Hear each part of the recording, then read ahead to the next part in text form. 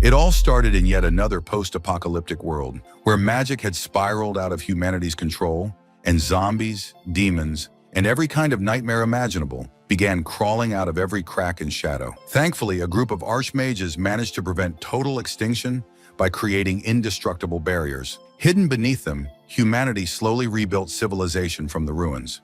Now every human had become a cultivator, each with their own unique and sometimes hereditary profession, almost like character classes in a video game. The story then shifted to Zhengchuan City in the year 885 after the catastrophe, where a young man stepped off a transport vehicle. As expected from humanity, with its natural obsession for rankings and categories, professions had also been divided into tiers named after English letters. And of course, everyone dreamed of awakening some prestigious, high-level profession because that meant overwhelming power, status, and influence. Many young applicants were practically ready to crawl on their knees, begging the heavens and their ancestral spirits to bless them with the awakening of an elite profession. On top of that, the protagonist overheard from a passerby that one of the elite heirs of the 10 great sorcerers would be attending the exam this year to decide who was worthy of joining their ranks. The main character wasn't pathetic enough to humiliate himself like that, but he'd be an idiot to pretend that entering high society wouldn't help his business tremendously.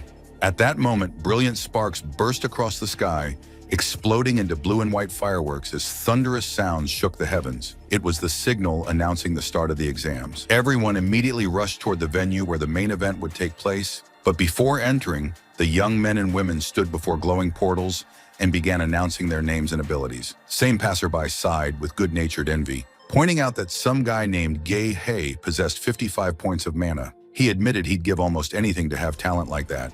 He expected many things, but definitely not the man dressed in black suddenly offering him a tomato that supposedly increased the eater's mana reserves.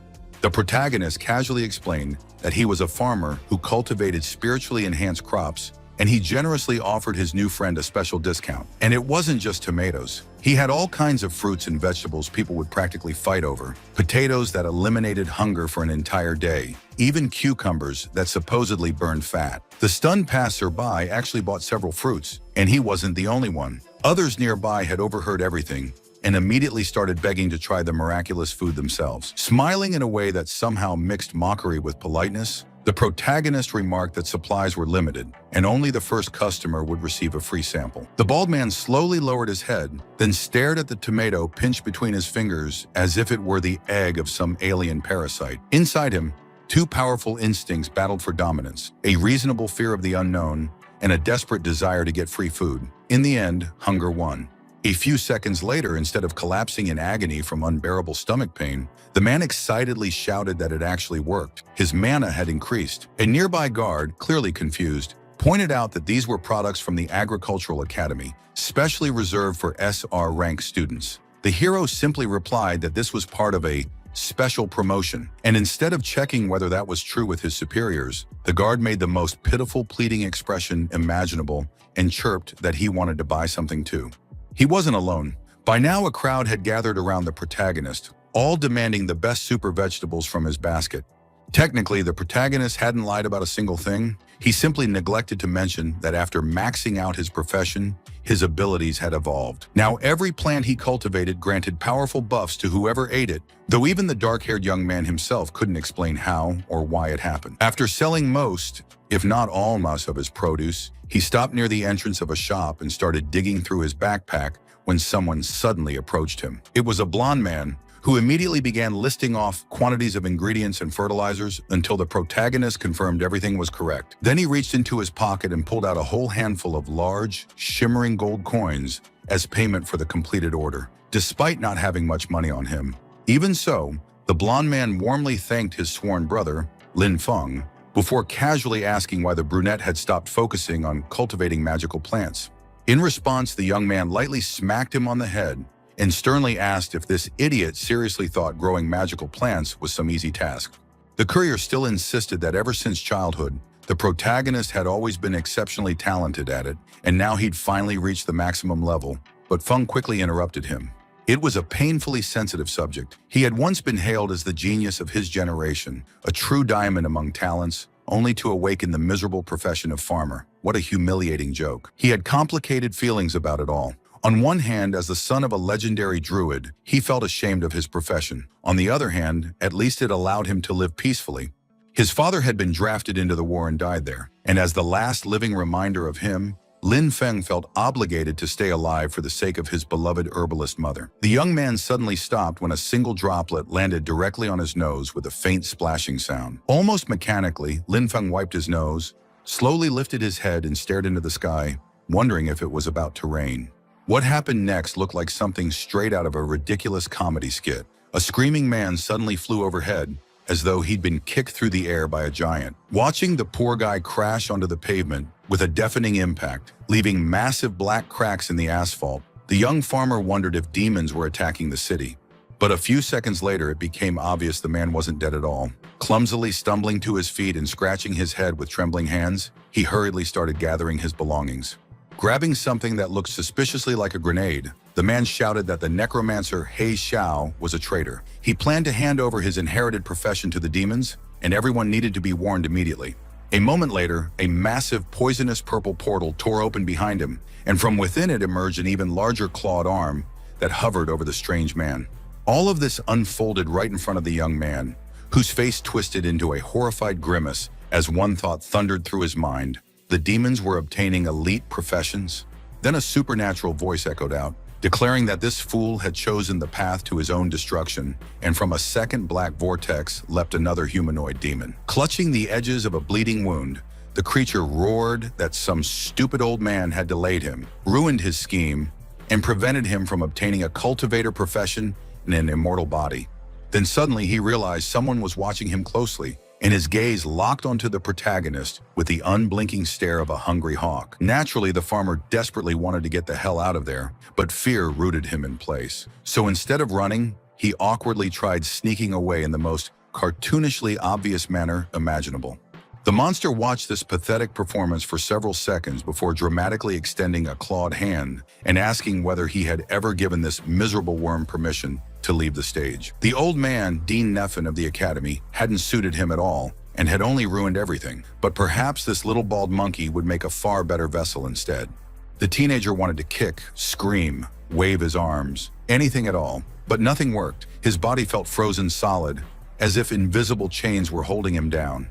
But every living creature is driven by the instinct to survive, and this boy was no exception. His mind raced faster than a supercomputer, desperately searching for a solution. As a farmer, he possessed no combat skills whatsoever, even by supernatural standards. Still, there was one thing he could do: summon one of his tools. While the demon arrogantly rambled on about how pointless resistance was and how magnificent he himself was, a sharp weeding shovel quietly appeared in its owner's hand. The young man immediately started smashing it against the hand, gripping his throat with monstrous force, yelling for the creature to let him go, while the demon watched with blank confusion. But then the monster realized the blows were actually hurting him, leaving scratches across his skin, and that discovery filled him with both shock and fury.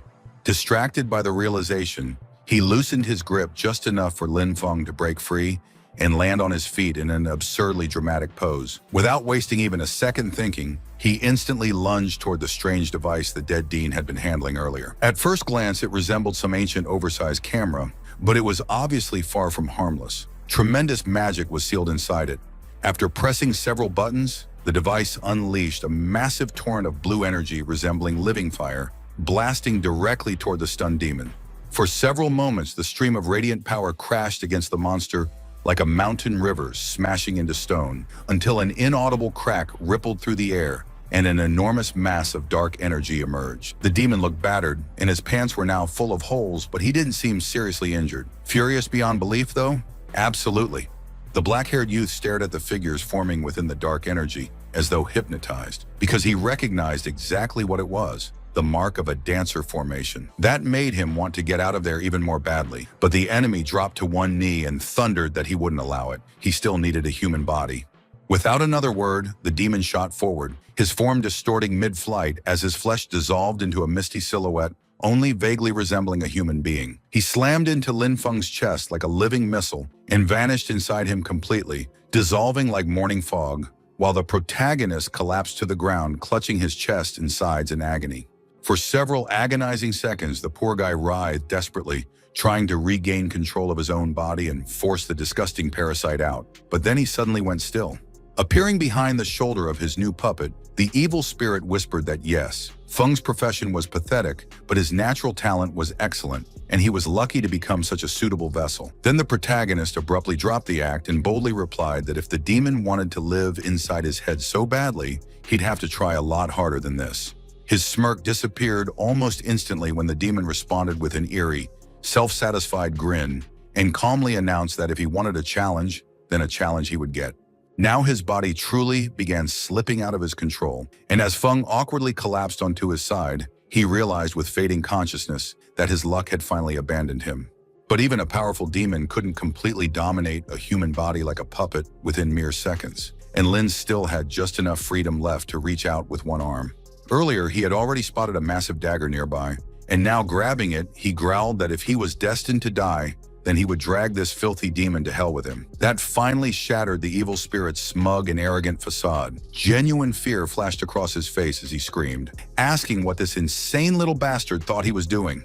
Feng wasn't bluffing. He truly drove the blade into his own stomach, and as he felt blood and life pouring out of the wound, he thought bitterly that he hadn't wanted to reunite with his father this soon.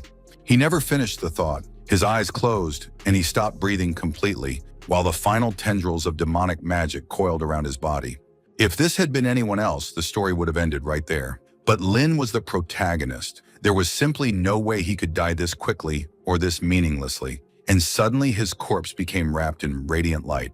The demon, still alive and now genuinely terrified, couldn't understand what was happening until he looked closer and realized that this idiot's magic was somehow evolving. It all culminated in a gigantic golden explosion of light, like something straight out of an old cartoon where characters blast into the heavens after being kissed by a beautiful woman. Then the golden tendrils wrapped around the evil spirit, locking him completely in place, and all he could do was rasp in horror that something like this should have been impossible. A few seconds later, the tendrils had completely bound him from head to toe, making him resemble some ridiculous, primitive rope doll. And naturally, it all ended with the thing Hollywood action directors love most of all, a deafening, earth-shaking explosion that blew everything into the air. Again, anyone else would have assumed that final curse was the end of it. But no, the system suddenly appeared and announced that Lin was now a necromancer. To put it mildly, the revelation was so absurdly unexpected that even the protagonist himself broke out into an icy sweat before his eyes widened to an almost inhuman degree. He lay there on the ground for a long time, staring blankly at the sky like someone who'd just been hit over the head with a club, until eventually he had no choice but to admit one simple fact: he was still alive. Feng was filthy now, covered in dirt like a pig, but that hardly mattered. The important thing was that his body still belonged entirely to him. That ghostly parasite had failed completely. After convincing himself this wasn't some dying hallucination, and that he really had survived everything unharmed, the young man cautiously began examining the strange violet energy around him. When the cloud fully unfolded into something resembling a character status screen, he nearly screamed out loud because something absolutely insane had happened to his profession. He wasn't a farmer anymore. The system now classified him as a spiritual farmer, and the expression on his face made it clear that even the sky collapsing behind him wouldn't have shocked him this much. Every single stat and detail was listed in full, right down to the tiniest specifics, and Feng spent a long time silently studying them, slowly shifting his gaze across the screen. Then once he finally regained the ability to speak, he shouted that his level had reset to 0, throwing him back to the very bottom. Yet somehow none of his actual stats had decreased at all. But it didn't take him long to realize how absurdly profitable that could become, because now he could practically wipe his ass with the system's usual level restrictions. Still, the fact that he was now connected to the undead seriously bothered him, especially the possibility that one day he might accidentally summon the soul of that demon. Staring at the necromancy skill window like it personally offended him, he slowly raised one hand, where a stream of green magical energy began swirling. Then he lifted his other hand, which held an equally concentrated flow of violet power, the embodiment of death and everything tied to the walking dead. And then he nearly felt his jaw hit the floor because his hands suddenly moved on their own toward each other, causing the two completely different energies to merge together. He cried out in shock when his skill tree appeared before his eyes and he realized two horrifying things at once. First, his original skill tree hadn't changed, it had simply gained a neighbor. And second, he really was a necromancer now. Then he cast a suspicious, slightly frightened glance toward, yes, the demon's corpse, which somehow hadn't been completely destroyed in the explosion after all. After that, he stared once again at the two skill trees. One was familiar and peaceful looking, while the other practically radiated gangrene and death just from its appearance alone. And for good reason, because Feng could clearly feel that he still had absolutely no control over any of this. If he didn't fix that immediately, he was genuinely going to die a pathetic death. Still, he tried comforting himself with the thought that the disgusting merged color of his two powers didn't actually resemble a pile of crap, but rather soil. Taking one last deep breath to steady himself, he struck an unnecessarily dramatic pose, activated his necromantic magic, and loudly declared that he was summoning some kind of walking corpse. If this were a comedy story, nothing would have happened. Instead, the effect appeared instantly as purple lightning struck the two nearest corpses. Despite one being human and the other a demon, both rose again as undead creatures. And not just ordinary undead either. Their bodies had become enhanced, completely free of wrinkles, fat, or imperfections. First of all, Feng immediately realized they could also be leveled infinitely by exploiting the local system. And second of all, it was probably time to run before the authorities showed up and beat his ass. He wasn't arrogant enough to think the whole world now belonged to him. Lin understood perfectly well how dangerous things would become if anyone learned the truth. But then an almost maniacal grin spread across his face as a brilliant new idea suddenly entered his mind, testing his father's theory in practice. And so, an entire day passed, and now he stood in the middle of a beautiful green field looking completely stunned because necromancy's influence over his profession still hadn't finished evolving. Somewhere nearby, a television or communication device was playing, with a financial news anchor reading birthday congratulations dedicated to a famous agronomy professor. But the protagonist barely listened. What concerned him far more was the fact that every single plant he touched had now become weird. At that moment, he carefully picked up a vegetable with fresh green leaves, channeled a bit of violet energy into it, and instantly transformed the plant into some horrific abomination. Still, the protagonist refused to stop there and immediately repeated the process with a fresh cabbage from the nearby garden bed. The result was a disgusting sharp-toothed monster that used its long, powerful, tentacle-like tongue to snatch a bird right out of the air. Okay, that was absolutely not what the protagonist expected. In fact, he became genuinely terrified, like a child who accidentally burns down his own house while playing with matches. Suddenly, he no longer wanted to experiment with his new abilities at all. Matter of fact, he immediately grabbed a shovel so he could get rid of the horrifying thing as quickly as possible. But even after tossing the enraged plant monster into a pit and tightly sewing it inside a sack, the protagonist couldn't stop wondering what he might become capable of once he fully mastered his powers. Like the famous Spider-Man meme with Peter Parker and Miles Morales, he stood there deep in thought, pressing a finger thoughtfully against his jaw while considering his father's theories. Meanwhile, the news channels were already broadcasting non-stop warnings. The public had finally learned that a mad necromancer had murdered the respected dean before mysteriously disappearing. Feeling cold sweat trickling down his spine, the protagonist once again swore to himself that he would never, under any circumstances, tell anyone what had really happened yesterday. Still, he figured he should probably come up with new names for his first undead servants, if only to stop people from realizing they shared names with the stars of the latest news reports. Unfortunately, this brilliant genius couldn't think of anything better than calling them farmer spirit servants, because honestly, wasn't it perfectly normal for a landowner to have servants?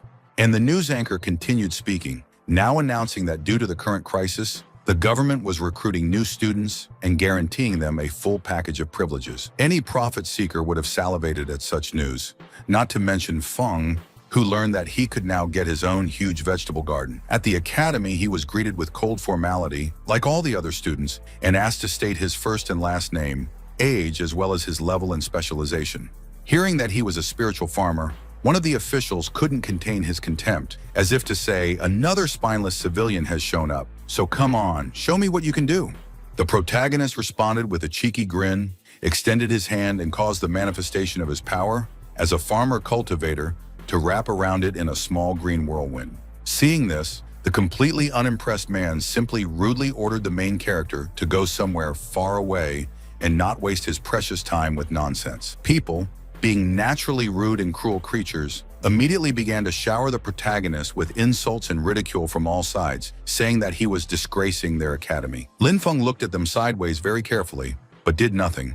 Instead, he respectfully asked Mentor Lee for a chance. After all, he was a mutant, a unique profession. But the bearded man just shouted that he wasn't going to waste time and resources messing around with a pathetic first-level bastard, and then called for security to throw the brunette out. Before any of them laid a finger on the guy, he smiled and unfolded the document, loudly reminding them that anyone who wanted to could have a chance to try, and that he had done everything according to the law.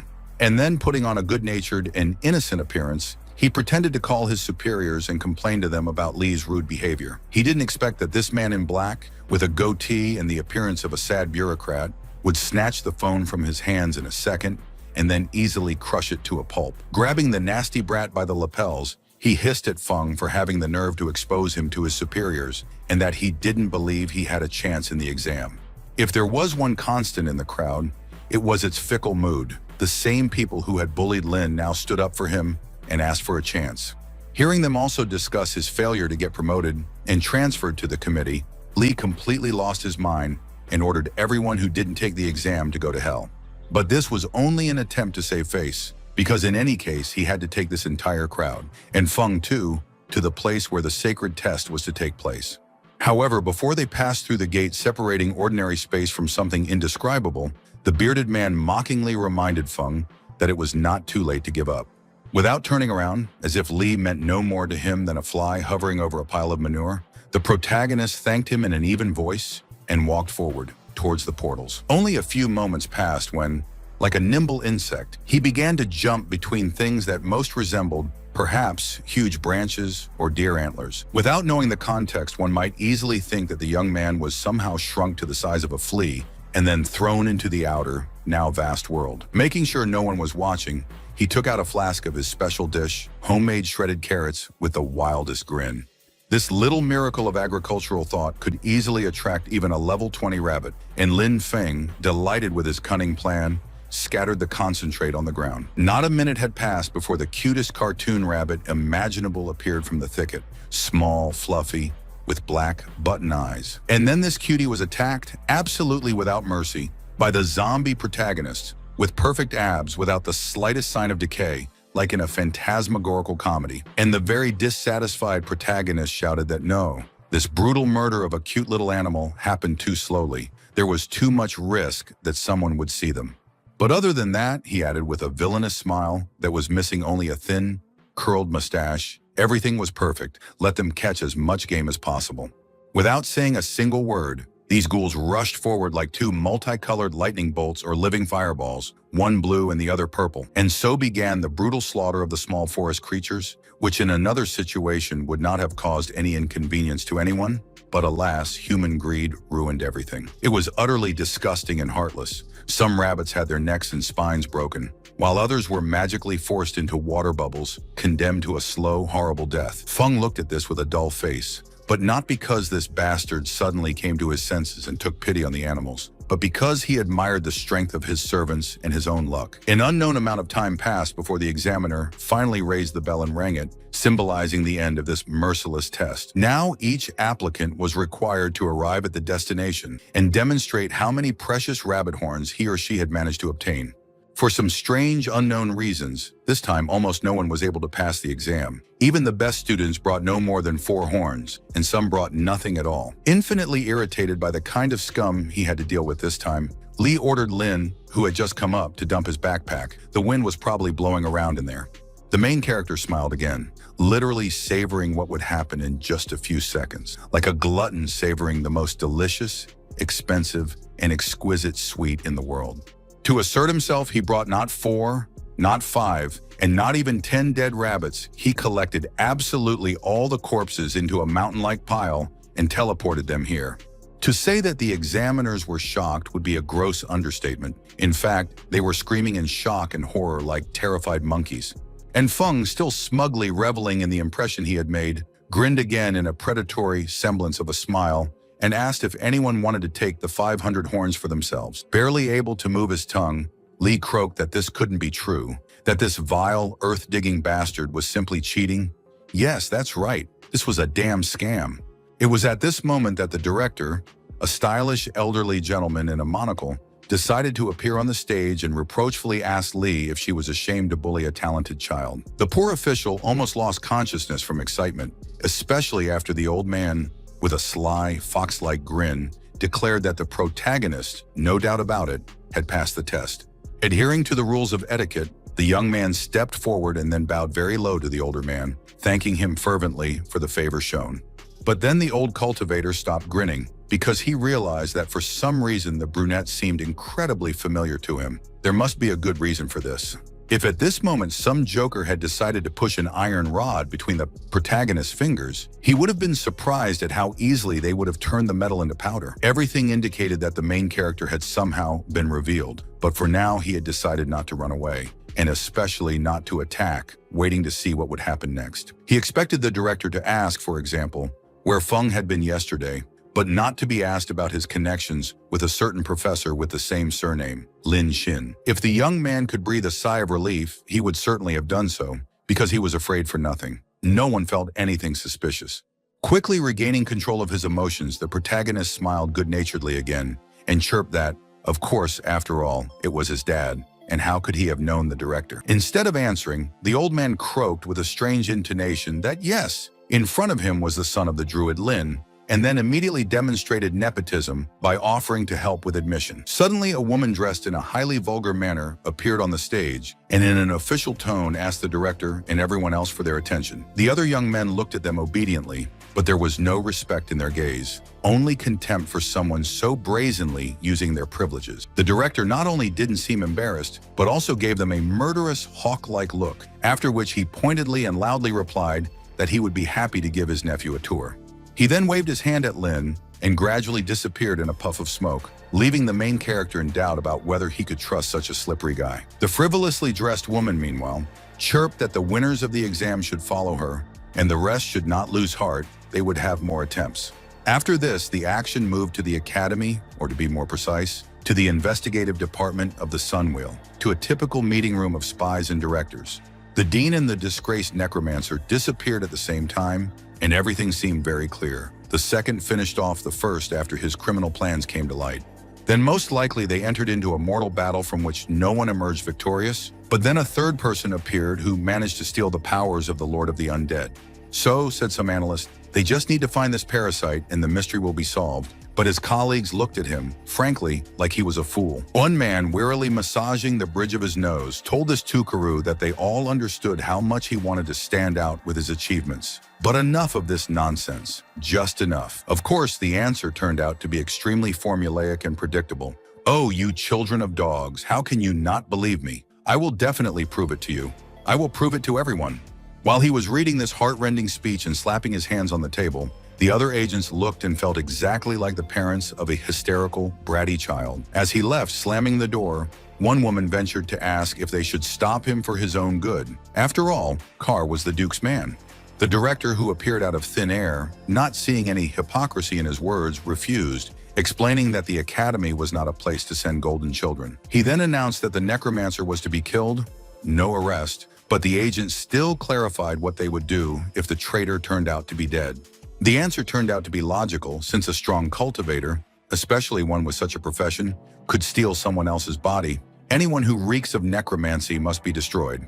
After this, the action moved to the academy, to the quest distribution hall, where a large number of young warriors and wizards had already gathered, waiting for the event to begin. Soon an official appeared and explained that to pass the next level of the exam, students must complete a 5th-level dungeon with horned monsters in 3 hours. Since there was no one here above that same 5th level, at least 2 teenagers fearfully asked if this wasn't too drastic a measure for selecting students. The woman consoled them by explaining that participants were free to form groups.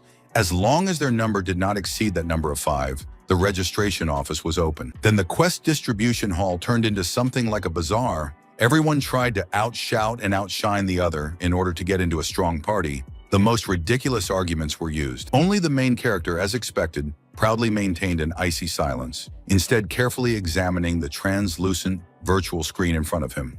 Because of this, he didn't immediately notice when a pair of very graceful female legs suddenly appeared in front of his face. Another pervert would have already started making obscene comments, but Lin Feng only looked up with slight irritation and chuckled, showing that he was ready to listen. Thoughtfully tapping her index fingers together, The girl introduced herself as a 7th-level mage and added that she had seen the hero's result on the previous test. Now she wanted to get such a strong fighter, and the protagonist, frankly speaking, in a different situation, would have agreed with pleasure, but he could not risk his secret. So he very naturally feigned shy embarrassment and politely declined on the grounds that he preferred to work alone, like those wolves from the legends. But there was no storm of indignation or controversy about this. The sorceress simply smiled good-naturedly and wished the boy good luck in the upcoming test. Even after he turned away and walked away, no one tried to send a cunning curse at his back. The girl simply went off to look for new suitors. The lady from the commission was, of course, very surprised by the main character's decision to fight alone, but he firmly confirmed that he had already thought everything through on this matter. The woman decided that he simply wanted to earn a valuable artifact for leveling up, Black Bear Bile, but she kindly asked him to reconsider his greed. Taking the small scroll needed to begin the exam, Lin Feng only smiled cheekily, in the best traditions of shonen heroes, and assured her that he could handle it. The entrance to this dungeon had the most undungeon-like appearance imaginable. It was not a standard cave, but a sculpture of the mouth of an eldritch beast. The protagonist didn't have time to get close to the stone fangs when he was stopped by guards, politely asking where the rest of the brunette's team was. Of course, they didn't believe that he was really capable of handling all this alone, and with genuine fear, they advised him to return only with a detachment of comrades. The teenager simply pointed to his small scroll pass and reminded them that the rules did not prohibit participants from fighting alone. The security guards thought the same thing about Bear Bile, but at least they acknowledged that the guy must have solid metal balls to dare to do such a thing. And when he walked through the blue portal beneath the stone fangs without looking back, one of the security guards quietly but sincerely wished Feng luck in what would happen next. From the inside, the dungeon didn't look as scary as it did from the outside, and could even seem peaceful, with its light, warm-colored walls and eggs. Oh yes, there were monster eggs everywhere you looked, but the main character walked among them as if he had already taken a lifetime's worth of pathos-generating pills. Of course, before he would have squealed like a pig if high-level monsters pounced on him like now. But now these pathetic lizards won't even be able to scratch him. While his slaves destroyed, crushed, tore, dismembered, and burned everything that caught their eye, Lin idly reflected that he had not expected to encounter so many creatures in this place. But this is actually for the better, because now he can simply use them all as similar animals to test out new summoning techniques. Before the entire horde could rush at him, the protagonist raised his hand, directing purple energy in different directions, and cast the summon undead again. The magic brought the reptilian monsters to life, transforming them into ghostly flame-covered parodies of their former, already terrifying forms. And he, like an incarnate, angry god of the underworld, ordered his new minions to direct their rage against their still-living fellow tribesmen. Neither he nor his first henchmen had to intervene. They watched with indifference as the dead demonic lizards fought to the death with the living. Alas, the protagonist had to admit that dead monsters are not fit for anything except fighting, and it's not a fact that they can be forced to even carry water. He also quickly got tired of watching the monotonous slaughter, so the zombies, at his silent command, intervened to quickly end this nonsense. It was quite a surprise to learn that they were capable of fighting not only with their bare hands or magic, but also with the help of various tools. So one dead man, for example, snatched from somewhere either a staff or a long and thin stalagmite, after which he began to wield it with exceptional skill in a fight. Another decided not to resort to such crude methods and instead focus on his favorite lifelong skill, namely magic. In a matter of seconds, hundreds of different reptiles were trapped in large water bubbles, doomed to a slow and painful death by suffocation. But the main character didn't think about this. He thought only about one thing, that these creatures and similar former people make the most wonderful slaves for field work. The poor monsters defended themselves, their home, and their cubs to the last, but their chances were even slimmer than zero, as they were up against the main character himself. But what was Judgment Day for some was a holiday for others, like for Feng, whose level, according to the system's notification, had just risen straight to 7th. It was another moment of triumph for him, and now surrounded by the surviving loyal ghost lizards, he felt like the master of a purebred pack. What great progress he had made, honestly. No more than half an hour had passed, and Lin was already standing in front of the last room, where, like in video games, the boss was waiting for him. Oddly enough, given the overall theme of the dungeon, this creature was not a reptile, but a huge red-eyed bear, and even wearing a metal breastplate. Looking at him without any fear, Feng even announced with some anticipation that now the time had come to test the overall combat power of his newly created army on him. And he, like an experienced general, immediately began giving individual orders to his minions, not wanting to turn the already dangerous upcoming battle into a meat grinder of chaos. Since we were not talking about living soldiers, limited by such stupidities as fear for their lives, doubts and feelings of pain, the zombies carried out every command perfectly. Meanwhile, Lin, in the most disgustingly impudent manner, spread a blanket on the ground and had a damn picnic, while simultaneously restoring his mana reserves. However, one had to give the armored bear its due. It wasn't for nothing that it was considered the strongest monster in this location, and had so far destroyed everyone it could reach.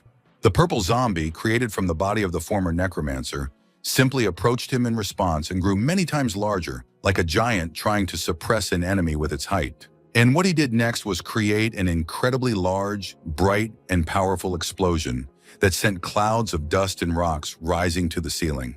Another window with a notification from the system appeared in space, good-naturedly stating that the main character now had an 8th level of power. And as a treat, it turned out that the unfortunate bear was guarding entire sacks filled with various treasures. Just come up and take whatever you like. But Feng didn't like anything. Like a spoiled and picky child, he sorted through the artifacts and grimaced with disgust when he saw their low characteristics for him. But then the system, like an overprotective mother, announced that since the current user was a farmer and a necromancer, he would be given the corresponding rewards. There were even 2 boxes of jewelry, which surprised the main character until he realized that he had accidentally found a loophole and had 2 different professions. But hey, wait, if the system is spoiling him with rewards now, then maybe he can do the same with his garden now. What a fairy tale life. As one might easily imagine, no one really expected that just one boy would be able to complete a location that had broken the teeth of many squads. People simply refused to believe it. And one poor guy even had a fit of hysterics when he suddenly realized that even the clothes on Feng's body were perfectly clean and intact. Without looking at anyone, the protagonist returned straight to the office and reported to the official that he had completely completed the quest. She slowly opened his scroll, and on the expensive white paper, a huge circled confirmation sign flashed in bold green. Perhaps even the most powerful telepath in the world could not have accurately determined what she felt more strongly at that moment: delight, shock, or even rage. And Lin Feng just continued to stand there all this time, smiling sweetly, as if it was as simple a matter for him as going to the toilet after taking a large dose of laxative. She managed to knock some of that smirk off his face with a heated reminder of how much trouble his death would cause the academy. But the brunette responded calmly to that too. Making a very strange gesture, she ordered him in a calmer voice to go to another room where the final interview with the future mentors would take place. This is what the main character did, but throughout every minute of his journey, those around him, especially men, kept their attentive eyes on him. The official's face, however, also lost any hint of her former kindness, and she thought coldly that she was simply teaching this puppy a lesson so that he would learn humility. One might think that after this, the main character would be attacked by several hired thugs, but this, however, never happened. He continued to move on. It would seem that everything would be limited to just the bilious grumbling of a bureaucrat, but after a long time, the criminals nevertheless revealed themselves with a careless approach. Before, when he was just a helpless little man, he would have been terrified, but now he had incredible cultivation power in his hands and only boredom on his face. The thugs were confident that they could easily deal with him, even taking into account all the known factors, because this puppy had not rested, was alone, and his level was not even 10. Yes, they were definitely confident that they could easily make the boy an easy prey, simply by overwhelming him with numbers, and then happily share the precious bile. Lin Feng, of course, had long ago noticed the surveillance and guessed everything, but he wanted to play the clown again and pretend that he didn't understand whether they were talking to him. One could say sarcastically about the robbers that they had their own honor. They openly came out onto the road and demanded bile from him, under the pretext of a lesson in humility and respect. Lin Feng's subsequent reaction was completely sincere. His face twisted into a tired grimace, and he wondered out loud why the problems were falling only on him. One of the bandits, who had cartoonish, rat-like incisors that stereotypically emphasized his disgust, hissed whether the boy was really such a fool or was he joking. He and his buddies literally lined up from highest to lowest and unanimously thundered that such a valuable artifact was too good for a redneck. Realizing that they were actually willing to fight for a pathetic piece of junk that gave 10 points to stamina, Feng almost spat. He grew watermelons every summer with the same effect. Quickly hiding his true emotions behind a mask of emotionlessness, he took a large bag out of his hammer space and asked if this was the thing his older brothers were interested in. The average-sized bandit was so overcome with greed, finally seeing the precious loot, that he rushed forward, completely forgetting about his comrades, with his hand outstretched. When the entire surrounding space was somehow painted golden orange, and the silence died with a barely audible thunder, he froze completely. It was not reason, but instincts that saved his life when the explosives detonated completely, turning a large area of land into a fiery and smoky inferno. Oddly enough, this wasn't a joke by Feng himself, who also had dynamite lost in hammer space. It was the previously shown sorceress who decided to intervene. That same mercenary boldly told this Eileen that she was actually meddling in none of her business, because this guy, but he didn't have time to say what was wrong with him. The witch interrupted him, and in a very angry voice, full of dangerous coldness, retorted that yes, it was entirely her own business. But being a truly kind and altruistic person by nature, she was ready to give the three gorillas one last chance to retreat before she filed a complaint. However, by this point, all boundaries had been crossed, and the Bone Breakers were more than willing to attack even her, an innocent woman, if it could bring them all benefit. They attacked at the same time, all three of them, and each had his own weapon. The rat-toothed criminal used a military knife, a medium-sized ancient sword, and the largest huge axe. The main character remained completely calm, not only because he could easily save himself, but also because he knew that a 7th-level sorceress would easily defeat them. She, however, had not yet attacked, but only because she was incredibly stunned by such baseness, the absolute lack of honor and dignity. And then Eileen suggested to Lin Feng that they join forces, since fate itself had driven the two of them into such circumstances. When the sorceress saw that the winner of the 5th-level dungeon was already running away towards the nearest horizon, her jaw literally dropped to her chest. Moreover, before disappearing, in a matter of seconds, he took out of his pocket the very bag in which the bear bile was stored and threw it back. The woman caught the thing, which resembled an organ cut out of her body, more reflexively than consciously, because, well, she absolutely did not expect such behavior. And Lin, like the last bastard, even decided to make fun of her, grinning one last time and chirping in a sweet voice that this thing now belonged to her. The bandits paid almost no attention to this. They only wanted the black bear's bile, and they didn't care whose frozen hands they had to wrest it from. Having happily reached the restroom and taken a shower, a carefree and contented Feng began to study his scrolls, trying to understand why one of them turned out to be useless. Then he thought hard about whether his latest little idea was actually true. It wouldn't hurt to try anyway, so the brunette raised both hands and, as if charging them with the energy of 2 types of magic, cast a spell on the scroll.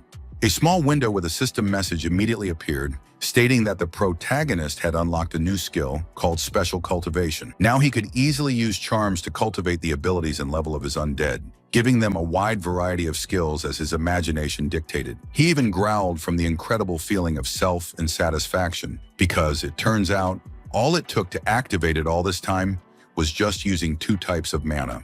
Lin decided to immediately test his new cultivation magic, for which he summoned 2 zombies before his eyes, as well as a monster risen from the dead. Making a pompous face and gesture, he looked closely at one of them, and then a whole wave of unnatural green light and flame rose up behind him. As before, everything went without a hitch. The undead, who had previously been a rebellious necromancer, received a sharp level up, straight from level 6 to 8. With the other one, the same one whose body was once the innocent dean of the university, and now a silent slave at the beck and call of an unknown boy, the same thing happened. As for the monster, which turned out to be a horned cave bear raised from the grave, its level was initially higher, so it was upgraded to the 9th. The same thing happened to the zombies created from the large lizard and the mutated eagle. Their levels also increased by 1 point. Someone else would have been dancing and squealing with joy, but the main character was naturally quite cool-headed, so he just smiled and shouted that it was all fine. Then he looked at his 2 main slaves, and if the dead dean was almost the same height and build, then the necromancer had grown into some kind of huge mountain of flesh. Looking at them without any expression, the young man thought that there was still one serious drawback to all this, and that was it. When will they finally give him new lands so that he can freely experiment on them? It's such a shame to do something like this on his own fields, familiar from childhood. After a while, he left the apartment with the look of an evil assassin lurking around every corner, and he was trying to spot him with his gaze. However, he encountered not an assassin hired by some rich and envious student, but a living and healthy Eileen, who had come to return that damn bear bile. He shook his head and indifferently said that this thing now belonged to her, which meant that the conversation could be considered completely over. One might think that the witch would come to ask why the hell he abandoned her then and put her in danger. But no, she really only came to return the bile. The realization that everyone was so fond of this disgusting liquid made the brunette's eyes look like two pieces of glass, and a single drop rolled down his temple. Looking away, he wondered why all the other people, even the respected ones with high levels, were willing to seriously fight each other for such junk. Unfortunately, he said it out loud, so Eileen, startled by the shock, asked in a not entirely firm voice to clarify whether the new acquaintance had really called it junk. It is unknown how their conversation ended after this, because the young man quickly moved into the forest, where colossal trees grew, against the background of which people looked like ants. The young farmer and necromancer, all rolled into one, looked around very carefully before finally making sure that there was no uninvited witness nearby. This meant that he could finally fully explore his new skill to truly understand the impact necromantic magic could have on plants. A few seconds later, instead of a head of cabbage, a walking mouth with numerous rows of fangs appeared, and another plant grew dozens of spider legs. The brunette wasn't impressed because, well, nothing had changed at all since the last time he tried to properly modify his crops. However, then the protagonist noticed something that made him instantly tense up and squint, as if a bullet had flown very close, even burning his ear.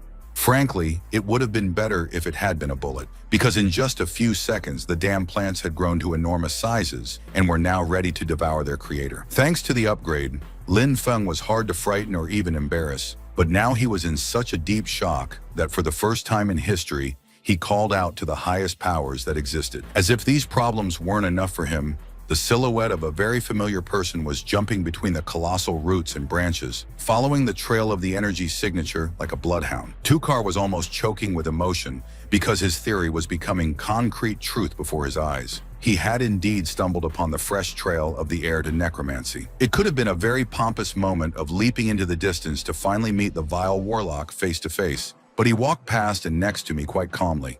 At first, the analyst blinked in confusion, not understanding where this kid could have come from, but then he came to his senses and put his hand on the protagonist's shoulder. In the brutal and cold voice of a menacing policeman, Carr demanded answers from the protagonist, to which the latter indifferently asked what this guy wanted. This again threw the Duke's representative off balance, because he obviously hated it when people around him did not treat him with due respect. But then the man cleared his throat, put on his menacing law enforcement mask again, and asked if the young farmer had seen any suspicious individuals nearby. And the protagonist, just for fun, decided to play along, making a very serious, thoughtful face, and then saying that yes, he actually saw some scoundrels nearby. One of them was actually much closer than the investigator might have thought, because in Feng's eyes, this strange, unknown villain was precisely him. Having recovered from the shock, the investigator growled furiously, asking how this puppy dared to joke about him like that when he was the nephew of the Duke of Iron Lion himself, a man of the highest class. He became so hysterical that he literally decided to kill the main character. He still looked like an ordinary farmer, a pathetic peasant. No one would miss him. But from the outside, the forest seemed surprisingly quiet and peaceful. Birds were singing, small animals were rustling in the bushes, and a warm wind was gently blowing between the treetops. Junior, too, was so excited that he activated one of his cultivation abilities, transforming from an ordinary man into a muscular lion man. It also emitted such a shockwave aura that rocks, pieces of earth, and leaves flew in all directions, and the wind lifted Feng's shirt, revealing his perfect abs. And for the first time in a very long time, the main character became truly angry because some highborn freak dared to treat him like trash under his feet. Carr didn't respond to the impudent teenager's taunts, instead preparing to incinerate him on the spot by unleashing a massive stream of deadly flame on him. But before his face was burned by green flames and his skull was crushed by a huge clawed paw, the main character offered too a taste of something else, this time from his arsenal. Powdered from aconite, a famous poisonous plant, and after Feng influenced it with his necromantic magic, it acquired paralytic powers. It was this very thing that the dual-skilled cultivator threw at his opponent's beastly face, like sand in his eyes, and began to wait for the result. Naturally, everything worked out perfectly. Tukar found himself completely disoriented and weakened, like a small child, capable of only shouting curses. To further humiliate him, the protagonist not only explained what he had done, but also demonstrated how he had pinched his own nose to protect himself from the powder. This, the young man shouted pompously, was the true power of the supposedly despicable and useless farmers, and after that, he himself went on the attack. He didn't take out any weapons. A strong, heavy fist was enough to deal with all sorts of arrogant bastards, and Lin used it with joy. To give the main character his due, he didn't kill the bastard, even though he could have easily done so, but simply tied him to a tree and left him in his underwear. Then he received a notification that all students were required to go to the assembly hall for an interview with teachers, and he was not going to waste time on further teasing. Outside this hall, there was a lively square where various young men and women were strolling, discussing the latest gossip with each other and doing other little things. All attention was immediately focused on the main character as soon as he appeared in the square, although many did not feel even a shred of respect for him. Some people were happy to discuss within his earshot what a worthless, stuck-up jerk he was, and how the real cool guys and gals were superior to him. Lin didn't react to this at all, but he immediately perked up when Eileen approached him, carrying a classic lunch bag, like in American high school movies. It goes without saying that he was such a noble person that he immediately refused this, that a man would accept gifts from a woman. One frame later, he was already munching on food that increased stats by a measly 2 points, and was sincerely trying to understand what Eileen could possibly value in such cheap stuff. After this, the action moved to the assembly hall, where a group of teachers began to read a pompous speech about how not only they choose students, but students also choose them. Having finished, the director, with the face of a hawk, ordered all the teenagers whose names he would call to step forward, and immediately after that, he mentioned the first and last name of some guy. It was a young warrior who looked like he had just come out of a military academy, even having a shaved head, and he introduced himself as a 6th-level Earth warrior. Why was he earthen? Because he could summon stone armor for battle, which made him look like a statue of some Japanese robot. An adult Earth berserker, who was already at level 44, admitted that this was quite good and suggested that he form a mentor-student pair. Of course, the warrior did not dare to refuse, and moreover, he was incredibly happy that he was able to come under the wing of such a magnificent master cultivator. Overall, for everyone but the students, the procedure was completely boring and mundane. The Academy's leaders had done this 1,000 times and acted automatically. But of course, everything changed precisely when the time came to call the main character to the attention of the elders. The attention of the entire hall was riveted on him. As a demonstration, he not only released a huge ball of green life force fire, but also raised a wind to lift his shirt and seduce women with his abs. It partly worked. Some of the young teachers' eyes widened at the sight of such a talented young man, while others snorted contemptuously that he was just a peasant. There was no consensus among the men either. Some muttered with even greater contempt that they needed warriors, not plowmen, while others recalled Lin's examination results. Even the director, to his regret, could not openly display nepotism in such an environment, so he proposed conducting an additional test of Feng's combat skills. Since some teachers approved of this, while others didn't care, the old man prepared to begin the procedure, asking for the sake of formality what the hero himself thought about it. This made Lin clench his fists uncomfortably, because on his own, without all these zombies and other dead slaves, he still wasn't much of a fighter. On the other hand, refusal would only lead to shame and the impossibility of realizing his cherished dream, so after very short consideration, he agreed. This time, the examiners did not send the young man to any dungeons, deciding to limit themselves to a duel in a special hall and pitting one of their own against Feng. The protagonist's enemy was a stone berserker, and with a shark-like grin, he explained that the only condition for victory was to last 5 minutes against him. After this, the thug, with an elegant, almost balletic gesture, spread his arms out to the sides, and a real wave of golden yellow light emanated from every part of his body. His aura as a level 44 cultivator was so powerful that almost all the young people fell to their knees, and some even began to suffocate. At the same time, everyone still clearly noticed how the main character stood in place with ease, as if nothing had happened, and only pressed one hand to the ground for stability. The man happily admitted that he was ready to respect the protagonist for this alone, and then ordered him to be attacked with everything in the young cultivator's arsenal. Well, even for a cheater like Lin Feng, resisting the might of such a high-level warrior was as difficult as walking against a hurricane wind, but he managed it. Then he raised his hand, above which a ball of green glowing energy pulsated, and with a bold expression on his face, he ordered his servants to go out onto the battlefield. No, he didn't go crazy and destroy a shelter in front of everyone. He came up with a clever way to reliably mask the aura of any undead using life force energy. Appearance also played a role. Of course, no one would have been able to guess that the green, glowing, cabbage-like bear with a horn was actually a living corpse.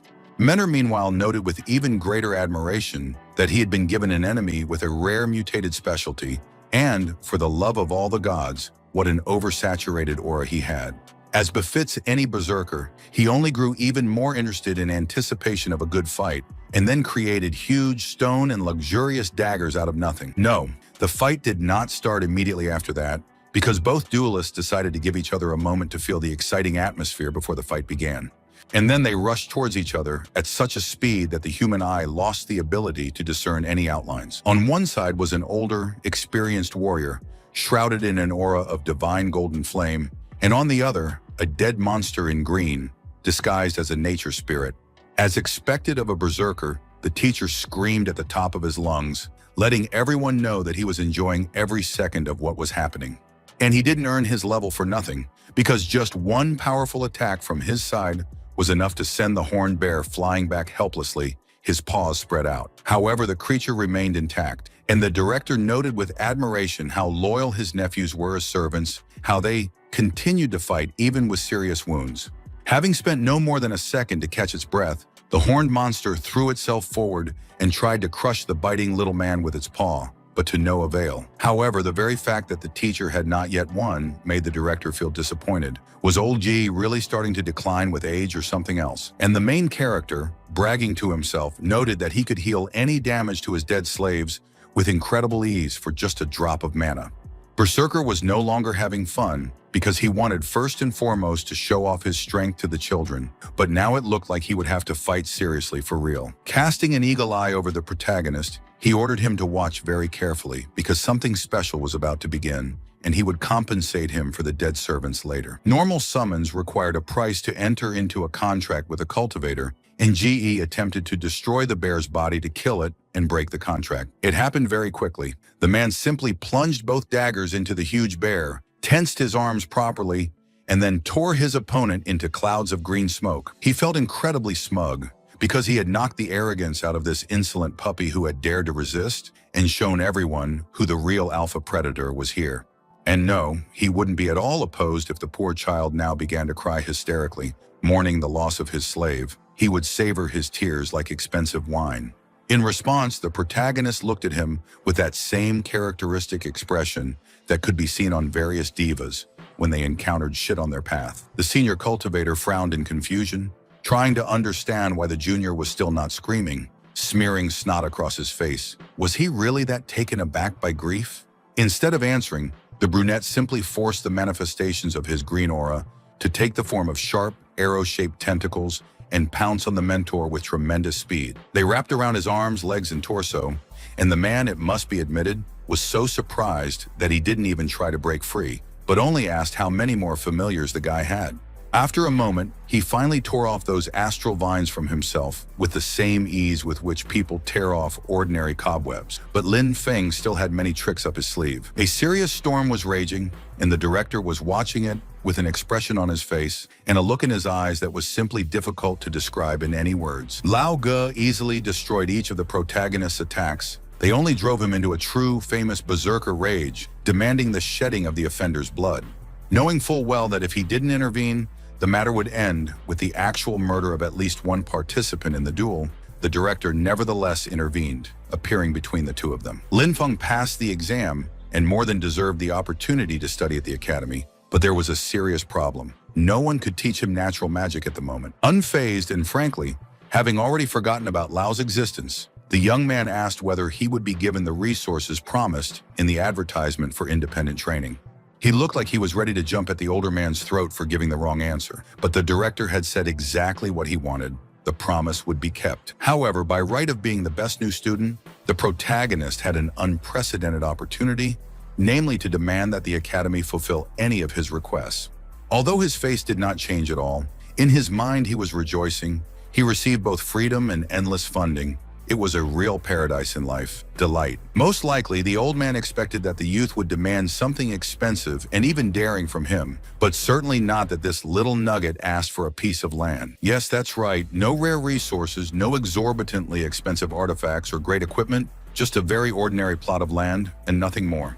In response, Lin Feng grinned again in his signature grin and reminded everyone that he was a farmer, a redneck. How could he exist without a large piece of soil and a garden? Sighing, the man quietly replied that okay, there was a long-abandoned training ground in the west of the city, and the main character could do with it as he wished. After this, the action moved to the director's office, where he very carefully examined the file of his so-called nephew. Another man, also looking at the document, noted that spiritual farmer sounded like a very unusual profession, not at all like, for example, a rogue or a warrior.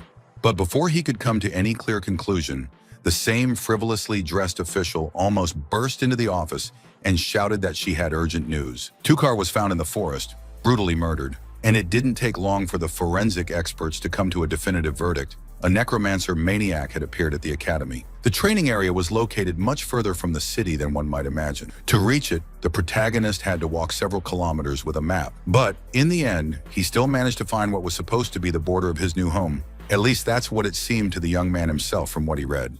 After that, for some purpose, he magically raised the card horizontally and then slowly burned it with green fire from his hand. So he read the lease agreement, and he really didn't like the fact that the land would only belong to him for 1 year, how stingy everyone is here. Of course, he could understand them, considering that there was a war with demons going on. And anyway, what the hell difference did it make? He would have his own farm for a whole year. So now, feeling how pure, concentrated happiness hormone flowed through his veins instead of blood, he raised his hand and began to cast great spells. With one gesture, he summoned all his servants to him, including the horned bear, who turned out to be completely healthy and alive as far as the undead were concerned. Now that no paper-pushing nerd could get in their way, the young cultivator was pleased to give his army the order to finally get to work. Since they weren't the classic Walking Dead of Western fantasy, slow, rotting, and dumb, the work went incredibly fast and efficiently. Here, one walking corpse, using only its bare, but huge and strong hands, dug deep canals in a matter of minutes, and the second filled them with water. The horned demonic bear, to which the plow was tied, worked better than any tractor, bending from one end of the field to the other in seconds, and the birds sowed the earth with seeds. And what was the main character doing all this time? The correct answer is absolutely nothing, because guys, this is damn magic. It turned any life into a real fairy tale. He only broke off his idleness after the undeads caught his attention, showing that they had already finished all the work on the field. But then he winced as if some sadist had swung a whip at his ass, realizing that his two zombies, the former dean and the necromancer, had become sentient. For the first time in history, the blue dead man spoke, or rather made a sound that could be mistaken for an eerie, hoarse giggle, thereby confirming his guess. They looked at each other very carefully, and an icy tension hung in the air, as if the former wizard was about to rip the head off the boy who had enslaved him. But nothing happened, so Feng continued to chew the watermelon, and with some bitterness, admitted that he had been dreaming too much. There was nothing to talk about intelligent slaves yet. After the watermelon was reduced to nothing but an inedible rind, he turned around and walked away outside to check the condition of the field. However, the former dean did not disappear as one might think. He continued to stand in place and bore into the cultivator's back with his absolutely unreadable gaze. And then he grinned, making it clear that the boy was wrong and his dead minions were developing much faster than he thought, and not only physically. In less than a day of work, the undeads achieved more than any ordinary living people. They not only plowed the fields, but also built roads and installed greenhouses. Inside, there were already various cultivated plants, which the protagonist watched with restrained, yet still tenderness, as if they were his precious children. Each vegetable and fruit had supernatural properties and permanently increased some characteristic of the eater, but unfortunately, none of them were ripe yet.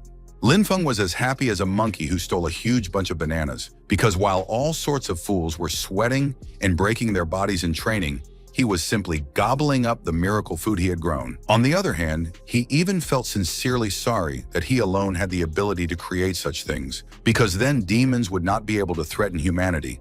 And yes, he also had to grow the most ordinary vegetables as quickly as possible in order to disguise and hide these special ones and avoid unwanted attention from others. From that moment on, 3 days passed without any incidents, so the main character worked in the garden, digging potatoes without any worries. He did this for some time to show the undeads how to do such things and to shift the most tedious work entirely onto their shoulders.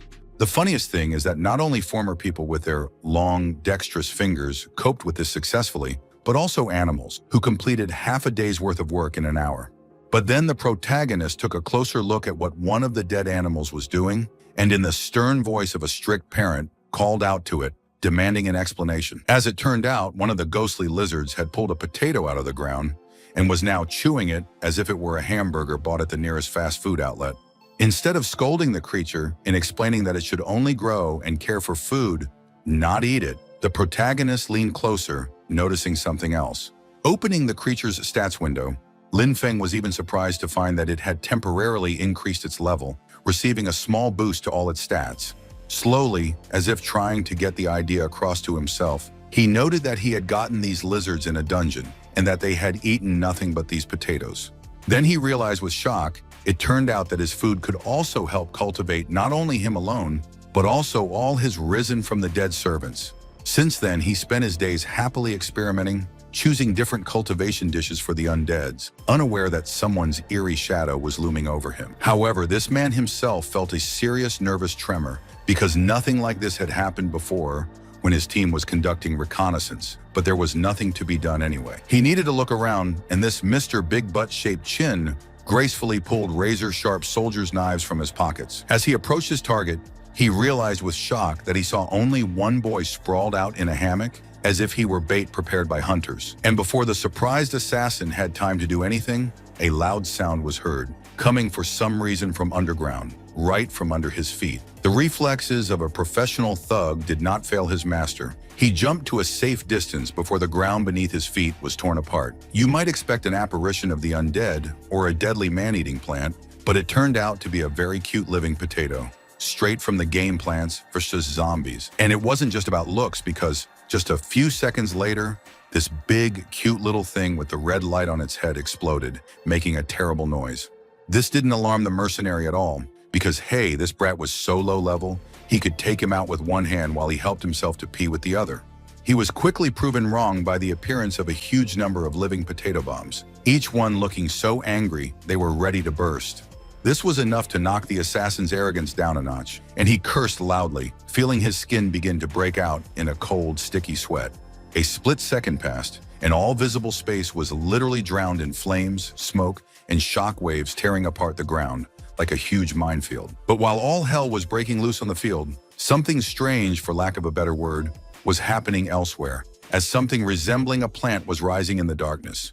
And it wasn't really a plant, at least not a standard one, because this creature had, to put it mildly, unmistakable female forms. Unmistakable. For cultivators, this was normal, and in itself, it didn't deserve any attention. What was strange was that this creature had a green and purple eye. This was the exact color of the main character's specialties, and it certainly couldn't be a coincidence. After this, the action returned to the mercenary, who was still alive and relatively unharmed, but was cursing that damn Duke heartily. It irritated him to no end to have to fight the damn vegetables to get to his prey, and he growled as he raised his knife to turn them into salad.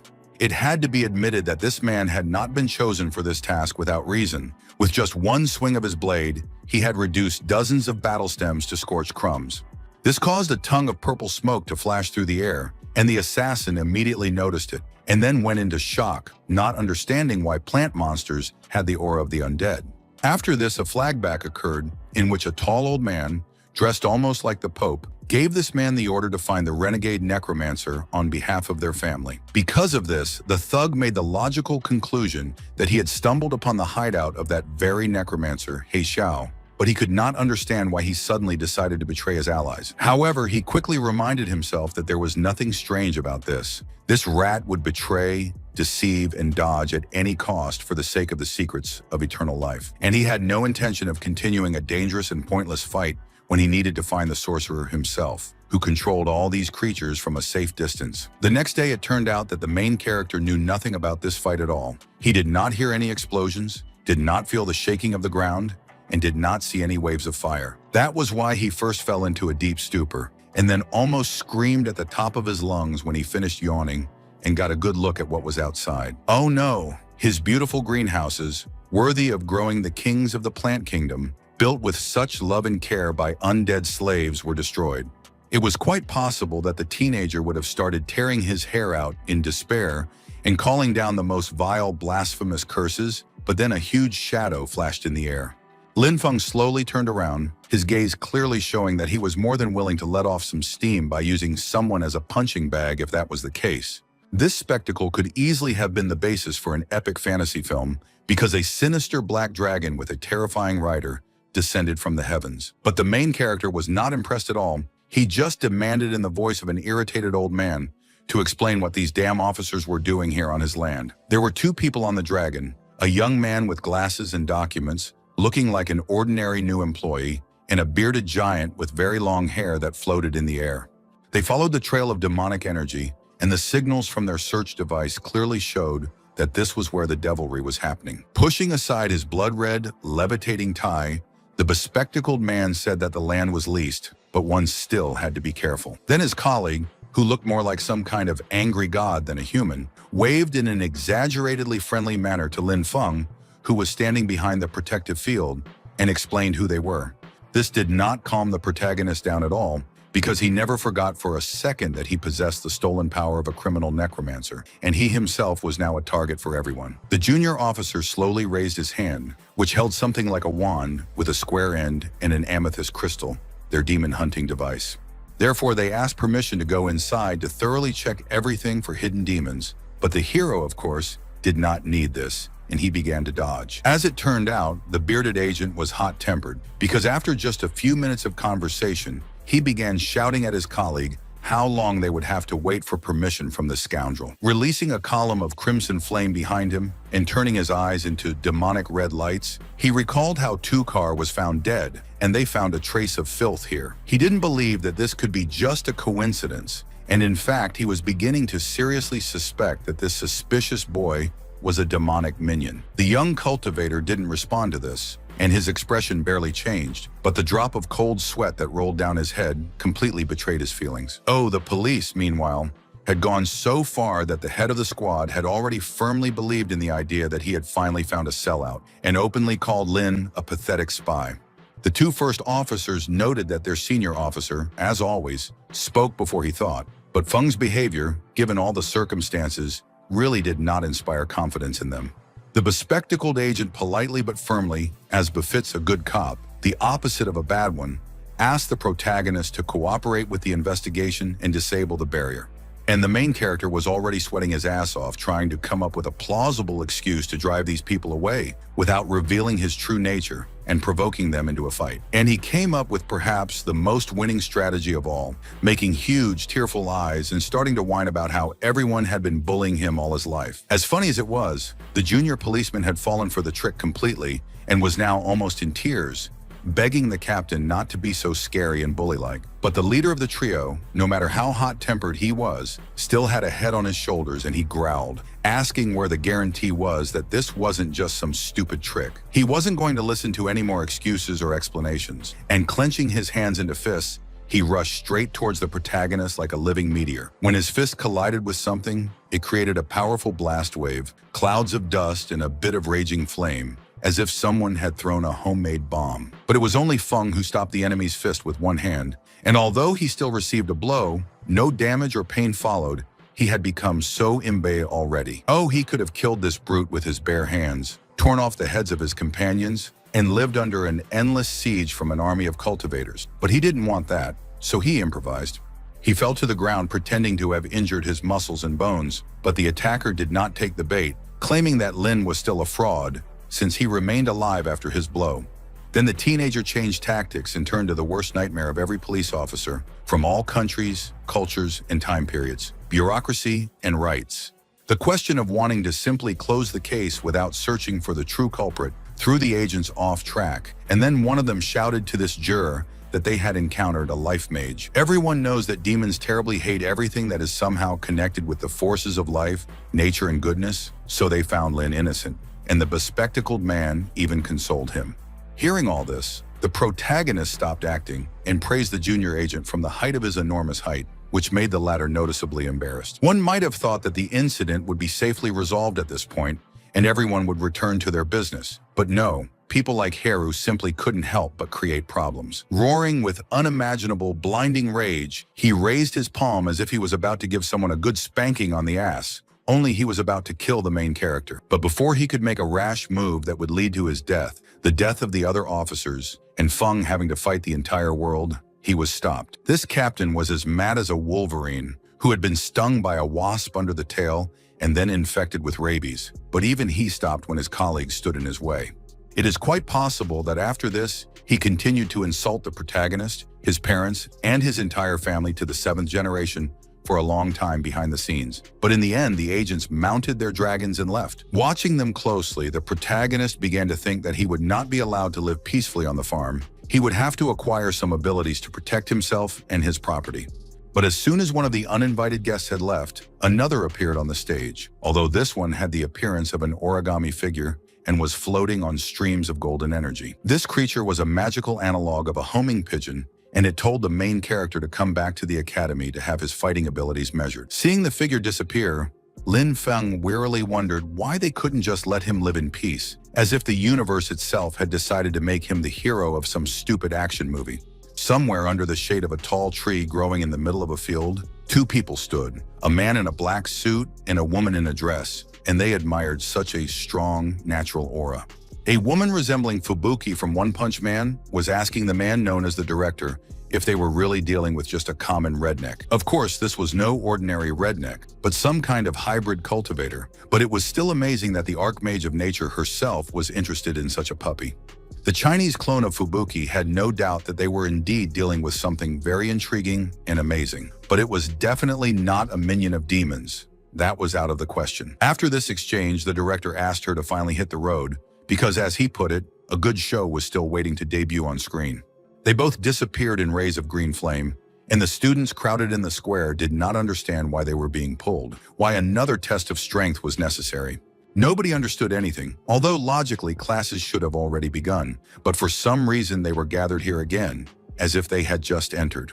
While the main character was walking, some gossip in a group of friends was happily describing how he had important, insider information, but couldn't tell anyone. A lightly dressed teacher stepped forward, calling for silence in a stern voice, and then calmly added that, yes, she completely understood their thoughts. Unfortunately, the demons are pressing their brave defenders too hard, and they have sent orders to the academy to find and send new cannon fodder to the front as quickly as possible. Naturally, no one wanted to risk their lives and die, even when a beautiful young woman told them so.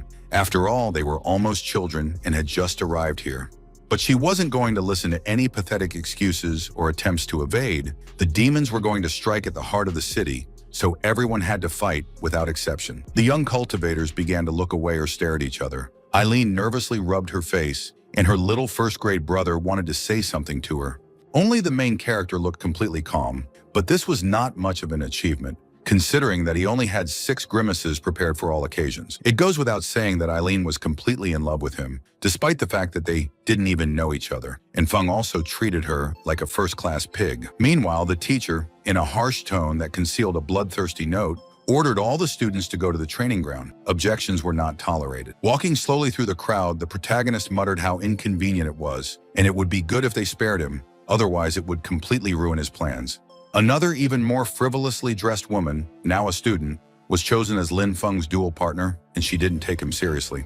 Striking a pose as if there was a popular magazine photographer with models somewhere behind the scenes, she ordered this insignificant redneck to turn to ashes. The protagonist dodged her spell with despicable ease, while simultaneously delivering his merciless verdict. Her speed is bad. Her mana concentration is absolutely terrible. When she heard that they wouldn't even hire her to work on the sweet potato bakery, she gritted her teeth angrily, struck a ballet pose, and began to chant a new spell. And she read it for so long that the main character would have managed to finish her off dozens of times. If, of course, this had been a real duel to the death. He was already fed up with this, so the main character simply walked up to her and punched her in the stomach with all his might, not making any allowance for the fact that he was fighting a girl.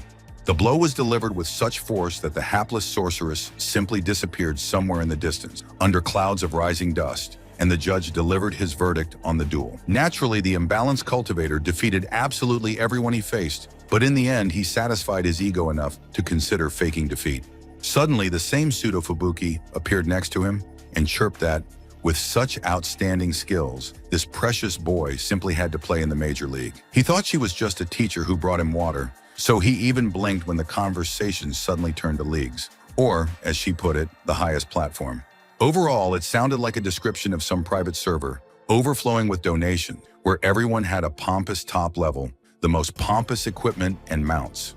But the protagonist didn't give a damn about it, and he still remembered the visit of the agents of the solar wheel very well, so he politely but categorically refused. The contemptuously easy refusal of something for which other people would kill without a second thought shocked the woman so much that she automatically asked what he wanted then. The teenager, with a cheeky grin, showed her his finger, the index finger if anything, and with great pleasure repeated that he required land for working in the garden and complete peace.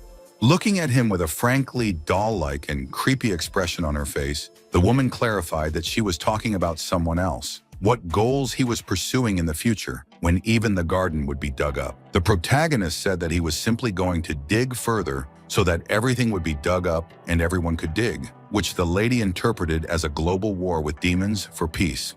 Then the director finally joined the conversation and asked if the student really didn't have enough work to do with the plot of land he had negotiated for himself. The main character responded by making the stupidest face he could muster and laughing that more was never enough. Then he was called upon again to take part in a duel, and he ran enthusiastically onto the court, although this time he had to fight with Eileen herself. The director pointed out in a calm voice that the guy was being painfully straightforward, but the copy of Fubuki noted that such behavior was completely normal for children. Frowning, sensing a special subtext in these words, he followed Feng's example and immediately asked his companion if she would like to accept this boy as a student. She didn't confirm this directly, limiting herself to meaningful words that Lin Feng made an interesting impression on her. Meanwhile, the young sorceress, taking some spears of pure darkness in both hands, said with strange intonations that she did not expect that fate would force her to fight with him.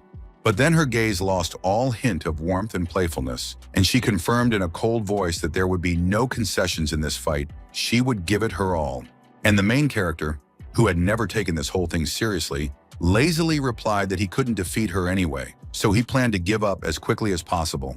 Naturally, the proud warrior sorceress saw this as nothing more than an attempt to humiliate her in front of her mentors and classmates, so she angrily rushed into battle. What's interesting is that Lin Feng even got offended by her because of this. Because dude, seriously, who even starts a battle right from the second stage? What kind of game is this anyway? Without saying another word and even removing that familiar, mocking grin from his face, he raised one hand high, calling down vortices and rays of green energy towards himself. Plant tentacles immediately grew out of the ground and quickly wrapped themselves around Eileen's legs, as if they were about to do something to her that should never be told to children.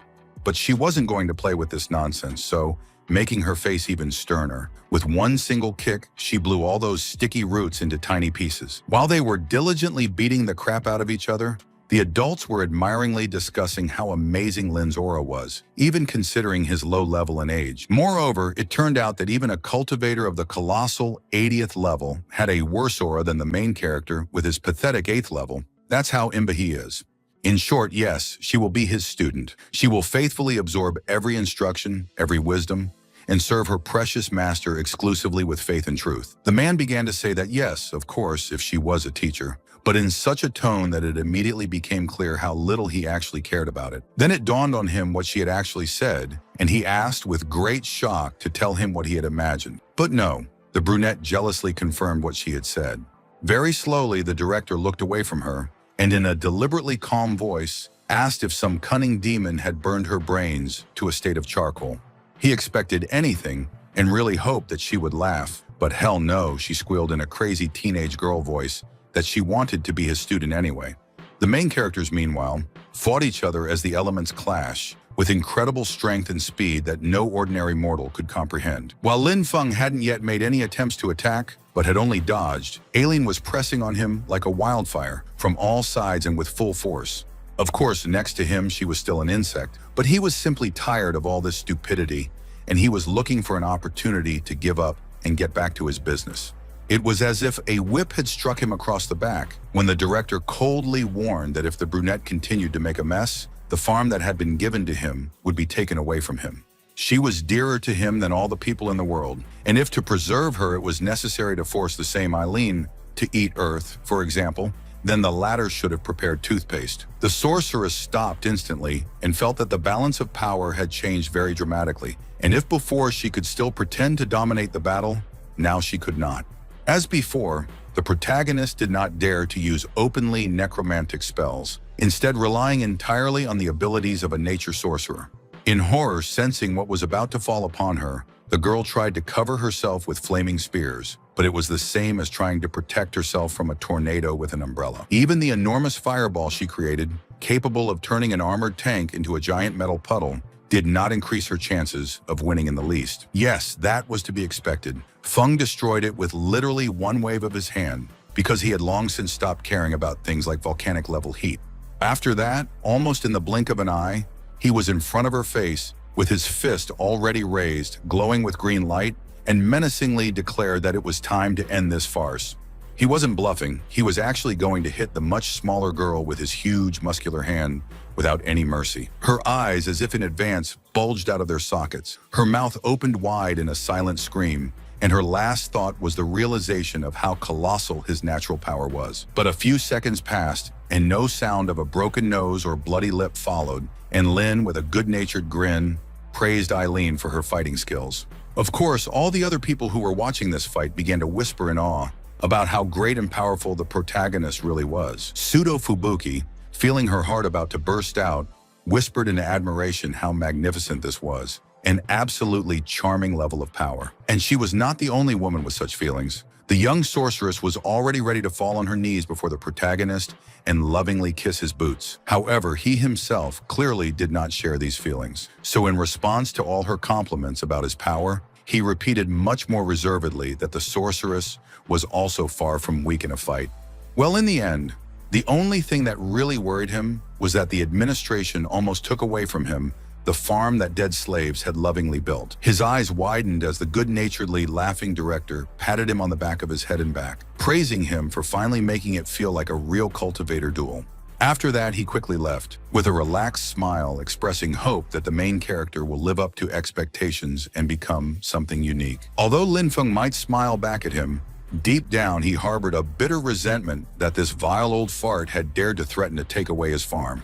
In any case, this was clearly the last fight, so he felt he could now return to his farm with a clear conscience and do the really important things. Naturally, his dreams were premature. The world simply wasn't going to leave the main character alone so easily, and a woman appeared not far from him.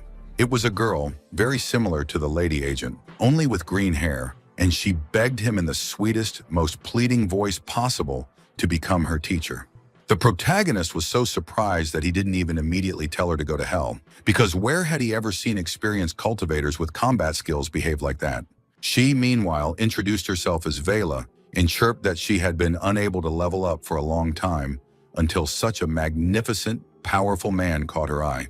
The young man had very mixed emotions about what was happening, being both embarrassed and flattered, and he asked if she would like to wait for the adult teachers. But the girl made her voice even more pitiful, and even folded her palms in a prayerful gesture, promising that she would not become an official student, but would only learn a couple of tricks. She was even willing to do the dirtiest and most thankless work as payment, but Lin, despite all his embarrassment, could not allow his secret to be revealed. So he, although not without difficulty, looked away and answered in a firm voice that no, such a thing was completely impossible, and he simply had nothing to teach Vale. Sorry about that. He didn't even notice at what moment that damn director appeared behind his shoulder again, and noted in a reproachful voice that Feng, in fact, could have followed the lady's lead. And fully aware that standard methods of persuasion would not work with him, the man leaned close to the protagonist's ear and whispered something extremely important. It is unknown what it was, but it was enough for the teenager to immediately abandon all his fears about the secret of necromancy and answer Vela positively. She replied in a slightly strange voice, which combined joy and predatory anticipation, that the young master would definitely not regret his choice. She would be obedient. Then she very familiarly hugged his hand and chirped a question whether it was possible to come to his house now, and the protagonist awkwardly gave the coordinates of his plot. After some time, he realized how mixed emotions he felt about her. The girl was really diligent, but he was taking a risk because of her. That's why he eventually ordered her to explore the local area better, while he tended to his new seedlings. Vela could clearly see that absolutely every plant here was actually grown using the purest and most perfect natural mana, and provided temporary buffs to stats. But this only triggered her curiosity even more, and the agent quietly whispered, turning to the already departed main character, that everything was only getting more interesting. An hour had passed since then, and the protagonist's newly minted apprentice was fiddling with some plants like an ordinary young peasant woman.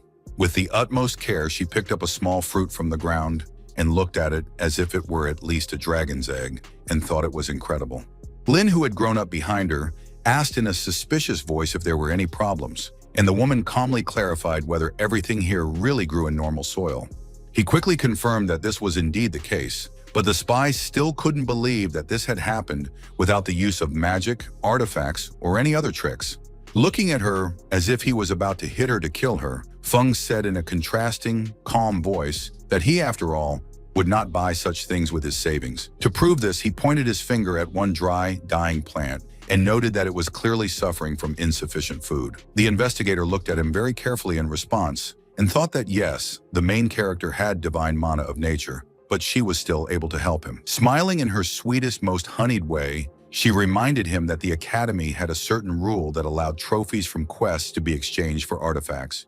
This news intrigued the protagonist so much that he even grabbed her by the shoulders and shook her a little, demanding confirmation that this was really true and that she was not joking. Realizing that everything was becoming much more absurd than she had previously thought, the girl automatically noticed that the leader of one kobold tribe had a precious item. He's in a level 10 dungeon, which is quite dangerous and requires a party of 5 people. But on the other hand, that rule will be lifted any day now. The cultivator barely listened to her. He only understood that he could make a good profit from this quest. So with warlike fervor, he demanded that she drop everything and go there, after the kobold. Watching him run away in the pose of a bird whose wing and one leg had been broken, Vela thought that truly, only the purest heart could perform magic like his. Just like last time, the entrance to the dungeon was a rainbow-colored funnel attached to the landscape, with guards in black suits and glasses standing guard near it. There were a large number of prophet hunters waiting their turn near the gate, and they all widened their eyes as Lin ran past them in his ridiculous manner. At first they thought he was just crazy, until they recognized him as the famous Lin Feng, who was already handing a special letter to the stunned guards. The servants even took off their glasses to read the message, and explained in surprise that the protagonist did not have a sufficient level to complete this location. He, with his unfailing smile, reminded them that absolutely any student can go into absolutely any dungeon, so please don't be such pests. Suddenly the man blinked, as if he had been hit on the back of the head by some vile invisible being, and in a completely stupefied voice he said, "You are," blinking his eyes bulging out of their sockets. Vela had been behind the protagonist this whole time, and her own workers, of course, recognized her under this cheap disguise, but she gestured for them to remain silent. Realizing that he simply wasn't getting paid for this, the man put on a mask of politeness, cleared his throat, and quickly replied that yes, that was correct. "Come in, and good luck to you, sir." Following the pompous protagonist, contemptuous whispers from other hunters could be heard about how he was just cannon fodder, a thick-headed non-entity, while they were the good guys, the elite. Someone even openly hissed that it would only be better for everyone if this bastard died on this quest, then their academy would finally be able to wash away the shameful stain from itself. As soon as the main character entered the portal, he was attacked by huge wolves, but he immediately summoned his undead to destroy any obstacles in his path. As before, the Walking Dead acted like true professionals, not giving their master's enemies a single chance of survival or escape. Enormous wolves with many red eyes glowing like hellfire became nothing more than toys for them to beat, pathetic, toothless puppies that needed to be drowned. However, Lin Feng had no intention of throwing away such a valuable acquisition, not at all. He ordered them to come to life and become his slaves, as if he had been a great necromancer all his life. True, after turning into undead, the huge and terrible dogs turned into the cutest, most magnificent and beautiful puppies you can imagine. As it turned out, the kobolds in this world were not even close to those insignificant scaly dwarfs with large ears and noses. They were huge, brutal monsters. Previously, the main character would have left behind a whole mountain of bricks after encountering such a monster. But now he yawned contemptuously and ordered his slaves to kill the kobold leader. The giant, wearing a wolf skin as a mask and cloak, simply raised his huge, primitive axe to crush the vile, insolent little thing into a bloody stain. Unfortunately, he was not allowed to do this, because the main character's zombies, as usual, instantly appeared out of thin air and immediately began attacking the poor monster. It took literally just one blow to send this green giant on a long and distant flight. Even the horned bear had fought much better in his time. The leader died from the first blow, and with his death, Lin Feng immediately received a huge level boost, as well as the artifact for which everything had been started. What was unexpected, however, was the news that the young man was not of a high enough level to turn this opponent into a summoned undead. Moreover, the system began to malfunction and work with errors for the first time, but the main character decided to calm down on the fact that he received the main prize. The rest is not so important. The artifact, in the form of a huge fang, had a frankly sinister aura, but the protagonist had no problems with it, unlike the old owner of this thing. Be that as it may, the cultivator himself felt extremely happy, because now he could quickly return and exchange this thing for what he needed. He was so magnificent, imbecilic, and pretentious that even the stupid magical portal couldn't swallow him right away, and for a while Lin's ass was sticking out. Outside, agents questioned Vela about whether they should waste precious military resources on the boy at a time like this. But she calmly explained that they weren't talking about combat artifacts. They took the news calmly because the warehouse was full of things that no one but peasants, rednecks, and other such people were interested in. Lin Feng was already walking out with such a ridiculously pompous appearance that all that was needed was some musical accompaniment for everyone to understand what kind of god of cultivation and invincible hero he was. This time, no one looked at him with admiration. On the contrary, people were simply furious and couldn't understand how some lone wolf could complete the dungeon so quickly without cheats. It was incredibly ironic that they themselves had no idea to what extent their envious indignation and demands to throw Lin out to hell were justified and fair. As for the spy, she actually looked and looked at the main character as if she urgently needed to change her dress because it was all wet. The same could not be said for the many other prize-winning contestants who surrounded the main character in a circle and looked at him with withering glances of pure hatred. Usually the protagonist didn't care what others thought of him, but this time he still felt a little upset, like a child that no one wants to play with. And no one here was going to leave him alone. As soon as the main character approached the teacher, someone immediately shouted that he was a crook and his loot had to be taken away. The security guard, with a stern and menacing expression, replied that the academy never, under any circumstances, takes away from students the things they have obtained in battle. But this time, too many people had turned against the main character, and they were ready to drag him into the dirt at any cost, even through a bet. Yes, as it turned out, one cultivator could completely legally take the loot from another, provided that they were both going through the same dungeon, and one was significantly ahead of the other. Lin Feng had no intention of engaging in such nonsense because, firstly, it didn't bring any benefit to him, and secondly, he didn't care so much that it was even boring. Hearing that his new rival did not take him seriously and did not care about his existence at all, the bully growled that he would even put the lamp of nature on the line. This already made the cultivator prick up his ears, especially when his new apprentice whispered that the plans for such a thing simply had to be obtained. The more she spoke, the more her eyes burned and sparkled, like two small emeralds, because this was an absolutely imbalanced artifact for sorcerers of life and nature. And the envious antagonist used every available opportunity to ridicule this smug boy even more, literally unable to stop himself. His hand, hidden behind his back and holding the phone, however, made it clear that he himself had no intention of playing fair, this slippery little hypocrite. Moreover, as it turned out, he was working for Guru, that same crazy cop, and all this was just a pretext from the very beginning to lure Feng into a trap. Well, since only one person was supposed to see him, namely this self-confident fop, Lin didn't think he was taking much of a risk, and for the sake of the lamp, he was already ready to sell his soul. So yes, he was more than willing, especially since it was already clear that this greedy little bastard didn't have even the slightest chance of winning the competition. The fact that the emissary seemed to have had a premonition of this and therefore demanded the teacher's supervision to ensure that everything went fairly was a much more unpleasant surprise. It was with his mentor that the protagonist first returned to this dungeon, because the man first wanted to know how exactly the young man had passed through it so quickly. Realizing that fate had once again given him the opportunity to show off his incredible, stunning talents, he shone so brightly that he began to look oily.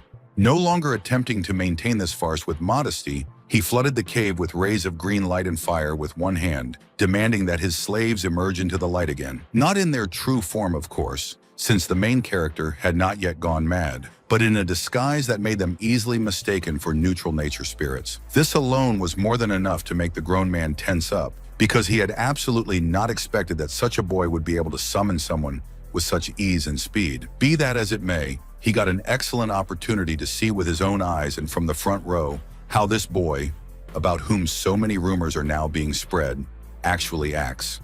After standing around in a pompous pose and looking at his enemies with a blank expression, the main character finally ordered his cloaked zombies to attack. Although he had already destroyed a huge number of wolves during his last visit, there were still a lot of them left in the dungeon, and they were truly fearless.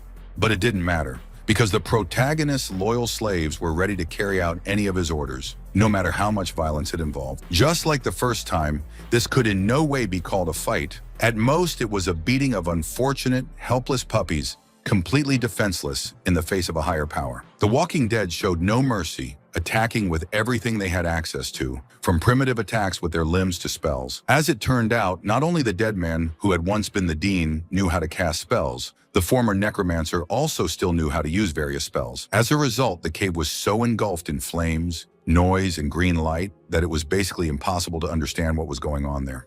Then when this continuous salad green glow finally disappeared, one could see how the stream, unable to withstand all the damage inflicted on it, tragically collapsed to the ground. The teacher, frankly speaking, was having a hard time keeping himself from squealing in a thin, feminine voice, because how the hell could this be explained at all? Nightmarish strength, unimaginable divinity, endless cultivation, and how are you supposed to explain this? A mutation of the profession, perhaps, or something else altogether. Feng knew perfectly well what the witness was thinking, so with the most perverted grin possible, he said loudly, clearly, and almost syllable by syllable, that he was now going to kill the boss. Just like last time, the leader's appearance was not long in coming. He instantly moved into the room as soon as the portal opened, thirsting for the blood of the invaders. But if the previous key opponent was an ordinary giant in a cloak made of skin, then this was a real, huge, anthropomorphic wolf. His head was alive. As before, Lin Feng was completely unimpressed by this sight and only gave his slaves specific orders on how to quickly destroy this cur. To be honest, he might not have even said anything specific, because less than 2 seconds later, the underground hall was once again drowned in a stream of green flame. One of the humanoid Walking Dead rushed forward, flying as close as possible to the kobold, who seemed incredibly gigantic in comparison. But the figure, wrapped in a green poisonous savanna and radiating a pale yellow glow, simply raised its fist and waved it as if in some absurd picture. It was still impossible to comprehend what was happening in this cacophony of colors, sounds, and actions, but one could assume that someone had successfully hit someone. And just like last time, the unfortunate creature with the wolf's head flew far away, leaving behind fallen stones and a deep furrow. The unfortunate agent was already screaming at the top of his lungs, completely unashamed of anyone, and was panicking as he thought that such a god of war absolutely had to be delivered to the director at any cost.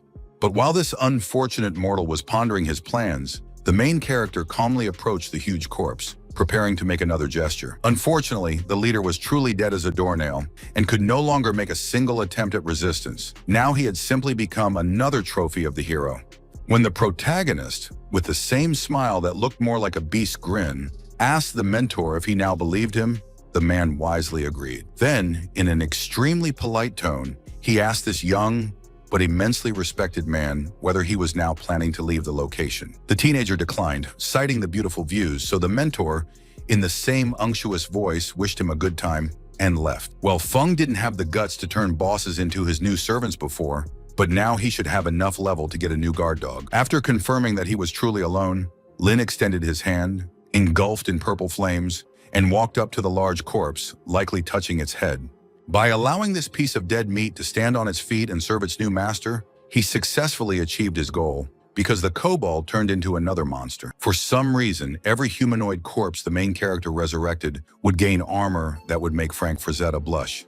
Having finished this task, the protagonist emerged from the dungeon through the portal in exactly the same quasi-dancing pose as the previous time. And now not a single jackal on 2 legs dared to look at him with hostility. All these scavengers were terrified, and only by a miracle did not break into flight. Meanwhile, the agent, standing very close to the delighted and loving Vela, solemnly declared that Feng had once again proven his strength to the entire world. As a result, he deserved not only the promised reward, but also compensation, simply for how special he was compared to all the other local cultivators. What surprised the spy beyond belief was that even after this, the kid still wore a damn poker face, as if he didn't give a damn about the whole world except himself and his cabbage. She even risked asking why he was doing this and what he was looking at, because it was obvious that his rival had chickened out and run away, so there was no point in thinking about him.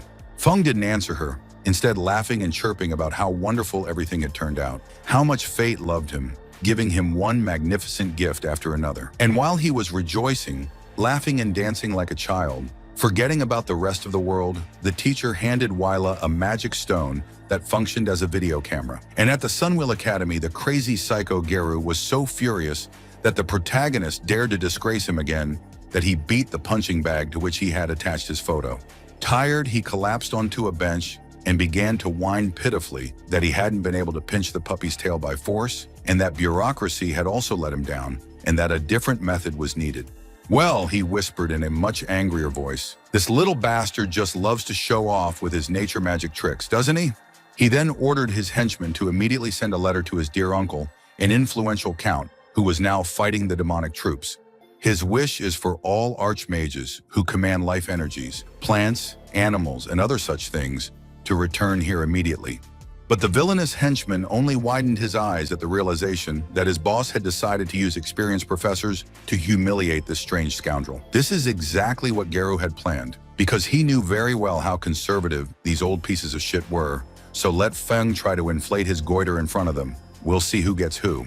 Meanwhile, Vela, if that was her real name, was lounging around in her room, watching a recording of Lin beating up the Kobold King and making very obscene noises. Continuing to bite her already swollen lips, she croaked that she would immediately call those old pieces of shit from the front and let the rest of the world burn. She didn't send a magical origami figure, but instead used a very ordinary bird, resembling a hybrid of a sparrow and a canary. If the ancient bastards don't dare obey her order, then it will be so much the worse for them first and foremost, because then they will lose their rewards forever. That's how it is. Over the next few days, the protagonist did exactly what one would expect from a cultivator. Endless leveling and ridiculously easy monster slaying.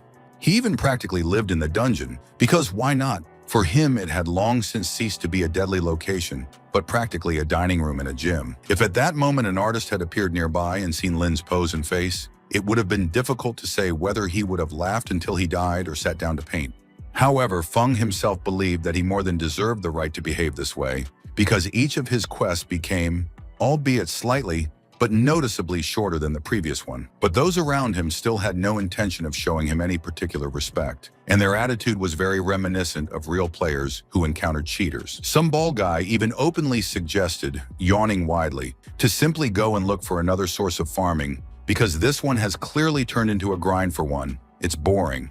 Even if Lena was offended by this, he didn't show it in any way, and always went straight to Brother Chen to exchange another trophy through him for some natural artifact. The guard, of course, accepted all the valuables, but in the end, his conscience tormented him, and he reminded him that Feng had already saved up so much money that he could easily enter an elite academy.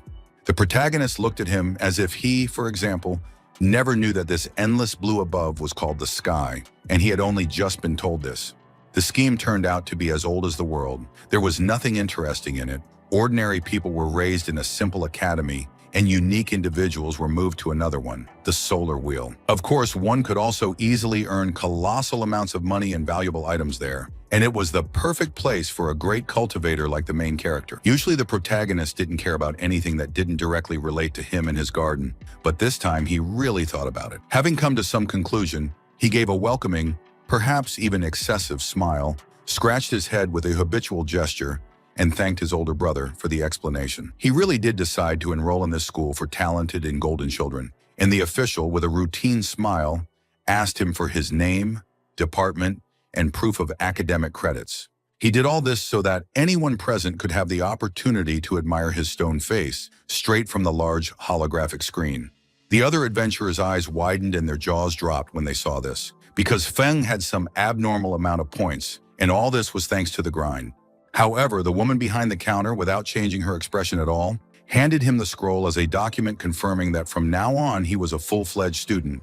However, he was only interested in one question. Could he engage in the exchange of gold-level materials after receiving a promotion? It suddenly turned out that it wasn't enough to just enroll in this school. You also had to rise in the local hierarchy if you wanted to deal with anything higher than bronze. As Lin walked, dozens of people kept their eyes on him, but he was only concerned with drawing up an upcoming leveling plan, which required a visit to one specific place. He went to have his nature lamp appraised, and the shocked teacher explained that it was a golden artifact in all but name, and that it must be protected from the taint of the undead. The protagonist didn't need any other words, so he said thank you and then left. However, before leaving the academy for real, he stopped in the corridor and checked very carefully to see if there was anyone anywhere who could see him at such a moment. Having confirmed this, he headed into the deserted thicket to see for himself whether the lantern was really so incompatible with necromantic abilities. It was entirely possible that he would now only needlessly ruin a magnificent thing for which others would be ready to cut off their hands, but an inner voice still demanded that he check it. He placed the thing, which looked like a levitating diamond made of green crystal, on the ground, and then raised his hand and released a small stream of necromantic energy. What happened next made even him, a cultivator accustomed to his invincibility, recoil in horror, because for a moment it was as if he had seen death. But then the young man pulled himself together and realized that this was simply the effect of the artifact's polarity changing, its transformation from a conductor of life forces into its complete opposite. A few seconds later, dozens of trees in the area shook as colossal rays of light green light burst forth from beneath their crowns. Ling Feng smashed the lamp, which had already returned to its original form, on the ground in the most primitive manner, like a monkey looking for an opportunity to break open a coconut. Well, in the end, he had to thank fate for the fact that this thing had flexible spiritual settings. Otherwise, it would have been very awkward for him to explain all of this. Having already returned to his farm, the first thing he did was go to a special barn, and there he hung a lamp on the roof, like an exotic disco ball before the start of a party. Yes, he was incredibly pleased with this little idea of his, and his exposed abs only further emphasized what a natural-born champion he was and how easy everything came to him. The best proof of this could be the cabbage. Dozens of these vegetables grew in his fields, quickly acquiring the juiciness and size that ordinary people strive for months. Although, as it turned out, even for him this was something out of the ordinary, a first-class demonstration of the power that nature's lantern possessed in its sphere. This means he needs to start new missions as soon as possible to get even more of these things, which will certainly turn out to be useful for him in the future. This time he didn't have to run to some dungeon or important house to open a portal. One such rainbow funnel was located right on his territory. He was so puppy-like in his enthusiasm that he didn't even notice that he had left his dead slaves without orders, and one of them was looking very closely at the barn. The vile, undead monster that had once been an innocent dean of the academy approached the natural lamp and reached out to it with its hand. But immediately after that, the action moved to the outskirts of an abandoned watchtower, painted in a screaming red-pink color. This was exactly the place Feng needed. However, what is characteristic is that it was precisely in this absurd location, resembling a cartoonish Barbie castle, that there was something that could make even Lin act cautiously. And he also noticed fresh human footprints in the sand, so he wasn't the only smart one who decided to try his luck here. However, the good question was, who decided to come here in the first place? Whether it was a potential or current friend, or an enemy from whom nothing good could be expected.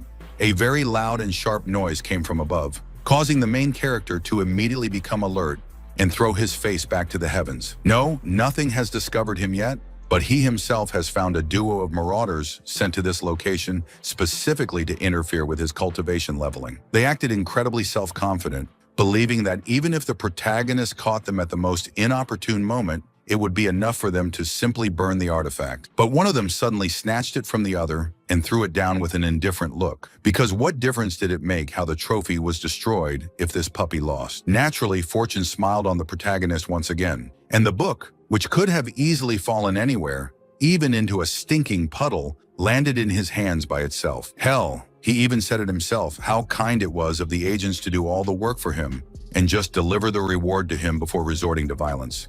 Both marauders were dumbfounded and sweating as if they had both been struck by the most severe and terrible diarrhea, and one of them only wheezed that it was his partner's fault. And if that's the case, he shouted, giving his colleague a terrible slap on the back of the head, then let him be kind enough to take that damn book back. But these were just curses. In fact, they both attacked simultaneously like professionals, coming from different sides and preparing to rain fire and lightning down on the enemy. All it took for the young man to do was to stamp his foot lightly on the ground for the soil to crack and huge tree-like green stems to burst forth. And all these plants at his command rushed straight towards the villains, just like a turbulent river flow, only consisting of a much stronger material than water. It would be pointless to pretend that this pair had even the slightest chance of winning. Of course not. They were simply driven into a corner and crushed like flies. Yes, they fought back, but for no more than 3 seconds, after which they were simply swaddled in living green ropes and then hung upside down like some kind of meat. As always, Lin Feng smiled as he tormented and humiliated others, making up for all those years when he himself was just a pathetic, useless farmer with no fighting skills.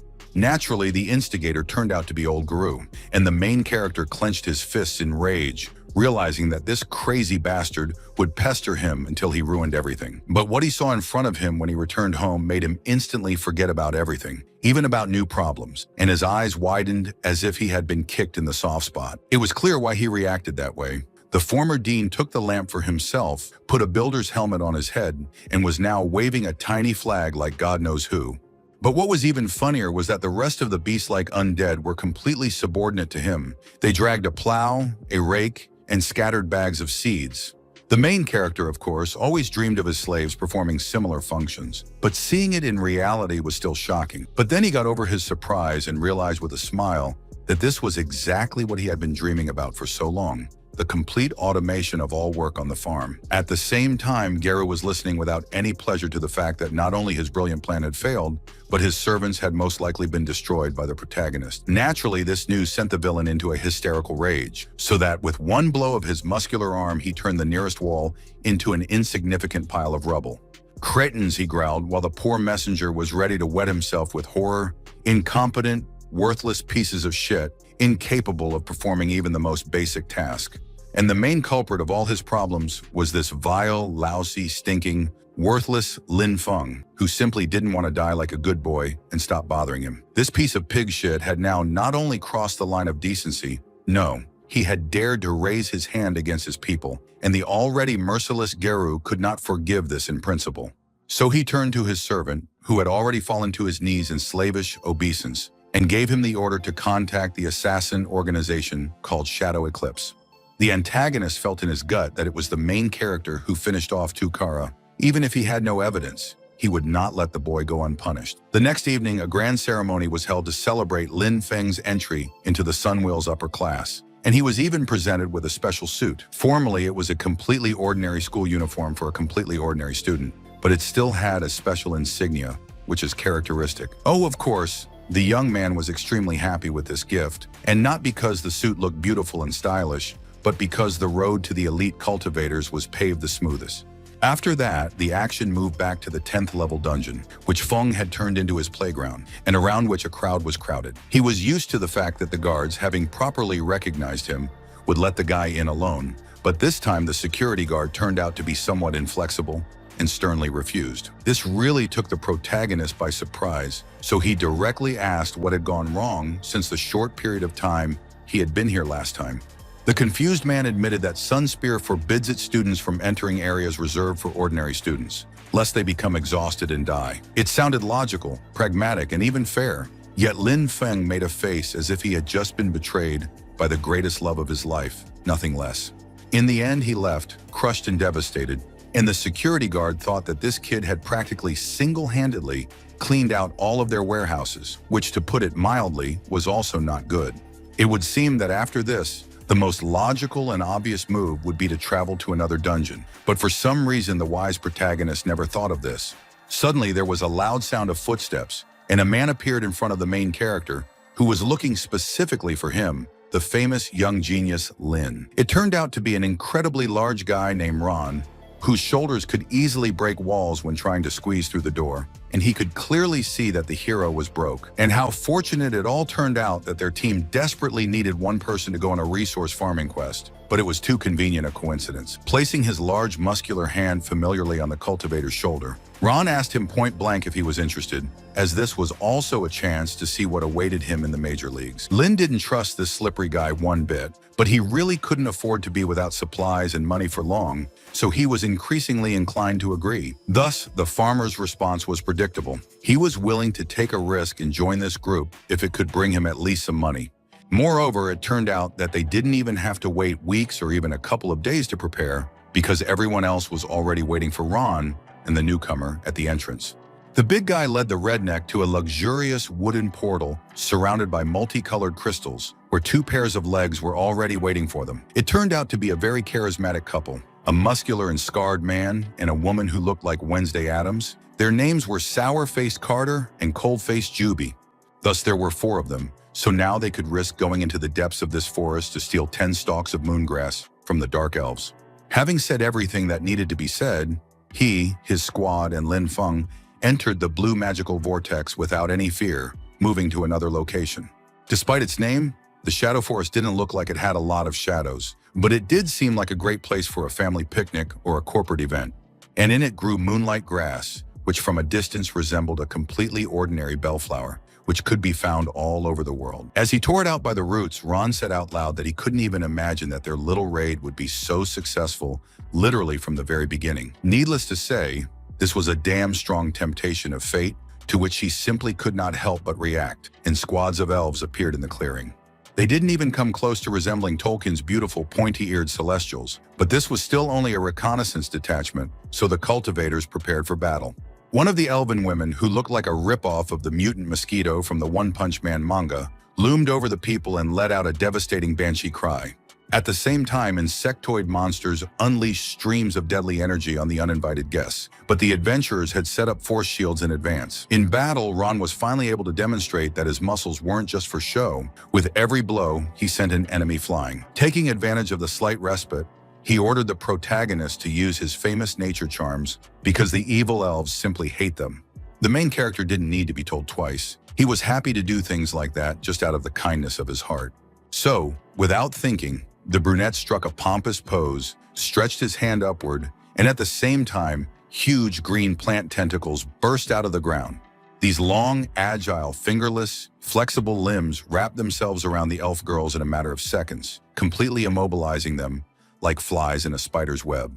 A few seconds of tension, and voila, the entire group was trapped inside a huge root cocoon, stuck in the most ridiculous positions without the ability to move. This gave Ron the precious opportunity to draw his enormous blade, and in a matter of moments, cut the humanoid insects into pieces dripping with black blood. But the battle was still going badly, as reinforcements were arriving for the elves, and the man briefly called out to Yubi and Carter to give them orders. Pseudo Wednesday just glanced to the side and, in a sing-song voice, suggested that they finally get to the sweetest part. In contrast, the scarred giant seemed completely cold-blooded, but it was the calm of a shark ready to pounce. He slowly spread his arms, and in front of him appeared a strange thing, similar to either an Indian totem or a hammer made of electrified metal. It really was like a totem. Carter only had to thrust this thing into the ground and slap it to create a crevice into which the elves and Lin too fell. The young man managed to grab the edge of the abyss with his hands, but it didn't escape his notice that his new teammates were in no hurry to offer him a helping hand. Ron, kneeling down, clicked his tongue with false sympathy, as if to say that this was his friend's new skill, which he hadn't yet had time to properly learn, and that was why it was causing embarrassment. Not wanting to play these stupid games, the protagonist asked them directly whether they were going to get him out and prove that they were his friends, or whether they would become another enemy. Naturally, the latter option turned out to be correct, and these mercenaries, like any other enemy of the cultivators, simply did not know when to stick their tongues up their asses and work. Even Feng himself didn't try to hide how disgusted he was with such talkative psychopaths, and he only clarified whether they were worried about the consequences of killing the disciple of the Sunwheel. He shouldn't have said that, because it only provoked Ron into more streams of frank monologues that didn't interest anyone except himself. Still showing no respect for his enemy's ego, he asked for one last answer, whether anyone could somehow find out what exactly had happened here. When the self-indulgent big guy said that they had already killed people in such ways many times, the main character finally decided that he had had enough. He let go of the hand and flew down, but at the same time he also took that same absurdly pompous position with his hands folded in his pockets, as if he were walking down the catwalk. The antagonist, of course, could not know that it would have been quicker for him to jump headfirst into that abyss and save everyone time, so he began to mock again. But his face instantly changed when he saw something special. Even the cigarette that Ron had been holding in his teeth for so long now fell to the ground without any glory. As shown before, deep down in Lin Feng's heart, there was that arrogant, dramatic-loving teenager, so he decided to let him out. Enveloped in gothic black flames without changing that awkward pose with his hands and with a very heavy voice, he shouted whether these foul worms were ready to meet his legion. It was then that this dim-witted trio finally realized that they should have hit him right away, without comment, and preferably on the head, but it was already too late. They were surrounded by zombies and they hadn't attacked yet, only so that, before they died, the three of them would understand how pathetic and insignificant they were, and what a sin they had committed against the cultivator. And then the zombified Dean did something that was basically impossible to expect from a creature like him. He made a Valentine heart shape with his fingers and smiled. A moment later, he stopped fooling around and unleashed a wave of water and spells on them that would have been enough to destroy the mountain, turning it into rubble. Before it all fell upon them, the leader of the killers croaked in a dazed voice that they were facing a necromancer. But that was simply impossible. That was nonsense. Feng asked if these would be their last words because they could, for example, say how perfect he is, how perfectly he embodies the complexes of downtrodden people. Needless to say, realizing that the situation had gotten out of their control, the criminals began to pitifully beg for mercy, saying that it was all Geru's fault and they had nothing to do with it. Lin wasn't going to fall for such a cheap trick, although Ron tried very hard, telling him about Tukara's death and promising to show him the way to his client's lair. He hardly expected that instead of a reasonable answer, the cultivator would frown in confusion and ask him to explain exactly which person's death the new enemy was accusing him of causing. It was a very unexpected factor that could easily mess things up for them. So Ron's eyes darted around and his face became even sweatier than before. In the end, the main character quickly decided that he simply didn't give a damn about all this drama, and he prepared to destroy this trinity with the hands of his dead slaves. To prevent the sound wave, the monstrous roar, and the screams of people dying in terrible agony from damaging his delicate eardrums, Lin Feng plugged his ears with his fingers. They didn't die right away and didn't even seem seriously injured, but Ron still wheezed about what a piece of shit the protagonist was, a sick donkey, and how he cursed him for the death of the dog. In response, the protagonist, like the archetypal narcissistic antagonist, put his foot on his head and declared that the mercenary was dreaming because his torment was about to begin. Of course, as a thrifty owner, he would never have squandered useful acquisitions, so having squeezed the life out of his victims, he ordered them to rise again. They too became walking dead, and of course all three acquired exactly the appearance that was expected from actors, not in children's works, but rather from normal undead. But for Lin, this was the norm, so he was not concerned with the appearance of his creatures, but with how intelligent certain of their representatives were, for example, humanoids. And in light of this whole incident with the setup and ambush, he could have just quietly gone home, but in the end, he still decided to report to the authorities about the deaths of random people here. In any case, he was bored to death with this place, so he left it in exactly the same stupid pose as he arrived. Alas, the great pathos of the moment was destroyed by the unexpected circumstance that the protagonist crashed his forehead into the portal arch, as if it were a wall. The cultivator could not understand where this unexpected obstacle came from, what caused it. He began to rub his chin and think various wise thoughts. The system itself wasn't going to release the hero until he took the key item. But then his already imbalanced stats were increased by 200%. Suddenly there was a terrible roar, as if a huge stone had fallen to the ground somewhere. But behind it there was another and another. It was a mighty horse pounding its hooves on the ground. And what happened next was the most amazing and unbelievable sight imaginable. Lin Feng, that smug and self-assured cultivator, was frightened. A rider appeared before him, who probably belonged to the elves and was controlling the same horse, but this creature was at least 3 times larger than a man. The huge, pointy-eared warrior held the reins firmly with one hand, directing his steed where he needed to go, while with the other he clutched a colossal spear. The main character looked at him with a very attentive and narrowed gaze, because he finally felt something special and very important. Namely, this big guy is not even close to being as powerful as he looks, honestly. You shouldn't have expected that anyone could scare Feng. Having summoned his new slaves, the young man, with a calm face, as if he was paying for bread in a store, ordered them to attack. He had barely finished his laconic order when one of the pink thugs in a tasteless chainmail suit rushed forward, turning into a continuous blur. And the first thing he did was attack the throat of the huge horse with his sword, demonstrating both sophisticated pragmatism and savage cruelty towards the unfortunate animal. Another zombie was simultaneously making passes and circles with its arms, preparing to use some sophisticated deadly magic. He fired a stream of destructive purple energy from both hands which rushed towards the giant elf like advanced auto-guided missiles. From the outside, it even looked ridiculous, as if some purple thug had decided to kick a motionless toy or figurine. But only after this did the giant finally begin to fall from the immobilized dead horse, and in such a dramatic pose, as if he were starring in an ancient silent film. But the undeads continued their attacks, not giving the enemy even a single second for a banal respite, because this was a mortal battle, not a game. The creature that was once a female assassin used some kind of polearm that could equally well have been a trident or a bunch of arrows on a single bow. These black, sharply pointed things pierced the poor giant from 4 sides at once, specifically aiming for the sides and collarbones. And while the brutal murder was taking place before his eyes, Lin Feng chewed a banana in the most sociopathic manner, idly thinking about how much more perfect these zombies were than the previous ones. On the other hand, the giant also had to be given credit, because he was still alive, capable of fighting, and he even asked why the hero could use death magic. For a few moments, he put the banana away and made his face gloomy and thoughtful, as if he was seriously considering whether to share the truth at least with him.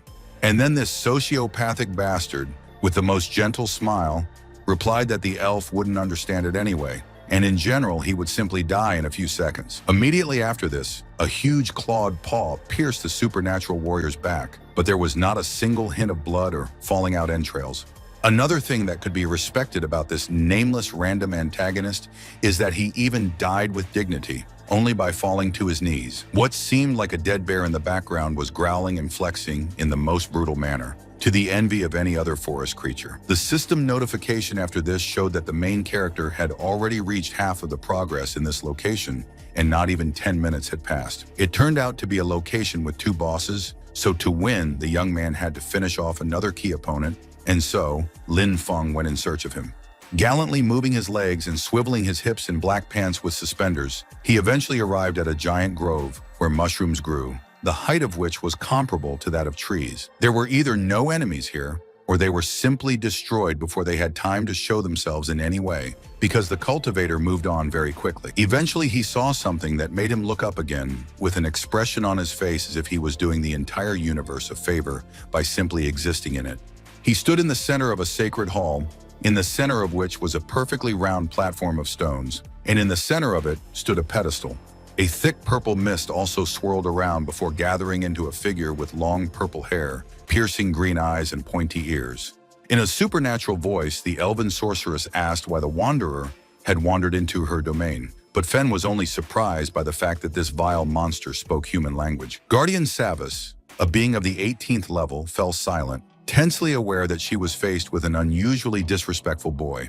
Then she slowly raised her hand, and a purple fire burst from her palm, very similar to the external manifestation of the protagonist's necromantic abilities. And then, at her command, numerous glowing objects, reminiscent of huge dandelion seeds, soared into the air, only they looked very dangerous. At that very moment, a message from the system appeared before Lin's eyes, kindly explaining that this was a debuff curse that killed everyone except the walking dead. It was also an incredibly pleasant and convenient coincidence that it was here, and precisely for him, that every summoned undead restored its magical powers. The main character was used to the fact that after accidentally acquiring a second profession, fate constantly gave him gifts, but even for him this was incredibly pleasant. So, with some effort, he forced himself to stop smiling like a happy idiot and summoned all of his zombified slaves and ordered them to attack without mercy.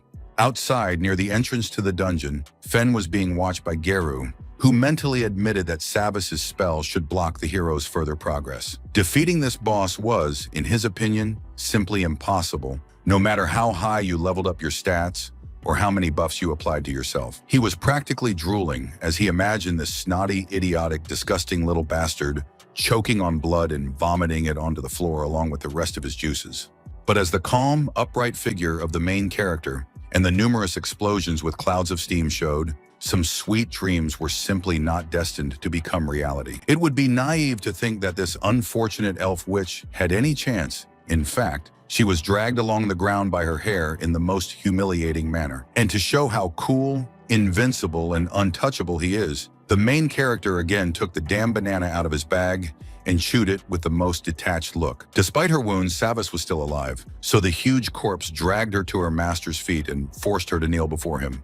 If this woman's hatred could be embodied in the form of a stream of flame or poison, there was no doubt that it would not leave even an atom of Linfeng. But she was looking not so much at the boy as at one of his servants, the original necromancer, and wondered why he had betrayed them and started helping this puppy. Naturally, the former evil sorcerer couldn't say anything because, well, for the most part, he had become just a piece of dead meat with nothing left of his former personality. Meanwhile, the witch continued to spit out words of hatred that this freak had destroyed her incubator, and for that she couldn't finish speaking. Her body was crushed in a paroxysm of monstrous agony from which your own muscles break your bones, and Savas, with her last strength, promised that she would find him. Then there was an explosion of such force that it could have successfully awakened the dead, if, of course, the undead had not been present in that place in the first place. In the place where the witch had been, some kind of pillar appeared. Either they decided to squash her like an insect, or her carcass flew into the sky, like in old American cartoons. Be that as it may, the main character completed this dungeon completely, and it took him a little less than 3 hours, an absolute record compared to other people. But since he was used to completing tasks in just 10 minutes or so, he only noted to himself that he was getting stronger. He felt it in his own body. As it turned out, the column was actually smoke, so it now dissipated and revealed a huge black egg covered in some kind of disgusting film. It was so sudden that even the main character became a little wary and looked at the thing more closely to be prepared for any strangeness. This abomination was called the demonic embryo. It was a legendary artifact that could only be obtained by defeating an ancient and powerful demon. It could also be activated under certain conditions, but for now, Lin Feng was only interested in what kind of crap this was, what the egg had to do with it, and what kind of incubator they were talking about. Before doing anything, the young man looked at his hand, and there was an artifact ring, very similar to a silver copy of Sauron's ring. The cultivator didn't hesitate for more than a few seconds before picking up the thing with 2 fingers, pointing it straight at the embryo, and releasing a column of purple fire. Immediately after this, he found himself in front of a portal arch, which in the voice of the system, asked whether the user wished to leave the location. No, he didn't want to, and instead turned his back to the portal and walked away.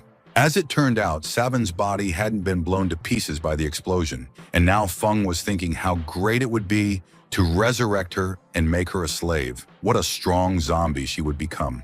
Once again, without bothering his head with long and deep thoughts, he made a commanding gesture with his hand, ordering the elven corpse to rise to a new undead life. And so it turned out that the system loved this precious, sweet boy of it so much that it allowed him to resurrect the witch, ignoring all the rules. She also turned pink and magically dressed herself in ridiculous, revealing black armor, which was normal for the local undeads. Then she looked straight at the protagonist and in a voice as scary as a tax return, croaked that she was Death Executioner. A cold, sticky sweat ran down the protagonist's skin from shock because he had not expected that one of the creatures he had raised would suddenly learn to speak. He asked her about it, as if the previous scene itself wasn't a great answer, and the dead elf repeated without any expression who she was now. And then she repeated it again, without even giving her new master a chance to finish his sentence. 5 seconds later, she repeated this phrase once again, despite the fact that Lin Feng said nothing else, and generally looked at her as if she were a broken computer. Taking a few deep breaths, barely restraining himself from simply finishing her off a second time, and finally he ordered the undead to finally shut up. After that, nothing in that dungeon interested him, so the cultivator left it as if nothing special had happened in the last few hours. And Geru, who had previously seemed so serious, such an imposing and brutal antagonist, was now jumping, screaming, and grimacing like a monkey from shock and rage. However, random adventurers also couldn't figure out how this kid managed to get through a location alone, where even experienced squads sometimes died. Immediately, a certain fair-haired man in a green cloak and with a cigarette appeared on the stage and sternly asked why Fen had come out alone and where Ron and his company had gone. The protagonist was sensible enough to lie that they simply lost each other due to an attack by the Dark Elves, a tragic accident, alas. This little actor even forced himself to cry while lamenting how he miraculously reached the boss and with great difficulty emerged victorious from the fight. The smoker, of course, was completely taken in by this little farce, nodding wisely that this was indeed the evil magic of the Dark Elves. He knew that. As for Geru, he had a hard time restraining himself from turning his sworn enemy's skull into bloody crumbs right there. The investigator, however, had not yet finished his interrogation, as he was interested in whether something unusual had happened to the protagonist after all this. Trying not to give himself away, the cultivator very carefully explained that yes, the effect of that elven witch had been cast on him. He felt it very clearly. While they were talking, and the smoker was trying to figure out if this was the work of Lin's enemies, Gary was trying to figure out what kind of damn joke this was, how it was possible to complete that dungeon alone. And then the main character turned to look directly at him, though without any expression in his eyes. The antagonist didn't understand anything at first, continuing to stand in the middle of a crowd of pumped-up thugs wearing absolutely identical white shirts with black ties. But then it dawned on him, and he felt his own pants sticking to his ass. So suddenly and intensely did he break out in a sweat. Without taking his eyes off him, Lin Feng slowly spoke about his enemies in a promising tone. But he didn't have any of them among the famous ones, the young man explained with a gentle smile. He had just started training at the Sun Wheel and hadn't yet had time to get to know everyone. The investigator nodded calmly and promised that they would thoroughly look into this strange case, to which the protagonist thanked him with all possible respect and bowed. Poor Garu looked at this not even with shock, but with some kind of deathly horror. His face looked as if he had a terrible stomach or heartache. And then he started to run away, pursued by the elven demon, while Lin Feng looked after him with a very menacing and condemning face, as if to say, "And so it will be with every enemy of mine." As it turned out closer to the night, the main character had taken the demonic egg and was now trying to understand why it had suddenly started behaving so strangely. No matter how apathetic he was, he still couldn't stop thinking about that strange speech Sabin had made, something about the incubator and other obscure, ominous prophecies. It didn't help that this huge, scaly sack was being affected by both types of his magic, both natural and necromantic, at the same time. But this was some kind of nonsense. Even children knew that the spells of life and death cannot coexist. Even he himself could only quickly switch from one to the other. Stroking his 8-pack abs and poking his nose into the towel that smelled of his own sweat, the cultivator thought that perhaps the demons had actually tricked the system. But the thought that the monsters had done the same thing as him made Feng incredibly disgusted, and he began to furiously prove to himself that he was a man and that these were still demons. Having calmed his fragile sense of self-worth, the brunette concentrated and again tried to nourish the egg with the energy of dark magic. Perhaps something would come of it. No, nothing good came out of it. So he, with the air of a cold-blooded cleaner, began to put on his white suit. There was only one way left, and he looked ahead as if he was going to go out into the street, kidnap some girl, and then sacrifice her to the embryo. But it would have been better if he had actually done it, because Lin had to go to the most terrible place in the eyes of any schoolchild or student, to the office of the damn principal. The man was not pleased that his most promising student had disturbed him at such a late hour, although his fresh and even smart appearance would have been hard to tell. The cultivator honestly admitted that even he couldn't do some things, like describing what he had found, so he simply teleported the embryo into this room. The director immediately abandoned all formalities and, in a very serious voice, asked the protagonist where he had even found such a thing. While the protagonist was speaking, the adult cultivator created some kind of field around them, thus clearly showing how dangerous this huge egg could be. Looking at the unloved director with open suspicion and even hostility, he continued his speech, saying that at first he considered this rubbish an ordinary trophy, but then he changed his mind. The head of the academy only half listened to him, more immersed in his own thoughts because it was hard for him to believe that this was true, but there could be no mistake. Demons have learned to bypass all human defense systems to penetrate their small, cozy dungeons for young and use them to raise their children. And not even standard demons, as it turned out, but some originals, and the main character immediately latched onto this expression. In a very serious voice, the director explained that some demons devour people, temporarily gaining enormous power, even the ability to cross space. There were many types of demons, each with its own characteristics. For example, the first standard type of demons were completely harmless and even cute. Demons of the fourth type were already closer to the stereotypical Western image of a hellish horned monster, existing only for war, destruction, and death. And then there were the Lords of the Bloody Lairs, and they were such nightmarish, indescribable creatures that talking about them was more disgusting than talking about maggots crawling in a corpse.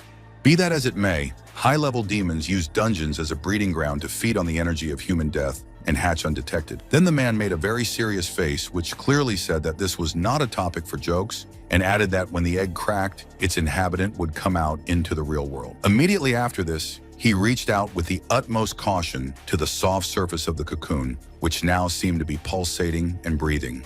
He very quickly pulled his hand back, admitting that this creature was still in the very early stages of development, but if it had spent another 6 months in that location, his or her birth would have been a real disaster, but more importantly, the egg would never have appeared if it had not suddenly sensed a kindred aura nearby.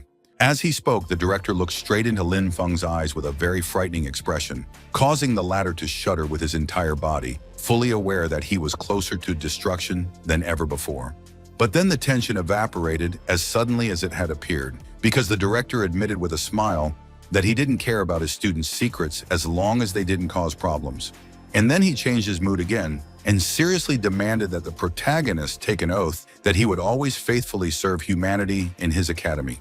The protagonist, of course, bowed to him and took such an oath, to which the man with the most good-natured look patted him on the back and neck. As a reward, he gave Lin Feng an artifact that could expand his personal territory to a radius of 500 meters and allow him to change the landscape within it. The young man was 1,000 times happier about this than he would have been about any orbital laser, because it was perfect for his small, precious farm. Now that they were both happy with each other, the director let the main character go in peace, promising to take charge of solving the problem with the embryo. He also managed to warn Lin that in 3 days there would be a pleasant meeting of students in the assembly hall, and that one teacher had left an essay there about plant cultivation. Although Feng didn't show any strong emotions, there was no doubt that if he had animal ears and a tail, they would have stood up straight from this. Yes, before he had partially succeeded in masking the true nature of his slaves with the help of the aura of plants, but what if he had truly crossed them, made them hybrids? This thought completely took over the protagonist's mind. But the next day, as soon as the sun rose in the sky, the first thing he did was rush to install the artifact at home. He noted with satisfaction that the director had not deceived or exaggerated. This small flag had indeed had a positive effect on the local source of natural magic. After that, he, inspired by euphoria, went to the room where his first 2 zombies were, and with such an air as if he was about to sew plant stems onto them. But before he could do anything terrible, a loud noise came from below that even such a magnificent cultivator could not ignore. And in a completely different room, in no way reminiscent of his former luxurious lair, sat Geru, gloomy and sad, like this room. Useless cretins, he growled under his breath. Morons, blockheads, parasites who couldn't finish off an ordinary damn farmer? What the hell is that anyway? And he couldn't wait any longer, because the other investigators had already discovered the threads of the case. And if they realized that all this time, it was he who had been Tukara's killer. It didn't take a genius of intrigue to realize how disgusting this would end for him, so the man decided to act in a truly radical way.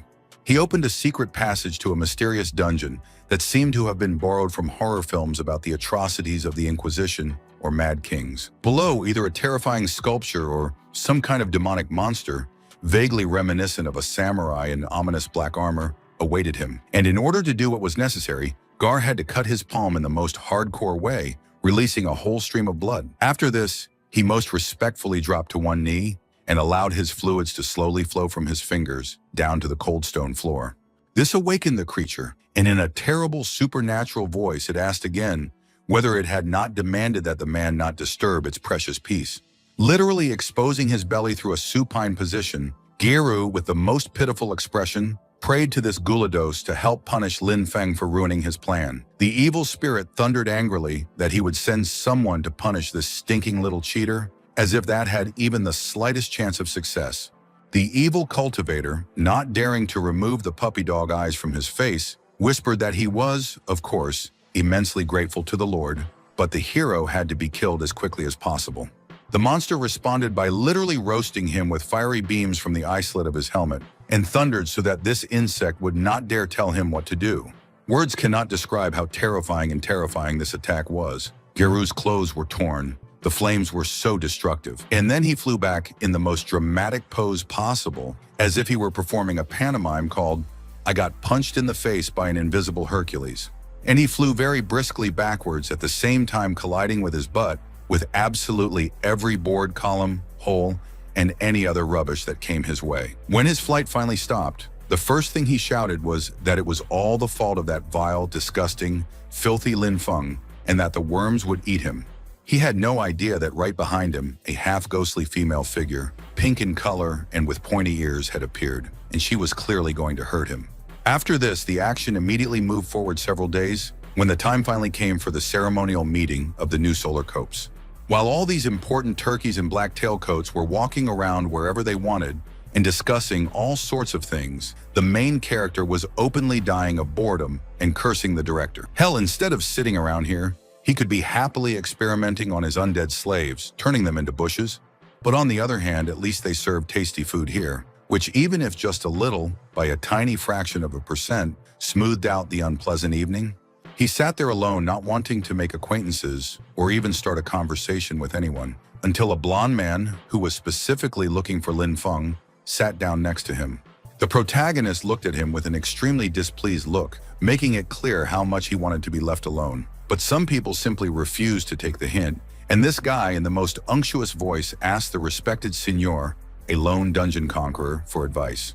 The protagonist didn't like him at all, and not only because of the interrupted meal, but literally all of his instincts were on edge due to the premonition of some kind of threat. So the main character simply faked crying, pretending to have developed severe PTSD after the death of Ron and his comrades. The stranger looked at him without that flattering warmth and in an emphatically calm voice remarked that, okay, let Lin not be upset and he would come to him later. Naturally, it was a mysterious demon slayer, but he, like any stereotypical stupid villain, did not take his prey seriously, deceived by this farce. As he walked towards the exit without turning around, the protagonist never took his very attentive and intense gaze off his back for a second, and his throat made a quiet sound. In his lair, Geru, beaten and very unhappy about it, was thinking about how he had sent messages to everyone who needed to know, including the Iron Lion, but why he felt so disgusted. Suddenly, a disgustingly familiar voice was heard nearby, which said that he was justifiably unable to find a place for himself right now. The big guy lazily turned around, preparing to meet the mysterious insolent man, but he half died when he saw that poisonous, purple glow in the middle of his lair. Yes, it was Feng himself, and the most disgusting thing was that this bag of manure was not alone. Behind him, the former elf Savin was hovering carefree, with a huge, sharp braid on her shoulders. The villain was so stupefied by the surprise that when the young man, with obvious mockery, demanded to know how many fingers he was showing, Geru answered him. And for this, the main character, with enormous, incomparable pleasure, prepared to smash his face. Even planting cabbage paled in comparison. And all because he waited too long for a reason and a convenient opportunity to finally finish off this vile slug without fear of calling a crowd of cops on his tail. As expected, the force of the protagonist's blow was so colossal that a brute like Geru flew towards the opposite wall like a bullet. However, he was still alive, and he wheezed with desperate anger, raising his body on his elbows and looking at the farmer who had come to his house with incredible hatred. But then his torso was racked with a paroxysm of pain, and the man stopped, grunting desperately, while Lin watched him as if he were a vile vermin whose back had already been broken. The man managed to overcome the discomfort of his injuries and asked how the main character had managed to find his secret lair and enter it. Of course, the protagonist wasn't going to give in to this bastard in anything, even in such a small thing as answering questions, and instead asked himself if it was Geru who organized those assassination attempts.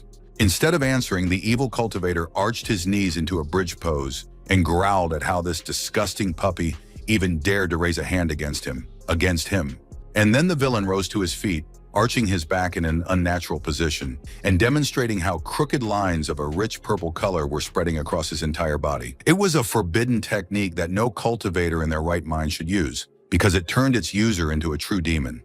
Outwardly, Geru had not changed too much, but any expert would immediately understand why his ears had suddenly become larger and pointed, his eyes had turned red, and his skin had partially turned black. Lin Feng, originally a simple farmer, was not exactly a beacon of knowledge, but even he understood everything at a glance, as well as the fact that before him was a true demon spy. But the antagonist simply couldn't resist using a typical cliché in the most stupid way possible, explaining his motives in the belief that the hero was going to die anyway. As soon as he heard the name of Gulados, the young man immediately recognized him, a little more than a little, as one of the demonic lords, 7th in rank, and it was to him that the scoundrel had sold himself completely. But since the protagonist uttered this sacred name without any respect, And with his dirty little mouth, Geru finally went mad with psychopathic rage. He immediately lost the desire to talk about how smart, powerful, and invincible he was, and instead he simply pounced on his enemy to tear him to pieces. But he didn't even have time to get a few meters closer to the main character, because Savan, the newly minted Death Executor, flew right at him. She didn't just need that huge scythe for beauty. With just one blow, she knocked back the enraged cultivator's hand, and there wasn't even a scratch left on its blade. However, the newborn demon was not made of plasticine either. He continued to strike and reach for his target until the wide pink blade finally became covered in cracks. And then he concentrated all his new strength and emitted clouds of terrible black flame, which instantly engulfed the scythe and began to corrode it like acid. As it turned out, the zombie can still speak properly, because she complained in a very angry voice about how much corrosion she had suddenly been given. With an unusual tension, the main character thought that he had not expected such an outcome at all. He had originally planned to simply test his opponent. Instead, a stalemate developed between them. On the one hand, Lin Feng's slave did not allow Ger to touch him, but on the other hand, it was becoming more and more difficult for her with each passing second. The evil cultivator, meanwhile, had completely lost his mind and began to scream, throwing his head back to the ceiling about how long he had been trying to kill the boy so that he would come to him in the end. Instead of answering, the young man very slowly raised his hand, in which, like a colt, he found himself clutching a ball of multicolored, pulsating, magical energy. The situation was becoming too dangerous even for him, and he needed to finish off his enemy as quickly as possible while he was still too self-absorbed. Some might even think that Feng didn't stand a chance against such an impressive opponent, but everyone knew very well how the fight between David and Goliath ended. Moreover, the protagonist had his own crowd of Goliaths, even if they had skin of different and bright colors. And instead of armor or clothes, they wore ridiculous accessories. In the voice of Fred Jones, who had finally found a clue in another investigation, Geru said that Lin Feng really was a problematic bastard with such and such magic. Then he suddenly and hypocritically burst into tears, praising the sacrifice of two whom he had destroyed for being able to lead him to the trail of a true genius, the star child of the human race. It wasn't a pretense. He was really so deeply immersed in his thoughts and other acts of self-admiration that the hero's slaves had a chance to strike first. It only took one of them a single powerful blow with his spear to pierce the degenerate's chest and send him flying back to the wall as if he were still a simple man. While he lay there, his eyes painfully closed, the main character, in a stern, cold voice like an investigator, asked whether he had actually finished off that bastard in the forest. Suddenly, the demon man began to gnash his teeth angrily and, covering the wound on his chest with his hand, began to read an obvious spell, drilling the farmer with a hateful look. And before anyone could shut him up, or better yet, cut off his head, Geru loudly declared that his body would be the vessel through which his master would come into the world. Reality itself began to crack as a colossal demonic summoning circle appeared on the floor, the first sign of the coming of one of the demonic overlords. The former cultivator, who usually always acted as if the entire universe owed him something for the rest of his life, humbly bowed before the huge demon, greeting him. But since the monster had an even worse character and an even bigger ego than his, he thanked Geru for his respect by calling him a vile insect and punching him in the face.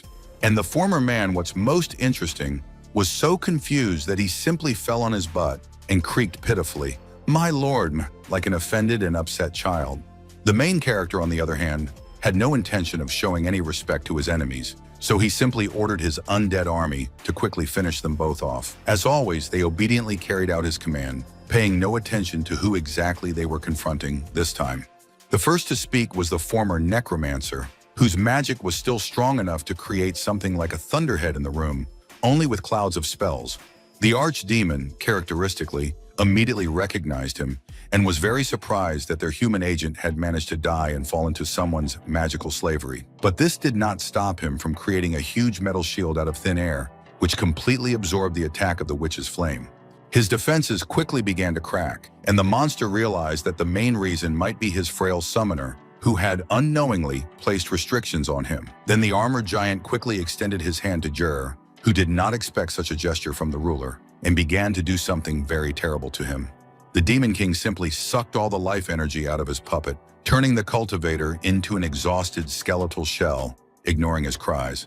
A man might think twice before creating something like that, but not an inhuman monster whose essence consists of primordial darkness and chaos in its worst aspects. And having finished, the giant simply contemptuously threw away Geru's corpse with his palm, as if it were some kind of disgusting dead toad stuck to the boot that had crushed it. Now the monster had all his demonic power at his disposal and was more than happy to fight the new successor to the necromantic profession. But Lin Feng was in no hurry to live up to his expectations, because he realized that for the first time since that fateful day, he had met an opponent capable of killing all of his undead in himself. A perfect example was how this Tin Man turned an already dangerous enemy, Geru, into a lifeless pile of skin and bones with a single wave of his hand, and the Devil's Seal still hovered over the battlefield, like some kind of distorted artificial sun, emitting clouds of purple fire.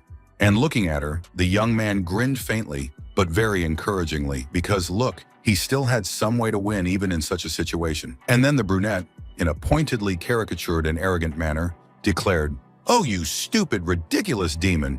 Who decided to challenge me?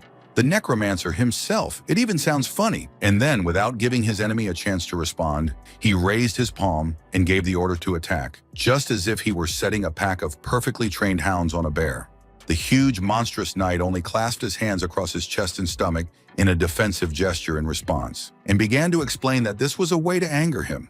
"More than effective," he finished, abruptly spreading his limbs apart and sending out waves of dark magic, because this mortal boy had truly pissed him off. But Lin Feng's minions didn't disappear anywhere. They knew exactly what to do, just like a professional musician always knows how to read notes.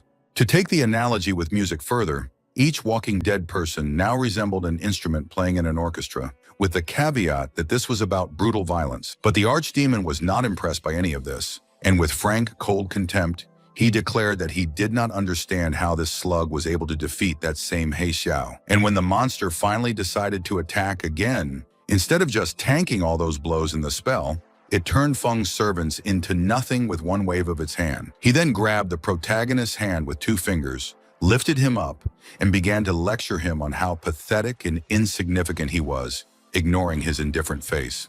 All this time, the otherworldly monster did not take the fiery gaze of its only eye off its prey, ready to tear off the cultivator's arms at any moment. He didn't expect the pathetic little man to grin in his face in the most insolent way and declare that no, it was the demon who didn't understand the benefits of necromantic spells. This villain did suck all the magical power out of Geru, but as it turned out, did not finish him off, condemning him to an existence in such a pitiful form, and clearly not just out of sadism. At the same time, the mana in the summoning circle was already starting to run out, and although the monster could not show emotions because of the mask, deep down it even went cold from the realization. Then the main character broke free from the giant's clutches and finished his speech by saying that despite all the creature's attempts to bypass the restrictions imposed by the summoning, it had failed.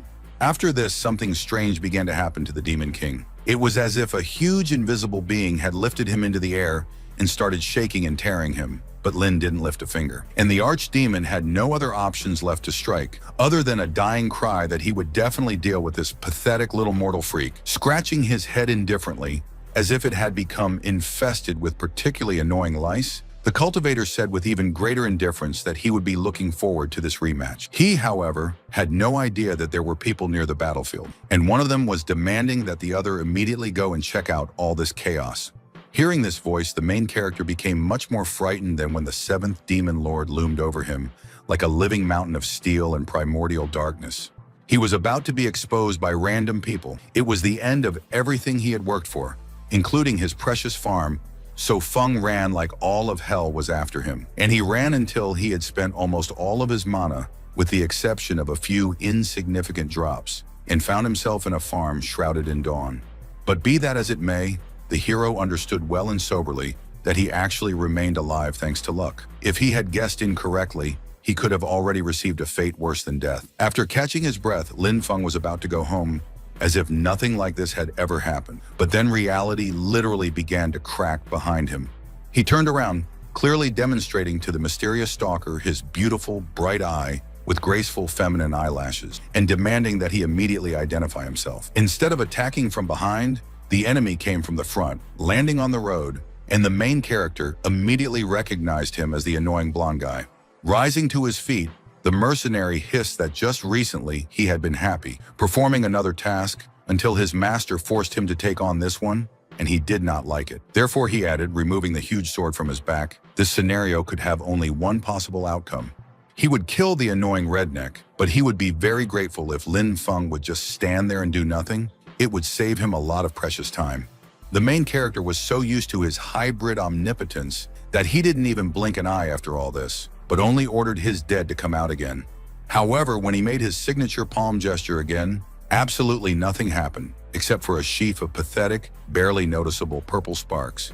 Feeling his pants stick to his sweaty ass for the first time in a long time, he realized that he had truly used up all his mana and could do nothing more.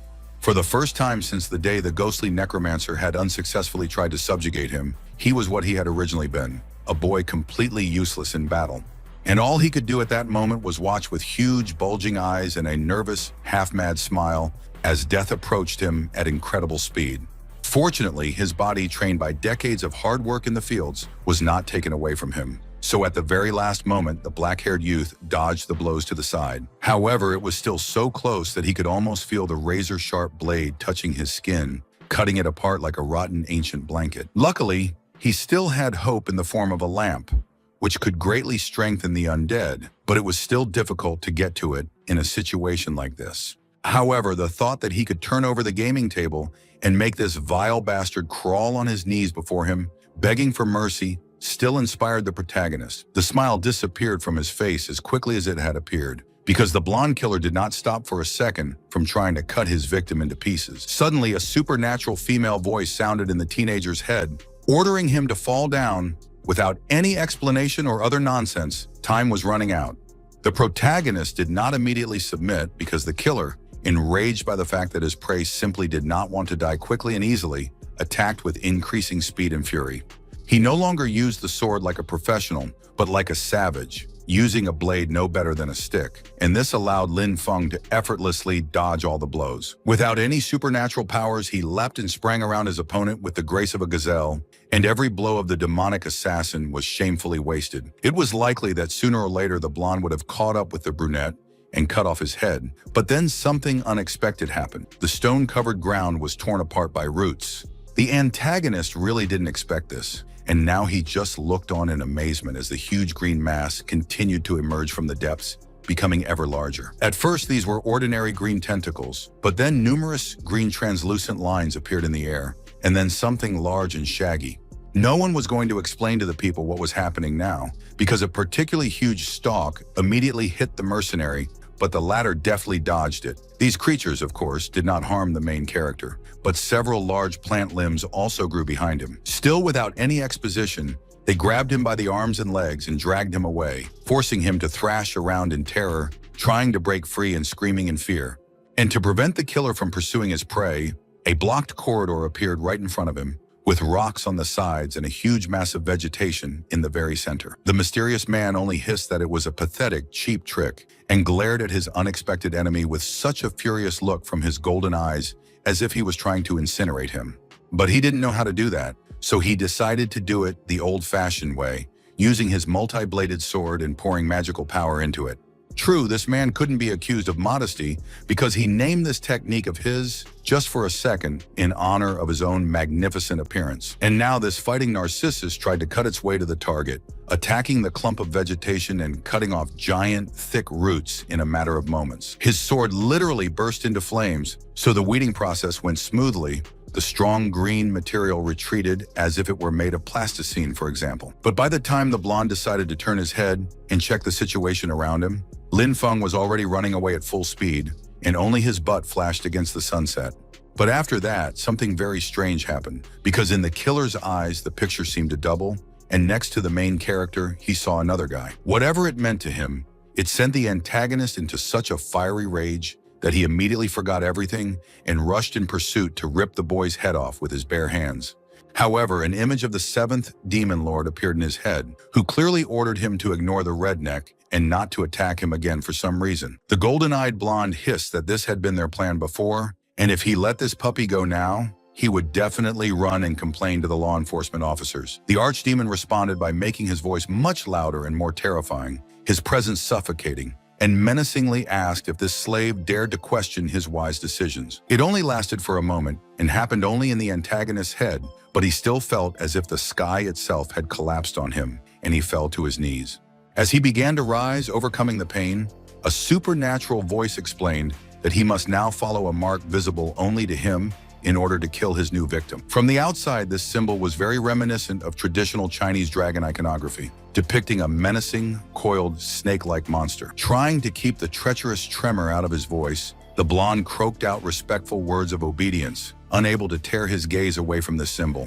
However, the mysterious plant entity was not yet ready to leave the scene, and the mercenary, igniting his hands, asked whether these weeds had come from the farm. Since no one was going to answer him, of course, even if they could and knew the answer, he simply struck, creating a colossal, fiery explosion that destroyed all the greenery. However, he had already guessed something without words, considering that after the fire and smoke disappeared, the man angrily called someone a traitor, without any clarification. And then he added a growling note to his voice, reminiscent of a tiger's purr, when he said that he could run away if he wanted to, but it would not be as easy as he wanted. And then the villain again rushed in pursuit of the main character, who never once turned around the entire time, because what kind of looks were there? He just wanted to save his ass from being fried. More and more plant tentacles rose from the ground and tried to save their precious boy from the offender, but the blonde swordsman dodged every blow. His speed didn't slow down one bit, and he was rapidly catching up with Lin Feng with every passing second, even though the latter was already so sweaty that his clothes were practically like a second skin. But the odds this time were too uneven, and the antagonist crashed into the protagonist with the force of a golden eagle, diving down on a gaping fawn, breaking its neck. The assassin's lips twisted into a bloodthirsty, toothy grin, and a sadistic light of joy burned in his eyes as he announced to the boy that the game was over. To eliminate any possibility that the redneck would try to escape, the killer held his sword to his head so that one move and his neck would turn red in a different sense. But to his surprise, this brat, instead of crying and begging for mercy, with a cheeky grin agreed that yes, the game had indeed come to an end. And all because, while the villain was telepathically communicating with his boss and trying to make a way through the giant thickets, the cheating cultivator found the lamp. He tried to activate it, already imagining how he would tear off one limb after another from this blonde brute. But the artifact, damn it, refused to work. Lin Feng's mana was so low that he couldn't bring himself to create even a tiny spark, even though he tried with all his might in silent hysteria. By this point, the assassin could have cut off the boy's head long ago, but he hesitated, wanting to prolong the pleasure, and thus allowed the brunette to activate the lamp. The blonde's face was distorted with incredible disappointment and anger. Even his graceful nose was now twisted in an unnatural way and began to resemble some kind of pig's snout. And the main character instantly stopped panicking, because the reason for it was gone. He was now a godlike multi-class summoner wizard again. What happened next is hard to describe in words, but it was as if some god had cut off a dome-shaped piece of time and space above Lin Feng's greenhouses. The vegetation, which had previously fought desperately to protect its master, now grew to the sky, and its roots acquired incredible strength and durability. A multitude of green tentacles grabbed the assassin by the arms and legs and lifted him off the floor, immobilizing him so that even he did not have the opportunity to move a finger. This, of course, didn't stop the villain from trying, while simultaneously cursing the hated boy and his damn nature magic. Then he took a deep breath, and with just one casual movement of his shoulders, he completely tore the plant cocoon into pieces as if it were nothing. He then grabbed his trusty sword and the dragon seal given to him by the archdemon to activate a special devilish dueling technique. For a moment, reality even rippled like an ocean about to hit a tsunami, with the killer, empowered by demonic magic, on one side and Feng with his lamp on the other. The first move was made by the blonde man, who in a matter of seconds multiplied and divided into a colossal number of absolutely identical copies with weapons. They all pointed their blades at Lin, and the latter came up with something else in response. The lantern in his hands began to pulse rapidly, and the green color thickened and became more tangible. The cheat cultivator was engulfed in green flames, and in the light of the flames, several vines crawled towards something and began to wrap themselves around it. It turned out to be someone's dead carcass, and now it has risen to life in such a guise as if someone decided to let Adam from the Garden of Eden eat a whole wheelbarrow of steroids at once. And this literally moldy brute single-handedly took the entire blow of the blonde army of clones, simply by stretching out his arms in front of him and putting up a shield. A moment later, the world shuddered at the terrible power that was taking place within those walls, and the monstrous magic that both opponents used to achieve victory. Of course, the assassin inevitably began to lose, and his sword, which he was so proud of, simply shattered into tiny pieces. At the same time, the plant zombie did not receive even the slightest and pitiful scratch, as if some madman had desperately tried to stab him with a writing quill. And the assassin finally recognized in this big guy the same necromancer who had initially tried to pull Feng on like a meat suit, but ended up being pulled on by him himself. No self-respecting cultivator would hesitate when it came to killing someone, and Lin was no exception. He happily ordered the slave to finish off the bastard. As befits a submissive puppet, the manned giant hurled his body forward at lightning speed, his hand with overgrown nails extended to grab his opponent. And instead of trying to dodge it or even resist the zombie's grip, the blonde desperately squeaked that they were allies. This shouldn't happen. After his head turned into a bloody mess, the rest of his body followed suit, turning into instantly dissipating clouds of smoke. And now that the enemy had been safely destroyed, the main character could afford to take off his mask of self-confidence and simply collapse to the floor with a lingering cough. He had spent all his strength fighting Geru, driving out the demon lord, and destroying that blonde maniac, so his stamina was depleted. After this, the main character fell asleep, just like that, on the bare floor, as if he had just consumed a colossal amount of the strongest alcohol available. His dead slave looked at this with an unreadable gaze, and it was unlikely that anyone could guess what he wanted: to take revenge on the boy for enslaving him, or to cover him with a blanket. A few seconds later, he was enveloped in purple fire, and he began to return to his previous appearance, with pink skin and stupid chainmail. And a second later, his body began to dissipate, disappearing into pieces of ash like a log that had lain in a fire for a long time. After this, the action moved to a beautiful, blooming green valley, which looked almost like an earthly paradise, but flags with lion symbols were flying above it. A whole column of medieval knights galloped across the field, holding standards with banners in their hands, and behind them was a carriage that looked more like a birthday cake. It was not difficult to guess that such splendor of white covering, gilded metal, and soft red upholstery belonged to very important and noble people. The younger one had very thick, blood-red hair and wore elements of armor, while the older one had brown hair, wore a thick beard and a simple blue waistcoat. The second man's only piece of jewelry was a huge sky blue stone that was pinned to his tie, almost like a collar. The men looked at each other intently, saying nothing, until the red-haired one finally looked down and sighed with noticeable regret. Then his older friend looked out the window, demonstrating that his equally long hair was not sticking out like an unkempt mane, but was well-groomed in a beautiful and complex hairstyle.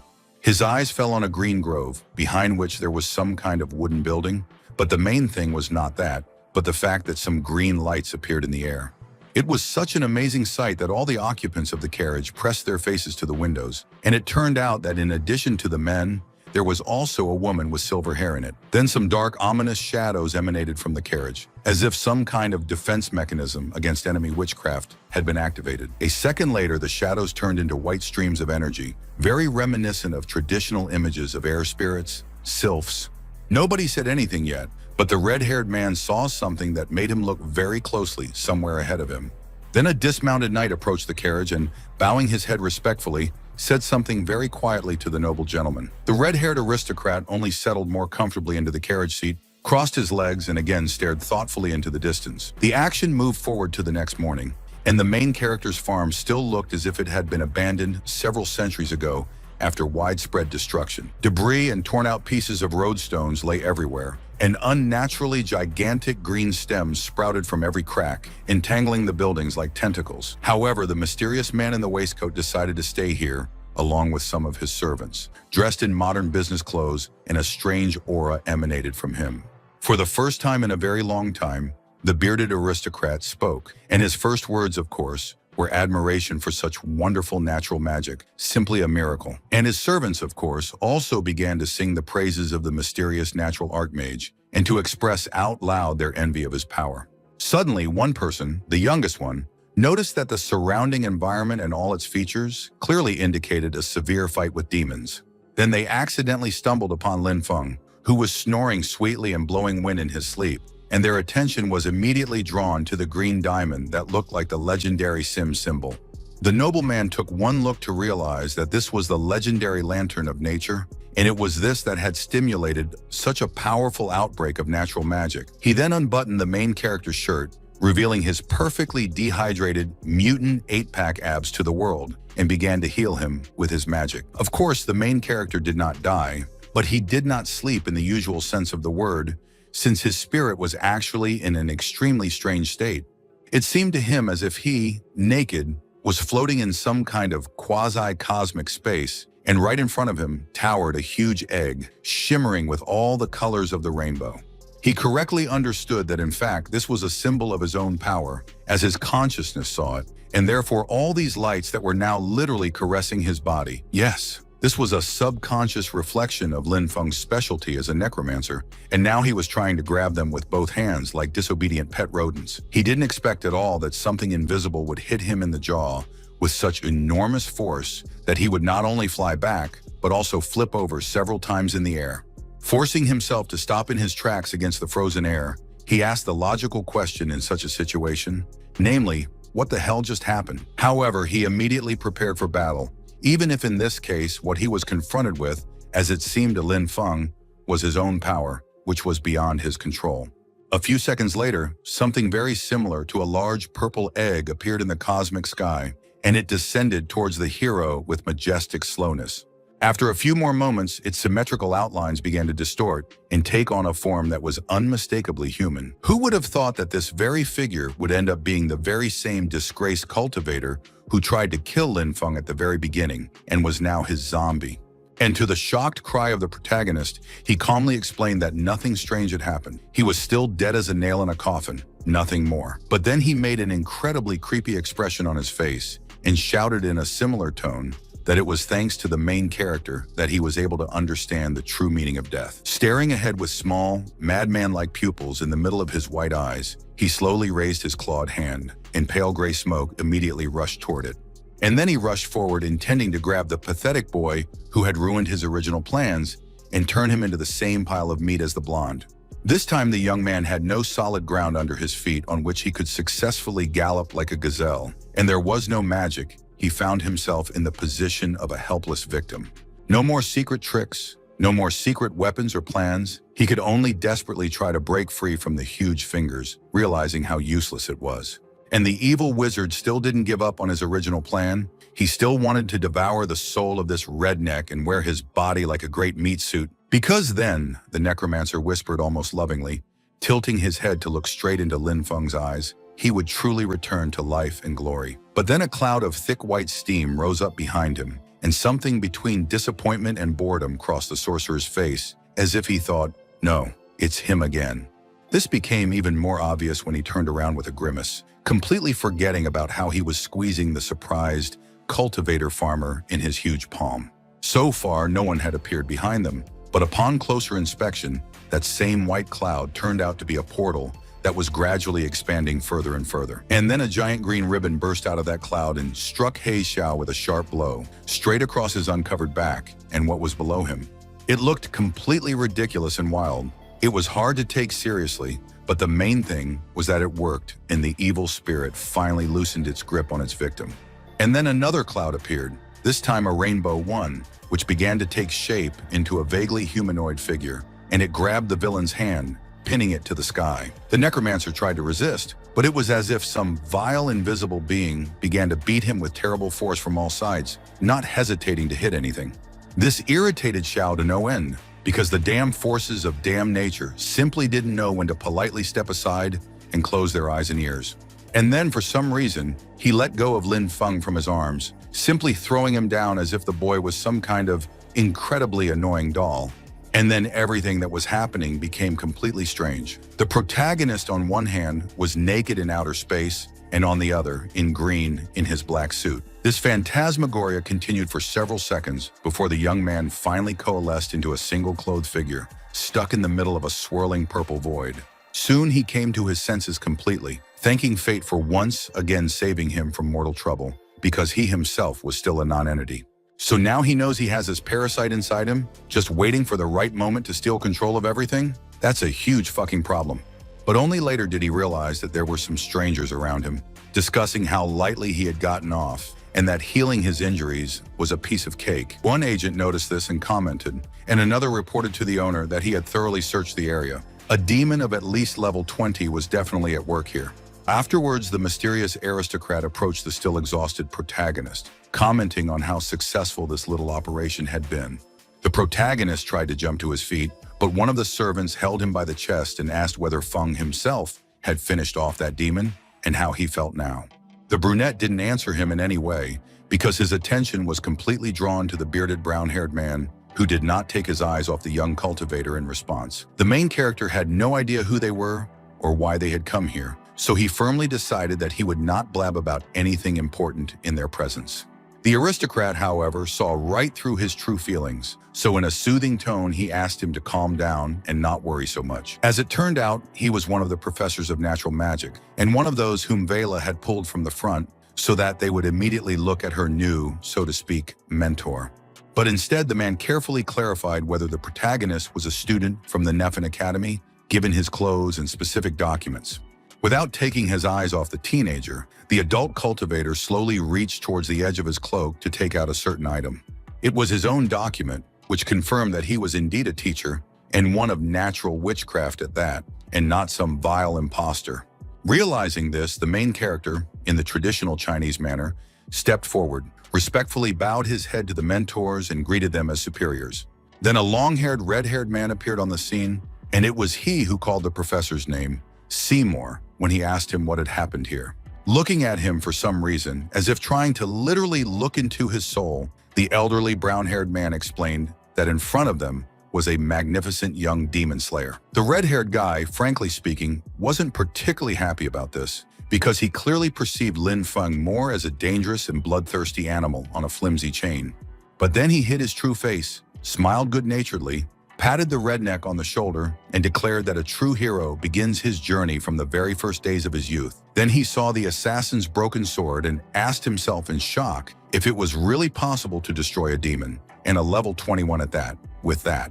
He stared at the piece for so long that even Seymour became concerned, patted him on the shoulder, and asked what had happened. Moreover, it turned out that this long-haired, red-maned, lion-like handsome man was truly a noble lord, bearing the title of Count, and he did not answer his senior comrade with the truth, instead lying, saying that he thought about how they fought to the death with the demons openly and how those bastards infiltrated the rear. Looking at him with great suspicion, the brown-haired man suggested returning to the academy since they had already dealt with the most important problem. And this guy, that is, the main character, needs to be taken along, because Seymour felt that the director still had a lot of important things to explain to them all. As the Archmage had said, they went to the head of the Sun Wheel at the first opportunity, hoping to get some answers from him at least before sunset. The man calmly explained to them that he already knew everything. They would significantly increase security measures within the academy, double the number of patrolmen, and everything like that. The answer to all these demagogic speeches was a hand, as firm as an iron claw, that grabbed the edges of the director's shirt. Seymour, previously so calm and intelligent, announced in a very angry voice that this bastard, figuratively speaking, went to the toilet when the shit had already stained his underwear. He got so carried away that he began to shake the junior cultivator with terrible force and loudly growl about how useless he was. Censored word. Lin Feng watched the showdown between the elders, covering one eye with his fingers, as if he was both ashamed and curious about what would happen next. In the end, the director couldn't take it anymore and directly begged for mercy because, hey, the student was looking at them right now, and he needed to retain at least a drop of his former dignity. A very displeased Seymour let go of his boss and hissed that if he liked the students growing like wild grass, then so be it, but he would not allow this incident to be kept silent. With a slightly forced smile, the chief cultivator of the entire Nephin Academy and the Sun Wheel muttered that the esteemed Feng had indeed defeated the monster and saved them all. It would have been a disgrace not to reward the young man after this feat, and he had just the right gift, a material piece of the spirit of an ancient and powerful hero. After accepting this thing, which looked like a piece of a puzzle, the young cultivator anxiously asked how they thought he should use this reward. Suddenly, the artifact opened up on its own and burst into flames, and the director reminded that the main character had already found one such fragment in some dungeon. If two different pieces merge together, they will create an astral projection of the person they once belonged to, and this ancient one will serve as an assistant to the owner. But what was most important and convenient was that such astral undead had no requirements for mana, meaning they could fight for their master whenever and as much as they wanted. Slowly taking out the symmetrically opposite fragment he had found long ago from his pocket, Lin Feng brought it to the second one with respectful slowness. A green vortex of fire grew in the center of the room, from which a hand emerged with majesty, clutching an ancient naginata. Then the supernatural flame released a face, belonging to a grim, bearded man with eyes as black as darkness itself. He was a rare, healthy fellow, built in such a way that he could clearly, without any effort, bend an iron horseshoe into a donut or lift a horse onto his shoulders. A second later, it turned out that he was not some mercenary who died in a random dungeon, but the ancient deified general Guan Yu, one of China's greatest heroes. As he knelt down and swore allegiance to the protagonist, the director almost hiccuped because he really had no idea who he was and didn't expect this. To understand this, the man took a thick old reference book from the cabinet and began to leaf through it with interest, quickly turning page after page. He was not at all pleased with the result because Guayun's name was not found in the book at all, even though he was holding the book of history itself in his hands and not some nonsense. While the director was desperately puzzling over this riddle, the ancient commander finished taking the oath and then slowly rose to his feet and looked away. Lin Feng looked at this in a way that only he could, with an empty-headed expression on his face, his mouth slightly open, and his glassy fish eyes looking off into the distance. Unfortunately, there was no one around to tell him how much he resembled a zombie, so the teenager ended up simply making Guan Yun disappear into a dark cloud without a word. Still without saying anything, he slowly approached the adult cultivators and, as expected, bowed his head and shoulders to them in gratitude. Then, still without saying a word, he stepped back, opened the door, and walked through it, backing away.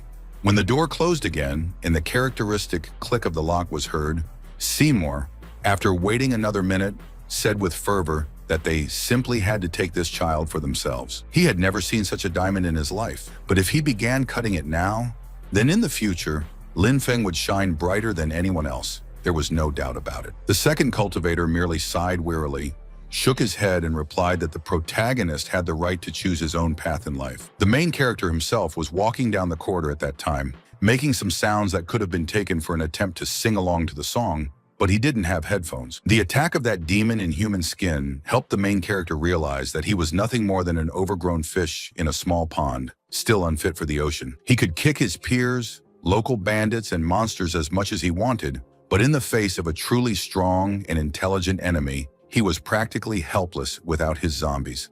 It was an incredibly disgusting feeling, and he firmly decided that from now on he would level up on his own so that he could at least work in the garden in peace. And he already knew where to start. The local adventurer reward hall was full of scrolls that would boost your magic skills. Looking at the holographic screens, he noted that the system was organized simply, with all awards divided into categories based on the first 4 letters of the English alphabet. Rewards of categories C and D, however, did not interest him. For a person of his level, they were mere pennies, but with the other 2 ranks, everything was more complicated. For example, one quest required the destruction of a pack of werewolves that was harassing people, promising to give the hero 1 scroll of natural or elemental magic of level B. The other quest involved exploring an ancient magic tower, and it was much more dangerous, level A+, but the reward, synthesized parts of a random scroll, was the same. Finally, the last quest involved protecting a caravan on its way to Iron Rock City, which would grant a B-type universal skill scroll and the respect of the army. It was this quest that aroused the most enthusiasm in the main character, so he, after purely symbolic consideration, chose to accept it directly. He hadn't heard much about Iron Rock before, but his memory still helpfully told him that this place was considered an important military center for human civilization. Of course, he chose it not because he had any particularly warm feelings for the defenders of the human race, but because of their unique techniques for growing food and medicine. The ability to create the fattest and most delicious potatoes or the most effective plantain, even on a piece of bare rock. Hell, Feng would sell his leg for that. But the fact that this task required 2 people was a much more unpleasant surprise. He thought very carefully about where he could find a sorcerer or sorceress who could use fire spells in contrast to his natural ones, while in the background, someone was cursing. This highly dissatisfied and slightly shrill voice of a recent teenage girl made the main character turn around with a very dissatisfied grimace.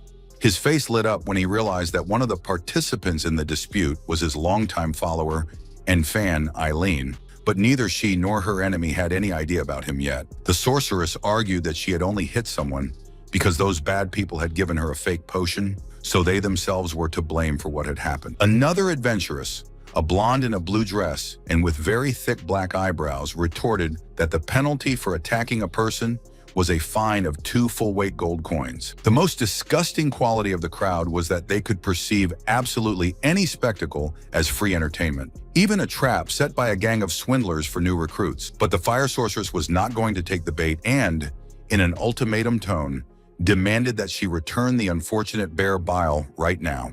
The blonde with the big eyebrows brazenly retorted that the new girl had already drunk the buff potion, so all she was entitled to in return was a donut hole, nothing more. This attitude could easily infuriate anyone, and Eileen was not one to have a cool head, so she slowly raised her hand and began to perform magic. Not a single unnecessary word or gesture, only those 2 swords, black as darkness itself, gracefully lying in her hands as if they were specially created for her. The blonde scumbag, despite being surrounded by gorilla-like bodyguards, instead tried to get the crowd going. Like, look, people, she's a robber, a murderer. Lin Feng watched the proceedings very carefully, but made no attempt to intervene for now, as if he wanted to see the follower in action. But then he noticed something else and looked the other way, with a different expression on his face. Eileen, meanwhile, was taken aback by such dishonest tactics, and the swindler, without relenting, continued to loudly accuse her of her own crime. To her credit, she spoke, gestured, and grimaced with damned convincingness, though the crowd never needed a worthy excuse. It was then that the protagonist finally came to his senses and decided to intervene, suddenly appearing behind the blonde and asking if she wasn't a real slut. She immediately turned around and heatedly asked who the hell he was, to which the main character responded with his signature, disgruntled stone look. After a slight hesitation, the girl asked if he had just come down from the Sunwheel Academy, as if it were some kind of particularly terrible curse. But she immediately got her bearings and began to explain that she had tried very hard, had made every effort, and that this shameless bitch had treated her so cruelly. In response, the brunette only took his hand out of his pocket and showed how it lit up with an ominous green flame. He raised that hand as if he were going to gouge out the little wretch's eyes with his fingers, and the latter immediately cowered in perfectly natural horror. But when no punishment followed, the lying blonde very slowly opened her eyes, relaxed her shoulders slightly, and asked if no one would hit her. She was slightly mistaken. Lin Feng really didn't intend to break her bones, tear off her hair and ears, or injure her in any other way. He had completely different plans. He snapped his fingers at the bag on her hips, and after that, anyone with eyes could admire the abomination that fell out. Yes, it was a meat sack containing black bear bile, and the crowd immediately began to whisper, "Well, of course, because this scoundrel is completely shameless." The villainess snorted furiously, stamped her foot, and, in the voice of the infamous Team Rocket, said that yes, this time Eileen was lucky. An elite high school student stood up for her. But this is just a one-time stroke of luck that will never happen again, and she will make sure that her retribution is truly swift and merciless. After this fiery speech, she was about to leave with pride, but someone's hand, which grabbed her fragile female elbow with an iron grip, did not allow her to do so. The cultivator didn't care about these ridiculous threats, but he certainly couldn't allow this rat to escape safely with the trophy that belonged to his friend. The swindler wisely did not remain stubborn, so a minute later Lin Feng returned to Eileen with this disgusting meat sack and asked if it belonged to her. The girl confirmed that this was the same bile from the beginning. She had kept it for a very long time, first trying to return it to the protagonist, and then, after losing to him, for herself. In a very tired voice, the main character repeated that this was a gift without any ambiguity or hints, because this thing was simply useless to him. The sorceress thanked the main character with a loving smile, and he, without noticing this, only clarified which of the local students was an expert in the use of fire magic. A second later, he realized what a stupid thing he had said, and he quickly corrected himself, checking to see if his memory was failing him, telling him that it was Eileen who specialized in these spells. She confirmed this with a gasp, feeling her heart pounding in her chest with such speed and force that it was about to break her ribs and jump out in the most terrifying way. Lin Feng gave her the widest and most toothy grin possible, which could even be mistaken for a symbol of reciprocal affection if one didn't know his true motives. After that, all the bureaucracy was sorted out in a matter of moments. The administration placed an order for this couple and issued special items with a request not to lose them. Having accepted this flask or rolled-up scroll, The main character very seriously said that the reward scrolls should be waiting for him because he would get to them very soon. In his other hand, he held a thick book, the title of which meant Ancient Manual of Formations. Meanwhile, the owner of the Iron Lion's nickname and mansion sat before the ominous dark figure and calmly said that two of his nephews, Geru and Tu, had died. The Duke turned out to be a broad-shouldered, red-haired man with a horse-like face, and he was extremely dissatisfied with the fact that the investigators from the academy had not done anything yet. The evil spirit, without any sympathy, asked why he had called him at all, to cry about this or what. The high-ranking cultivator clenched his fist fiercely and reminded the demons that they had made their oaths, promising to help if he would help them in return. But now it was time to pay the bills because the Iron Lion was determined to take this position, as he put it, without any further elaboration. However, instead of profit, he had only seen sheer disappointment so far. It was enough to say that this old bastard had demoted him from a duke to a count. They had taken half of his lands, taken half of his personal army, and now they had killed both of his nephews. And he really wanted to know where this damn help was. The smoke demon only replied that they had no time for that because the balance of power in the war had changed, and now it was hard for them. And the nephews, well, let's be honest, they were useless. The count babbled that he, of course, had planned to sacrifice them anyway, fulfilling the agreement, but he did not have time to finish his speech due to the demon's actions. He stared at it after the smoke monster had somehow grabbed his arm, with both extreme anger and utterly icy horror. The monster reminded him in an even colder voice that the Lord of Guladapusa was not interested in excuses or circumstances, only in results. Trying to maintain his dignity, but also not to anger the contact, the cultivator hoarsely asked how he could even work when Old Freak was watching him so closely. No, the demons weren't going to help him. Let him deal with his problems on his own, and let him get one fact firmly into his head. If he ever decides to betray them to his fellow tribesmen, then let him not be deceived. No army, no spells and walls will be able to save his miserable skin. And if he decides to remove the curse with the help of natural magic, he will only be further disgraced because these spells will only strengthen its effect and kill the bearer faster. The Iron Lion's expression showed his desperate anger and vicious despair, better than even the longest and most ornate sentence.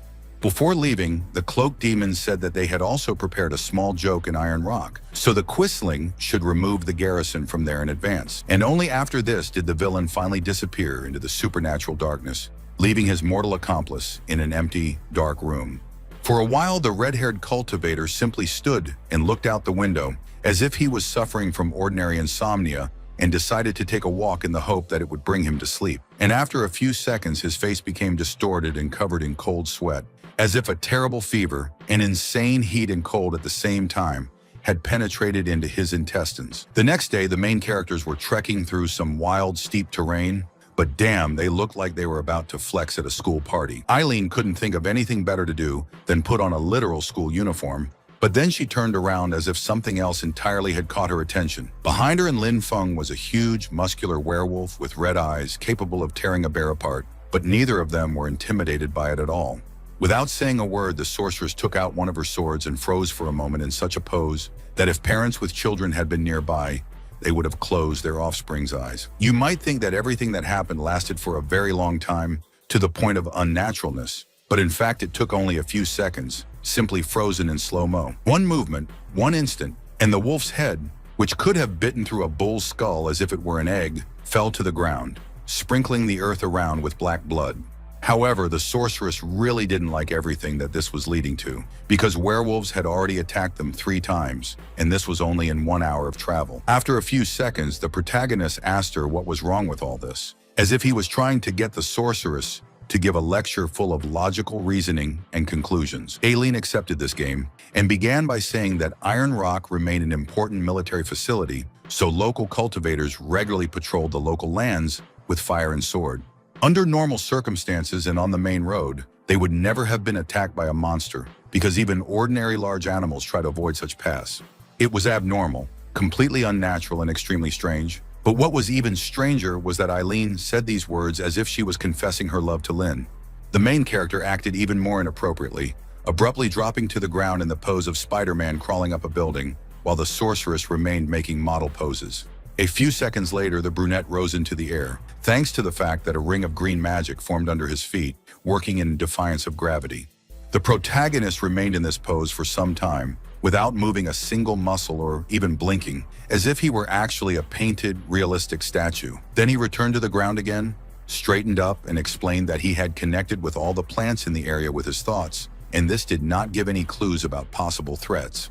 In any case, they should make an effort to reach the city before dark, because it was already obvious how bad things would get after dark. Instead of continuing through the paths and ruts, both cultivators rose into the air and flew towards the horizon, as if they had only just remembered that they could do such a thing. One might think that an army town built on a rocky wasteland would resemble a dreary medieval fortress, but no, it was flourishing and beautiful. Seeing a particularly large building with trees and bushes growing on its steps and balconies, Lin Feng, who was usually indifferent to everything, widened his eyes to the limit of what was possible. And then he began to dance, shout, and jump like a happy fool, completely absorbed in his fantasies about the future of agricultural cultivation. As often happens, an unnaturally optimistic character is brought down to earth by a more serious partner, and Eileen acted in this capacity, pulling the guy by his clothes. She really didn't like the fact that in this city, which by all logic should be lively, full of peaceful residents and guards, there was literally not a single living soul. And she understood the genre she lived in well enough to immediately realize that this did not bode well for her and Feng, and they had better prepare for a fight. For several minutes, they ran through the empty streets, examining the alleys and nooks along the way, until they finally reached the body of a soldier with a machine gun and wearing sunglasses. Not being absolutely sure whether this man was even alive or had long since departed for the kingdom of King Yama, the protagonist approached the soldier with extreme caution and extended his hand.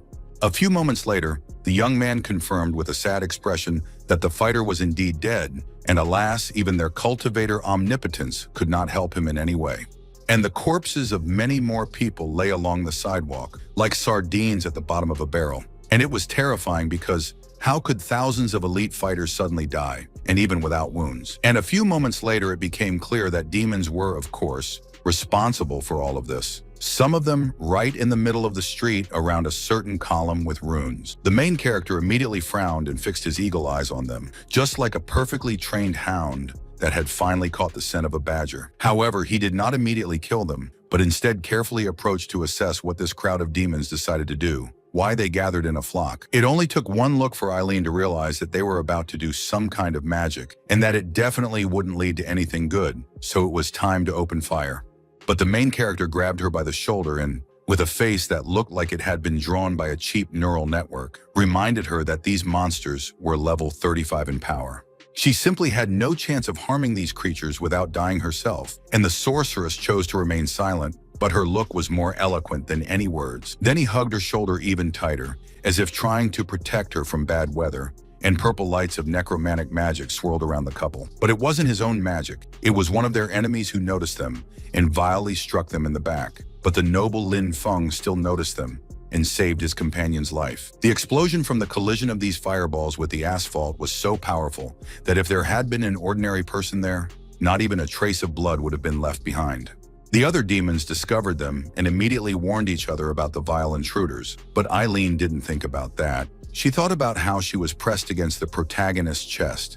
And the one responsible for this magical attack turned out to be a muscular demon who, frankly, looked like he was trying his best to cosplay as Skeletor. But no matter how ridiculous he looked from the outside, this skull-faced brute knew how to fight. So both main characters took off running, dodging purple meteorites. Although it was still damn close, so close that the young sorceress felt the supernatural fire burning her face and even her eyes. And only the main character still looked as if he was absolutely invulnerable, and nothing living or dead could cause him even the slightest harm. It seemed as if the universe itself stood still as he paused to offer his fallen girlfriend a pompous and leisurely hand. If a person from the era before the destruction of world civilization had seen this scene, he would easily have thought that this was all the filming of some romantic drama. This was not helped by the very long emphasis on the glances that the young people were now throwing at each other, as if they had completely forgotten about the crowd of demons pursuing them. Damn it, it got to the point where Eileen literally turned pink, not just her hair, but then a subtle glow, and stars appeared around her skin.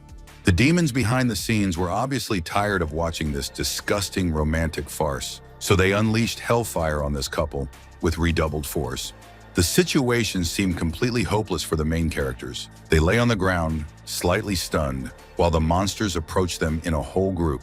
But when it seemed that there was no hope, the sorceress's black sword ceased to resemble a cut-out piece of darkness, suddenly blazing with an iridescent green fire. It was truly sudden and completely abnormal. So the sorceress even forgot that the enemies were coming towards them, staring at her weapon with all her eyes.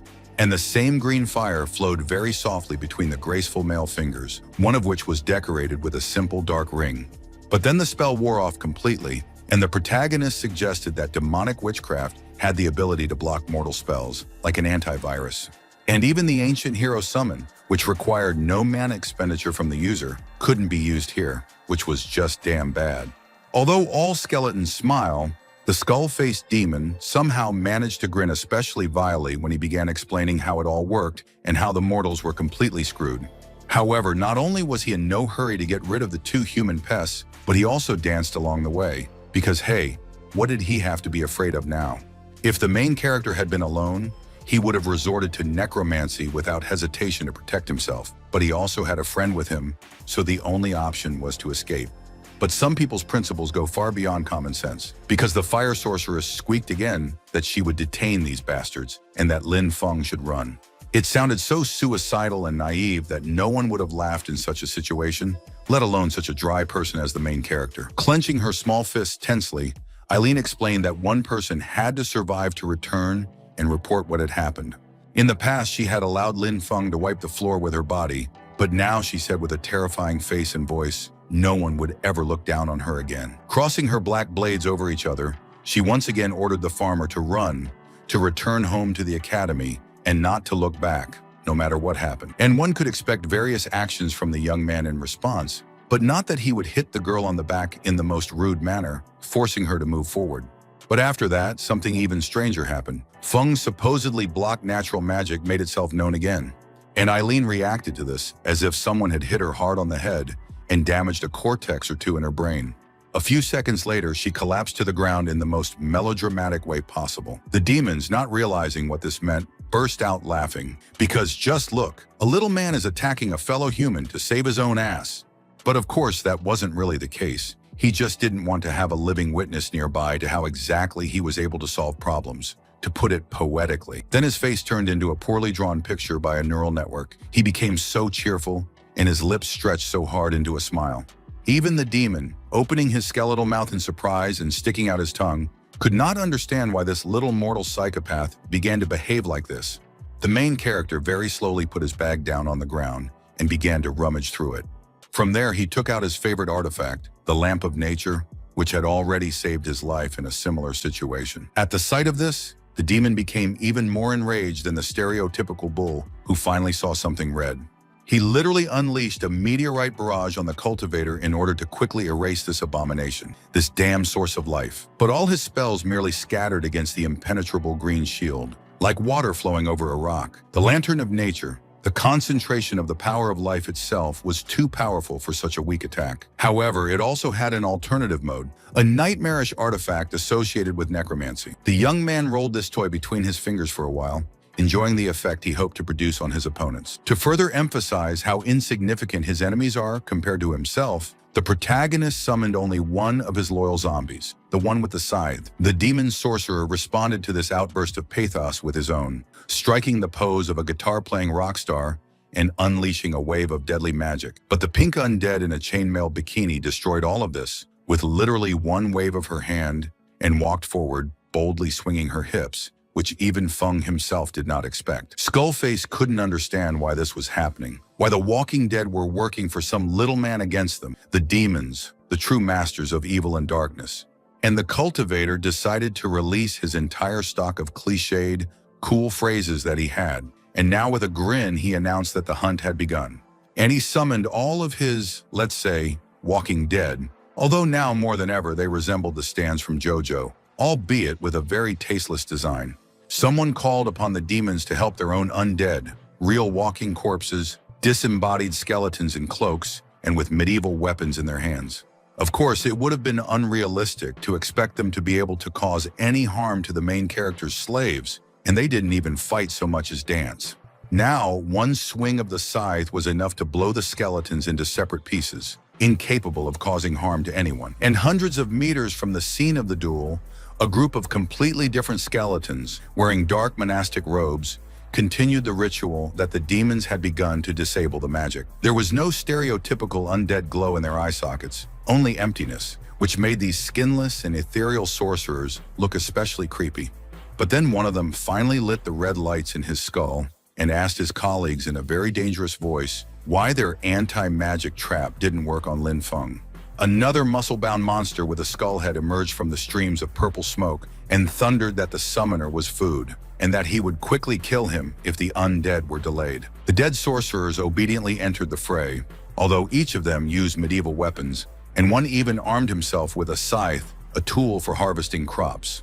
They rushed towards the opening white portal as animated purple vortices, instantly teleporting to the battlefield.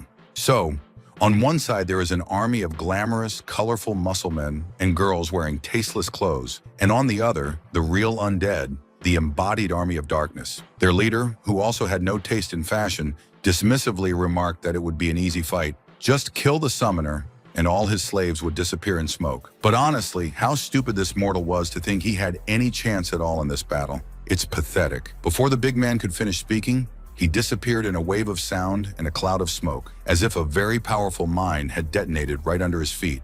Unfortunately, no, the villain did not blow himself up. He jumped forward, smugly shouting that the prey had come into his hands. Naturally, since the main character had heard all of this dozens of times already, there was nothing on his face except slight irritation at having to endure it again. The evil spirit, meanwhile, prepared to perform one of his signature techniques, the soul-crushing fist, a signature move of demonic martial arts. And only after a long warm-up did he finally try to bring his sharply swollen fist down on his enemy, calling on the cultivator to finally die and not interfere with them. At first, one might think that the protagonist was so bored that he reflexively tried to yawn, covering his mouth with his knuckles. But no, in fact, he decided to answer the hook with his own sledgehammer fist, swelling with a huge amount of magic. Any Chunibyo teenager who saw this scene would die of envy, because it was impossible to replicate that stony face, yet radiating pathos. Even the demon froze for a moment, wondering what the hell was going on right now, huh?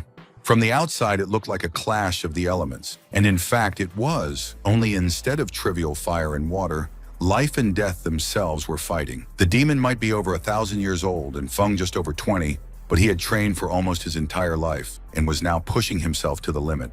The redneck seemed to have exchanged lines with his enemy, because he began bragging about how much experience he had in fighting and training, and whether this pathetic worm could withstand such a blow. A few seconds later, half the city shook due to another, very large explosion. The rest of the combatants continued to fight throughout this time, and the skeletons wrestled and boxed with Lin Feng's zombies. He was still alive, and now he looked back at the picture as if he had just noticed what was happening.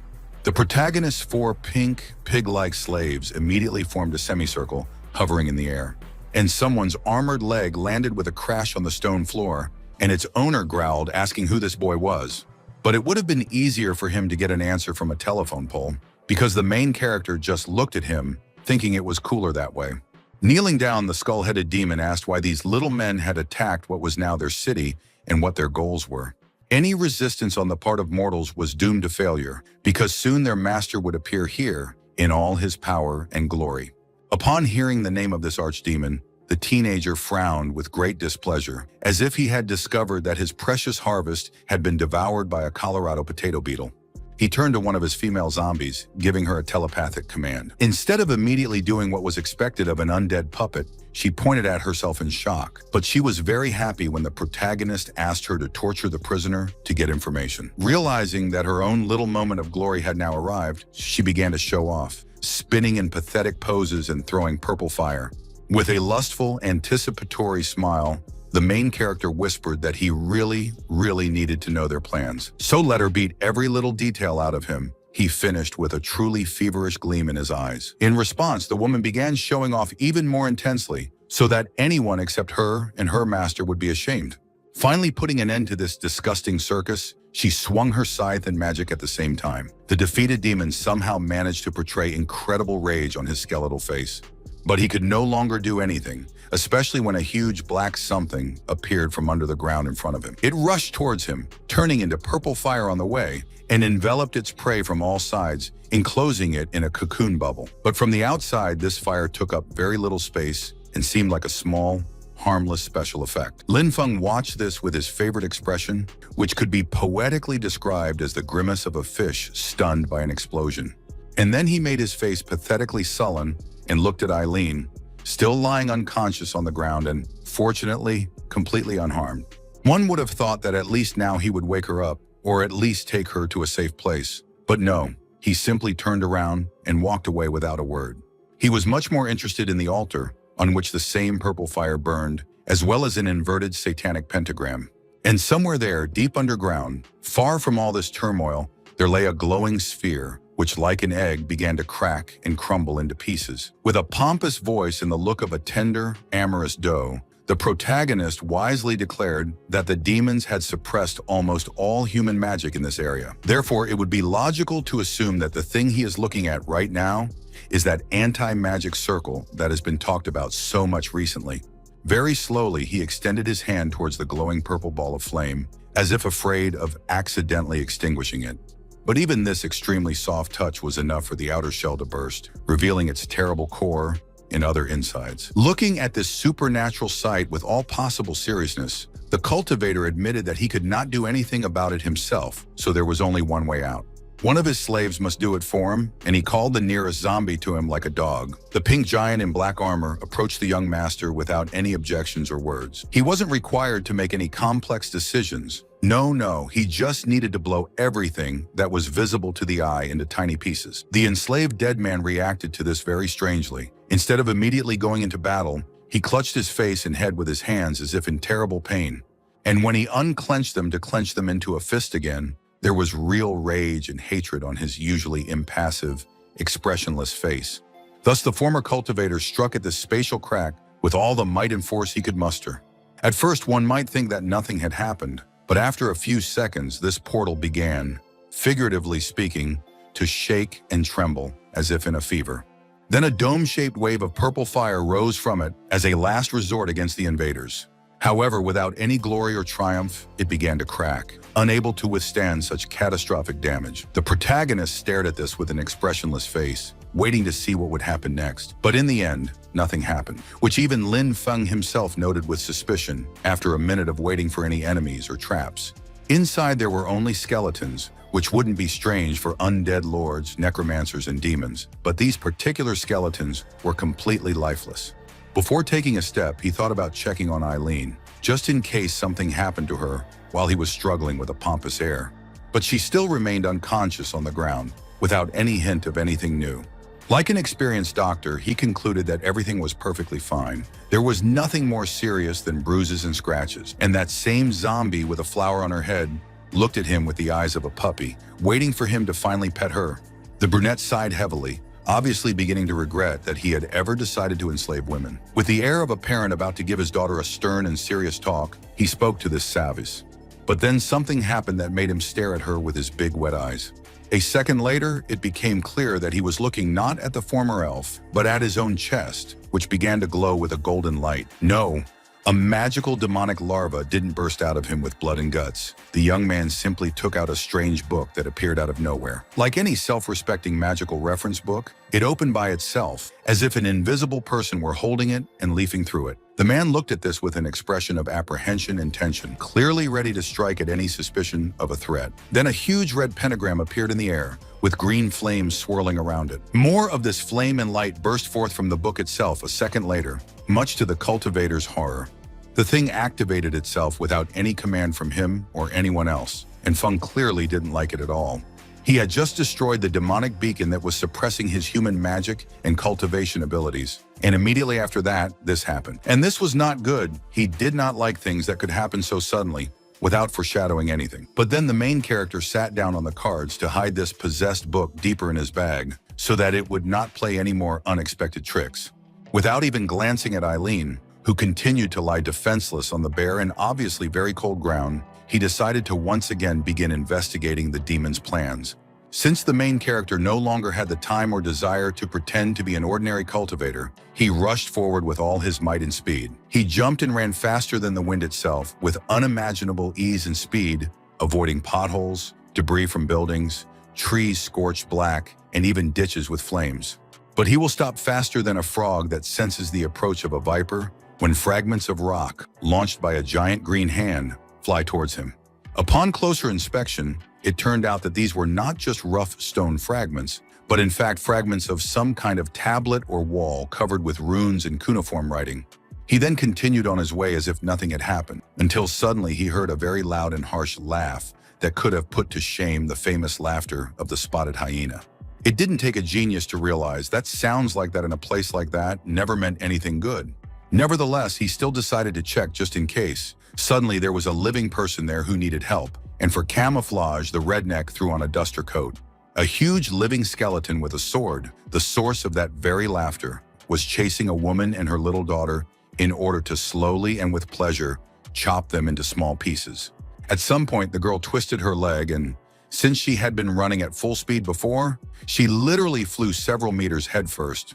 The skeleton immediately tried to take advantage of this and gut her like a fish, but the mother also turned out to be a cultivator and blocked his huge blade with her own. But she understood perfectly well that she couldn't really do anything. So with tears and snot on her face, she whined that her daughter had to run and save herself. And then the monster cut her into two halves with one movement. But since his weapon was cursed, there was no blood or entrails, and the poor woman seemed to be eaten by two black holes. Now the girl began to sob so much that she was practically blinded by her own tears, and her screams could cause vibrations in her eardrums. Having finished with one victim, the huge undead decided to immediately move on to the second, and a grimace of bloodthirstiness somehow appeared on its skull, devoid of any muscles or skin. But in the end, his huge, sharply honed blade was easily blocked by someone's bare palm. The protagonist chose the perfect moment to appear and save the situation before it became completely irreparable. And he didn't waste his energy exchanging words with such a monster, instead immediately silently summoning one of his main zombies. This pink big guy also didn't waste time and energy on his usual pompous poses, instead immediately punching the skeleton in the spine. And somehow the skull, stripped of all muscle and skin, very well demonstrated the unimaginable universal pain and shock. After this, all existence was drowned in flashes of pink flame and fog, which could easily have caused the eyes of casual spectators to hurt. The fact that a few seconds later, whole clouds of thick, impenetrable dust rose from the ground did not help the situation at all. After this, the protagonist made his face the most gentle and affectionate one could imagine and turned to the girl with a question whether she was okay. And she squeaked in response that somewhere out there, a lot of people were left in danger, so she would be extremely grateful if the main character helped them get free. But before doing so, he spent precious seconds of his already small amount of time to stroke her head like a cat. The same good-natured grin was frozen on his face, like a stereotypical kind older brother. And only after that did he finally make it clear to her that he was going on a rescue mission, if, of course, there were still people there who could be rescued. The child's face was distorted in the most unnatural way because moments later, less than it takes for the eye to blink, Feng disappeared into a black whirlwind. Meanwhile, another huge skeletal swordsman was forcing the kneeling men to give them what they wanted, and then the mortals might be allowed to become slaves. Among the captives was one warrior, the only one of all who was allowed to keep his full armor and clothing instead of being humiliatingly stripped. And then a third skeleton came running with a report that some guy had broken into their territory and was causing an ugly pogrom, led by an entire army of risen dead. The second demonic corpse indifferently said that he didn't care, that in front of them was just a pathetic little necromancer. However, as a responsible servant, he still had no right to let the problem slide, so he decided to deal with it personally while the ordinary soldiers remained to guard the people. Then he made a face as if someone had suddenly, very sharply and strongly, kicked him in the most fragile bone with an iron boot. A whole crowd of colorful zombie muscle men in armored accessories burst into their ranks, descending from the sky like a mad rain. The skeleton commander was not going to tolerate this, so he immediately ordered all his soldiers to finish off these ridiculous buffoons. He attempted to attack one of the protagonist's slaves, He Xiao, with his sword, to which the former necromancer only raised his fists. No human skeleton has a full, thick neck of bones, but this one did, and it was to this part of the body that the crushing blow fell. and the skeleton commander fell dramatically onto his back, raising a small cloud of dust and rock debris. The main character stood between the two huge thighs of his minions and looked at everything that was happening with his standard, completely thoughtless face. Two ordinary skeletons looked at them first, then very slowly turned their eyeless skulls towards each other. They had no intention of bothering with these freaks, so they simply forgot about everything and rushed away, proving their outstanding prudence in action. It was very ironic, but they had a very good chance of killing the boy and ending this story, which Lin Feng himself admitted, since he was almost out of mana. But since the enemies were so cowardly that they fled without a fight, he could breathe a sigh of relief and do other things. Realizing that the threat was no longer there, the captured people immediately began to bandage each other's wounds and whisper about what had happened. They said nothing to the newcomers, but they kept a very wary attitude towards them, and it would be difficult to blame them for such prudence. That same knight now stepped forward, and trying to hold the sword with trembling hands, asked if they were now dealing with a necromancer, a black sorcerer. It goes without saying that the main character was, because he killed people and animals, and then forced them into endless slavery for himself. And he didn't really want to say it, but it was obvious that no one would believe him, so the protagonist tried to change the subject to what happened in the city in general. Another soldier boldly said that all necromancers were now outlaws, and Lin Feng retorted in a heavy, terrifying voice that he could have killed them all long ago if he had wanted to. But even without him, a terrible massacre took place here. Everywhere you looked, corpses of soldiers in varying degrees of desecration lay scattered. The head of the guard gnashed his teeth in anger, because every instinct in his body was screaming that this puppy had to be finished off at any cost, no matter what. On the other hand, he really did save their lives, and after everything that had happened, the knight's strength had left him. It was now difficult for him to even hold a sword. In the end, he came to the most prudent decision, put the blade back in its sheath, and asked the mysterious stranger to follow him. The young man did just that, but he was, of course, ready to repel any threat to himself at any moment. They quickly came to a thing that resembled a very large telescope, and the warrior admitted that this was what the demons had been looking for all this time, although they did not know why. The protagonist also looked at her with a searching gaze, trying to understand what the hell this was. Then the warlord showed that he was an idiot, saying that it was a divine military artifact, sharpened against demons, but yes, he didn't know why they were looking for it. But he was happy to demonstrate what this pseudo-telescope was actually capable of. He screamed in horror when he opened the pipe, and instead of the most valuable and important part, he found only emptiness there. Lin Feng quickly checked everything himself with his own spells and came to the conclusion that the artifact had been stolen. There were no camouflage illusion spells here. However, then he felt something else that made him shout for the commander to wait a minute. The field was completely covered with the corpses of knights, but they had no wounds. Instead, a barely noticeable, thin black smoke emanated from each one, like a crack in space. Then a huge, crooked green fire descended from the sky, filling everything around it to the horizon. The surviving guards could do nothing about it. They only screamed in fear and hugged each other. But no demonic monster appeared. Instead, the protagonist and the knight commander appeared on the stage again. They also did not understand what was happening and what this thing was, and the swordsman, in irritation, thrust his weapon into the ground with such force that cracks appeared on it. Then the fire changed, became more material in appearance, like a painted pipe or stem, and its ends shot high into the sky. The source of this strange magical and elemental phenomenon turned out to be a colossal green pentagram located high in the sky. She then released a multitude of green lightning bolts, which quickly descended back to the stone, battle-torn ground. The knight fell abruptly to the ground, pressing his entire body against it, as if gravity in that place had become much stronger, or he was trying to hide from bullets and arrows. As for Lin Feng, he only cast his own spell, releasing something like a tiny black hole surrounded by levitating slime. He was still standing, but it felt like he was being torn apart by hundreds of tiny hooks, because it was truly a terrible pressure, too much for even the undead to bear. Suddenly, a one-eyed soldier croaked that he had seen this before during the battle, and this meant that Guladiusa himself was about to appear on Earth. He was proven right when a huge, scaly hand with claws emerged from the opening purple portal. Stretching his limbs, the disgruntled archdemon hissed that one seal was not enough for a complete set, but it still wasn't of critical importance. Even what was there would have been more than enough for him to direct his power here. The protagonist looked at him with a glassy gaze, without any expression on his empty face. When the smoke finally cleared, it turned out that behind the mask of the nightmarish giant knight was a very pretty, feminine elf with dark skin and white hair. The only symbol that it was a demon could be the tiny, narrow pupils in its eyes, like those of a cat or a crocodile. A moment later, he suddenly stopped looking so attractive as his eyes grew even larger and his skin turned a deathly gray. He had just finally seen the main character, and few could really blame him for such a strong, negative reaction. Looking at the cultivator with all four eyes, the archdemon hissed with predatory pleasure, as if to say, could this really be Lin Feng himself? The redneck continued to stare at him expressionlessly, and his only response was a loud grunt with a questioning intonation. Before he could even blink, a whole string of huge purple meteors rose into the sky. Calling them to him and enveloping himself in a pathetic black fog, the Demon King whispered that a very long time had passed since their last skirmish.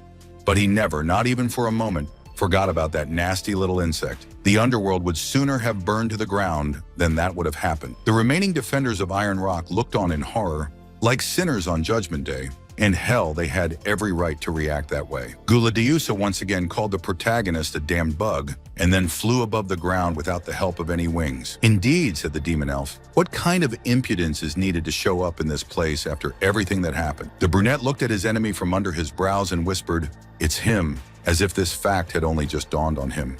In response, the archdemon showed his irritation at his opponent's incredible slowness by clenching his fist so hard that the bones in his fingers could be heard crunching. Then the ancient, all-powerful being made an obscene gesture at him, like an angry schoolboy, and announced that this time, their confrontation would end completely differently. The only possible outcome would be for Lin Feng to be reduced to a pool of blood and crushed bones, Guladiusa said with glee as he began to attack.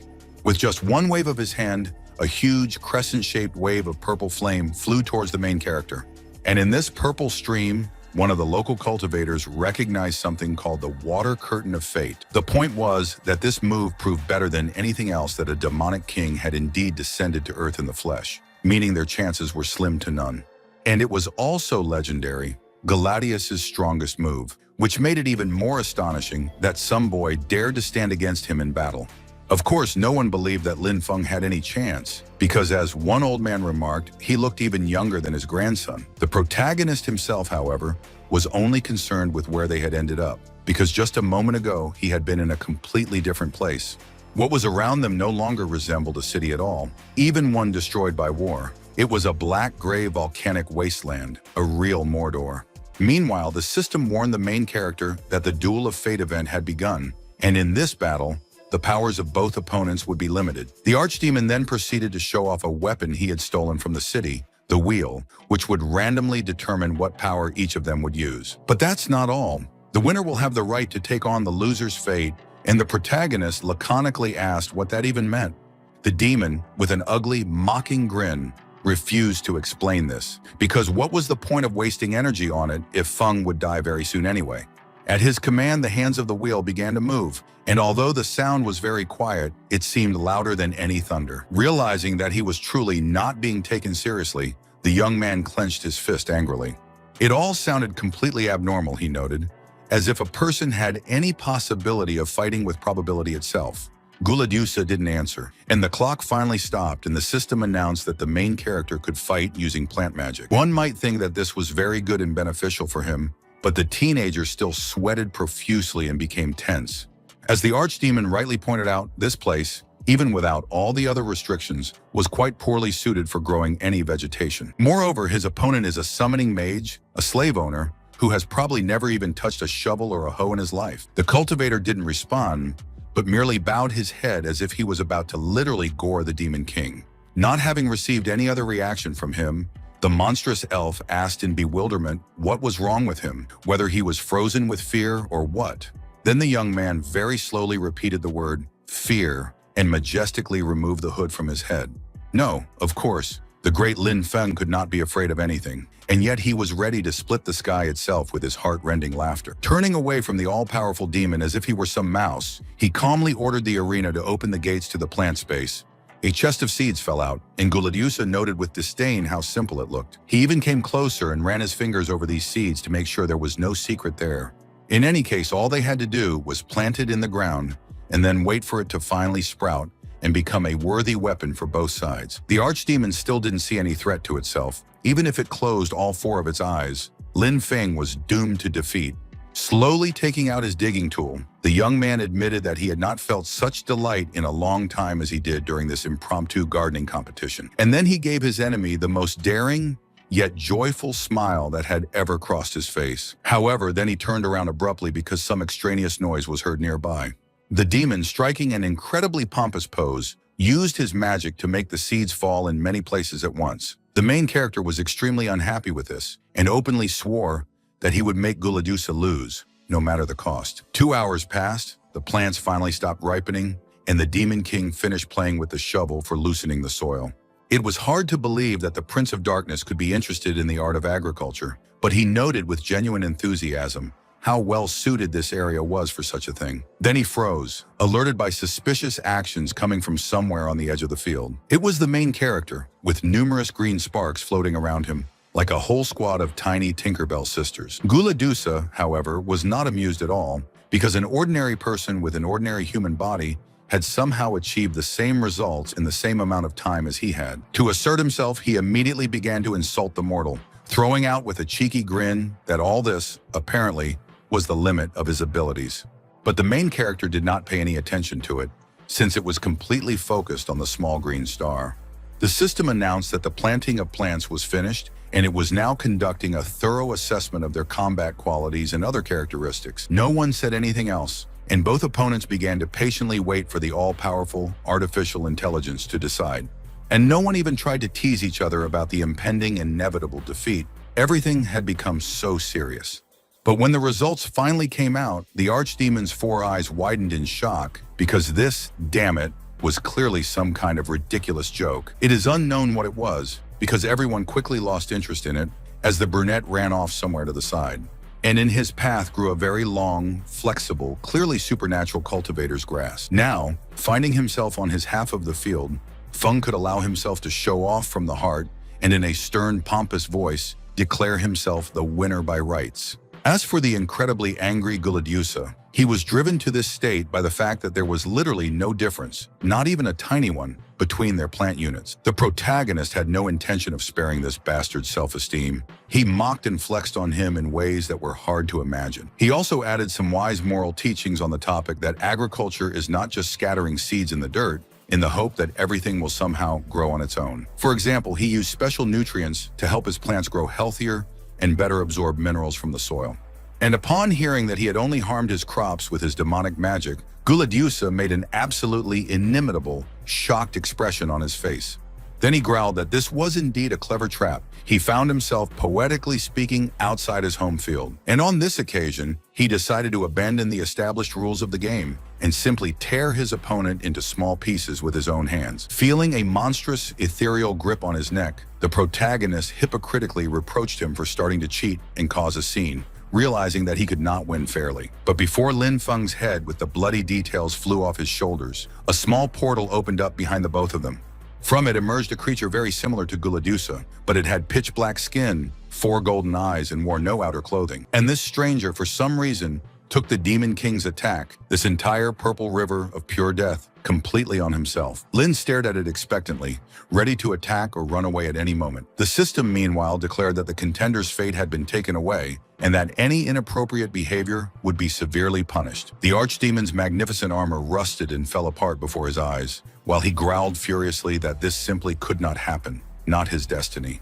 Just recently, he was still proud and all-powerful, but now he looked much more like a wounded animal, thrashing about in hysterics from the realization that he was doomed. The space around them was also shaking, like an aquarium being kicked, and purple cracks opened up in the air one after another. The completely unperturbed cultivator looked down at his hand and saw that a symbol had appeared on the outside of his palm. It was so unusual and unfamiliar to him that the only reaction from the main character was a quiet gasp. The action moves to the demon dimension, to the common palace of the 7 demon kings, where Guladusa quietly looked at his hand with the same symbol. This demon was completely incapable of losing, and so for God knows how long he had been sitting huddled in the corner, muttering that it was completely impossible. Then he rose slowly and even with difficulty, like an ordinary person, not even a cultivator. And a second later, he collapsed to the floor with a stifled growl, as if shackles with weights were attached to his limbs. The 6th and 5th archdemons, Eliza and the Lord of the Mountain of Winds, greeted him with the utmost sarcasm, almost clapping their hands. And who could, in fact, have thought that the magnificent and terrible Guladusa himself, whose skin is harder than adamant and whose steps shake the heavens themselves, lost to a man? And it was also a banal shame that the Lord of all demons would give in to a pathetic mortal. It was completely ridiculous, insignificant, and simply pathetic. Of course, the demonic elf was in no mood to listen to these barbs and moralizing, and out of anger, he even grew a fifth and sixth eye. But he didn't have time to do anything before a whole stream of red energy poured out from the devil's graceful, clawed palm. In a more serious voice, Eliza said that this idiot dared to bring indelible shame on the entire demonic race and would be punished for it. One might expect that he would be turned into a pathetic little demon, sent to suffer in some abyss, or even deprived of immortality, but they made him a clown, literally. Looking at him as if he were a hysterical and quarrelsome child, she conveyed that a certain lord had told her to tell him that Guladusa should think carefully about his actions. Upon hearing that he had failed the overlord, he instantly lost all his anger and pride and only fell pitifully to his knees, lamenting his failure. After this, the fifth and sixth archdemons simply turned away and walked away, considering their task sufficiently accomplished. However, Eliza couldn't help but notice that they hadn't met such an interesting, for lack of a better word, person for a very long time. After that, she licked her lips in the most disgusting and vulgar manner, and the scene returned to Iron Rock, where Lin Feng had just returned. No one could believe that he was alive, but he himself was completely focused on his changed palm. He was also uncharacteristically horrified by this strange tattoo that he couldn't seem to get off his skin. Only later did he notice that right in front of him, above the ground, a cube with a cellular pattern was floating softly in blue light, and it stretched out, becoming like a deformed rectangle when the main character opened that strange living book again. One of the people who had been watching the whole thing finally broke his respectful silence and shouted that this was their city treasure. The protagonist, without even blinking an eye, asked how they themselves used a similar thing. The commander of the knights admitted with shame that they themselves, in fact, did not know. The man who brought it died, having only managed to convey that it was a weapon of the gods against demons. Then the protagonist dropped to his knees and looked at the now blue cup with a look as if he was trying to give the artifact diarrhea. When this pathetic act had no effect, he tried another, grabbing the thing and making it hover above his palm. He was very embarrassed when even after this, he couldn't do anything. He might as well have tried to get a wall to talk. In any case, he decided to keep this treasure for himself in order to sort everything out thoroughly. And, as expected, no one dared to object to him. What worried him even more was that it was impossible to complete the old quest and receive a reward for it, so he would like to change the task. Oh yeah, he also saved 2 other students who will probably now also have serious tasks with completing the mission. How should they deal with this? Only after this did the commander realize that this handsome young man came from that very elite Nafan Academy, which meant that everything was simple. He needed to go to a certain iron wall. The protagonist stared at him again without a word, and oh God, the day he stopped doing that should be a national holiday, damn it. When it was explained to him that this meant the real army bureaucracy in its worst form, Lin Feng turned away and made the stupidest face in the world. He began to walk away very quickly, clearly deciding that the meager reward was not worth it. But the knight called after him, asking him to at least state his name. The main character refused to do this because it was already obvious that they were destined to meet again. Having broken away from possible surveillance, he stopped holding back and again began to overcome entire districts and streets in one leap. Redneck returned to Eileen, who was still deeply unconscious and completely defenseless in the middle of nowhere. Having awakened at his command, she at first did not understand what was happening and where, but then she remembered that the demons were to blame for everything. The cultivator tried to lie that she had fallen down from exhaustion and that he had fought with those freaks until they had run away. But the sorceress, without taking her eyes off the guy, noticed that this was strange. She remembered well what had happened behind her, and the main character very quickly suggested going to the Iron Wall to finally complete this damn quest. Since she was still in love with him, she agreed without much thought. This is Lin Feng, he is not doing anything bad. When they finally found this wall, it clearly did not make the same awe-inspiring impression on them that it should have. But it was understandable, since the only thing they saw was just endless, rusty ruins, as if there had never been anything civilized there. However, there was no doubt that this had once been a true symbol of the city's strength and that of all humanity, a great bastion against the army of evil spirits. Clenching her fists and puffing out her cheeks like a very angry little child, Eileen squealed that it would definitely be great again. They both imagined themselves in the midst of these sky-scratching towers and monumental walls, and they straightened up with pride. But there was absolutely nothing else to do here, so the main character headed toward the nearest military camp. Once again, Lin Feng's long gaze, which could express 1,000 things or absolutely nothing at all. Trying not to make too much noise so as not to scare anyone, he and Eileen cautiously peered inside one of the tents. One might expect a place like this to be filled with a metal-laden general or an armored cultivator, but inside is a stereotypical gray-bearded mage. Seriously, he even had a crystal ball on his desk, and he saw 2 students and asked them to show him their manuals. The protagonist did just that, handing the old man a book that in the Middle Ages could have been considered an atlas of astrology. He was quite surprised that it turned out to be an escort mission to Iron Rock, because don't these kids already know what kind of mess there was with the demons? Or the wizard looked very closely at Lin Feng. They somehow didn't encounter any demons in that city at all. Eileen, who despite all her feelings for the protagonist, had not forgotten his blunt explanation, joined his gaze. Well, technically, the young man wasn't lying when he said that they truly had no idea that a simple, difficult quest would lead to witnessing such a tragedy. Well, and then, he added at the end, with an already indifferent face and even picking at his ear, they all ran away. That's how it was. The elderly sorcerer seriously advised them to consider themselves lucky, and he was simply obliged to give them the reward they deserved after all this. Raising his hands from beneath his robes, he made a magical gesture, and 2 blue diamond-shaped crystals materialized in the air. Then, having handed over everything that was needed to the 2 brave applicants, the old man returned to leafing through his Talmud. Already outside the camp, Eileen, in the most pleading tone possible, asked the protagonist to go up to the wall to look at all these heroes and defenders up close. The cultivator made that damn meaningful face again, which could be interpreted however one liked. Then he finally admitted that he wanted to immediately return to the academy to collect that unfortunate reward for all the efforts he had expended. They didn't yet know that the very bastion that had just been discussed was now restless, like ants whose nest had been poked with a stick. But they quickly found out about it when a huge, muscular officer shouted in horror for everyone to evacuate immediately. The demons were causing trouble again.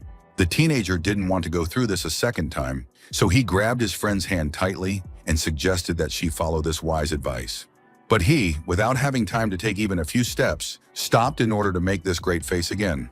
Then he opened his eyes a little wider, which for him was equivalent to a severe emotional breakdown, and shouted that here it is.